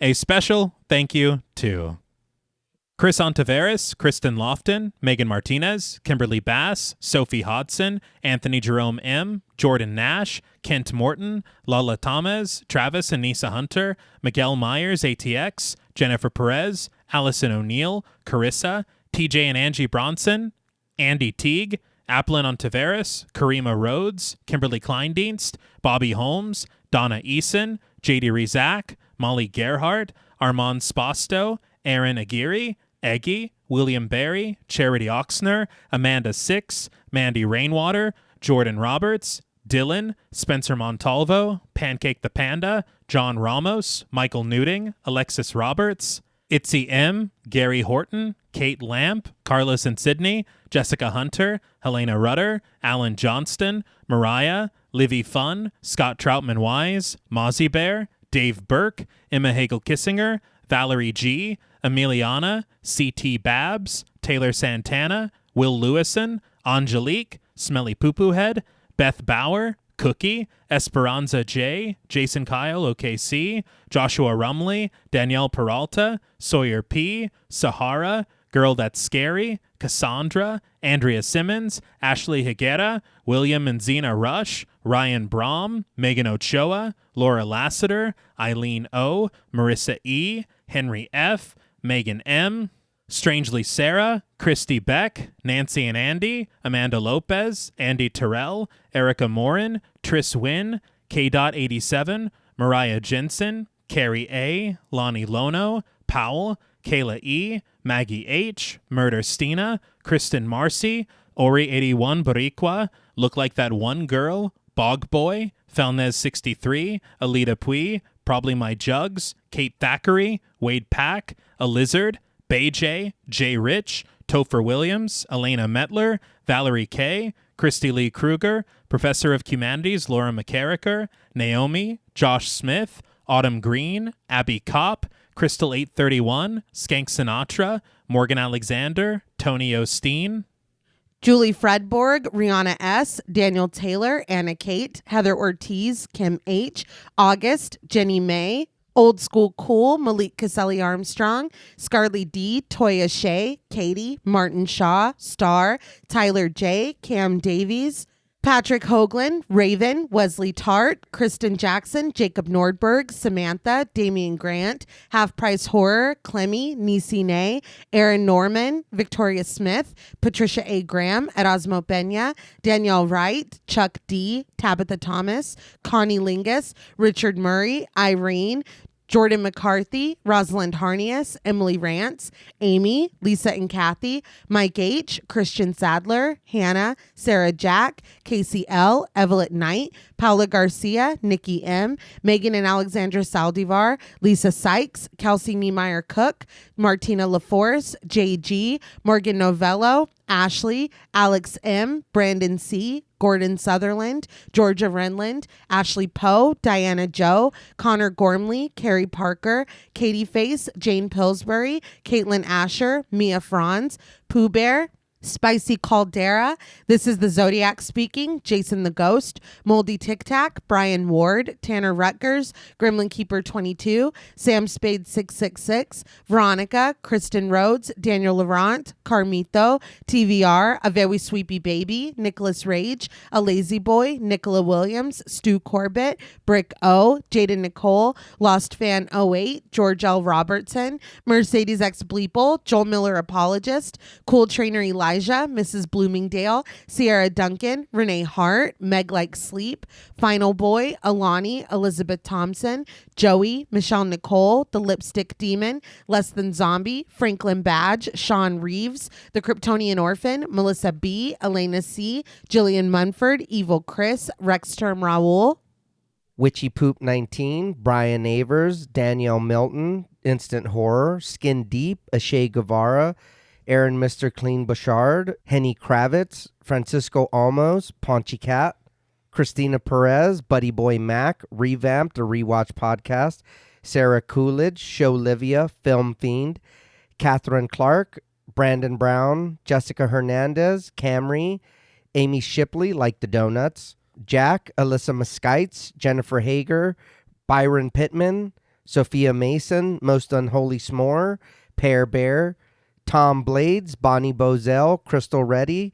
Sean Weeks, Chardonnay Carlina, Samara Samuels, The Chief King, Nicholas Doba, Philip Thomas, Ashley Gravely, Kimberly Martinez, James Floyd, Estefany, Hope Mowery, Abe the Camel, DGS, J. Taylor Art UK, Robert Murdoch, GQ, Danielle Carter, Jason Moreplease, Emily Jeffries, Joey Monda, Madison Besaw, Jasmine, Midnight Martini, Vic, Gavin Annette, Jennifer Monahan, Beetle Babley, Lucille Brooker, Tono and Tone, Mick K. Dingus, Brian Highsmith, Abigail Spitzer, Christina Juarez, Billy Williams, Robert Quadriguez, Wispy Rainbow, Bionic Shoulder Blade, Zachary Luke, Squid Fart, Amy Goodman, Spooky Gal 89, Alyssa Defoe, Trev Heron, Vicky Worgan,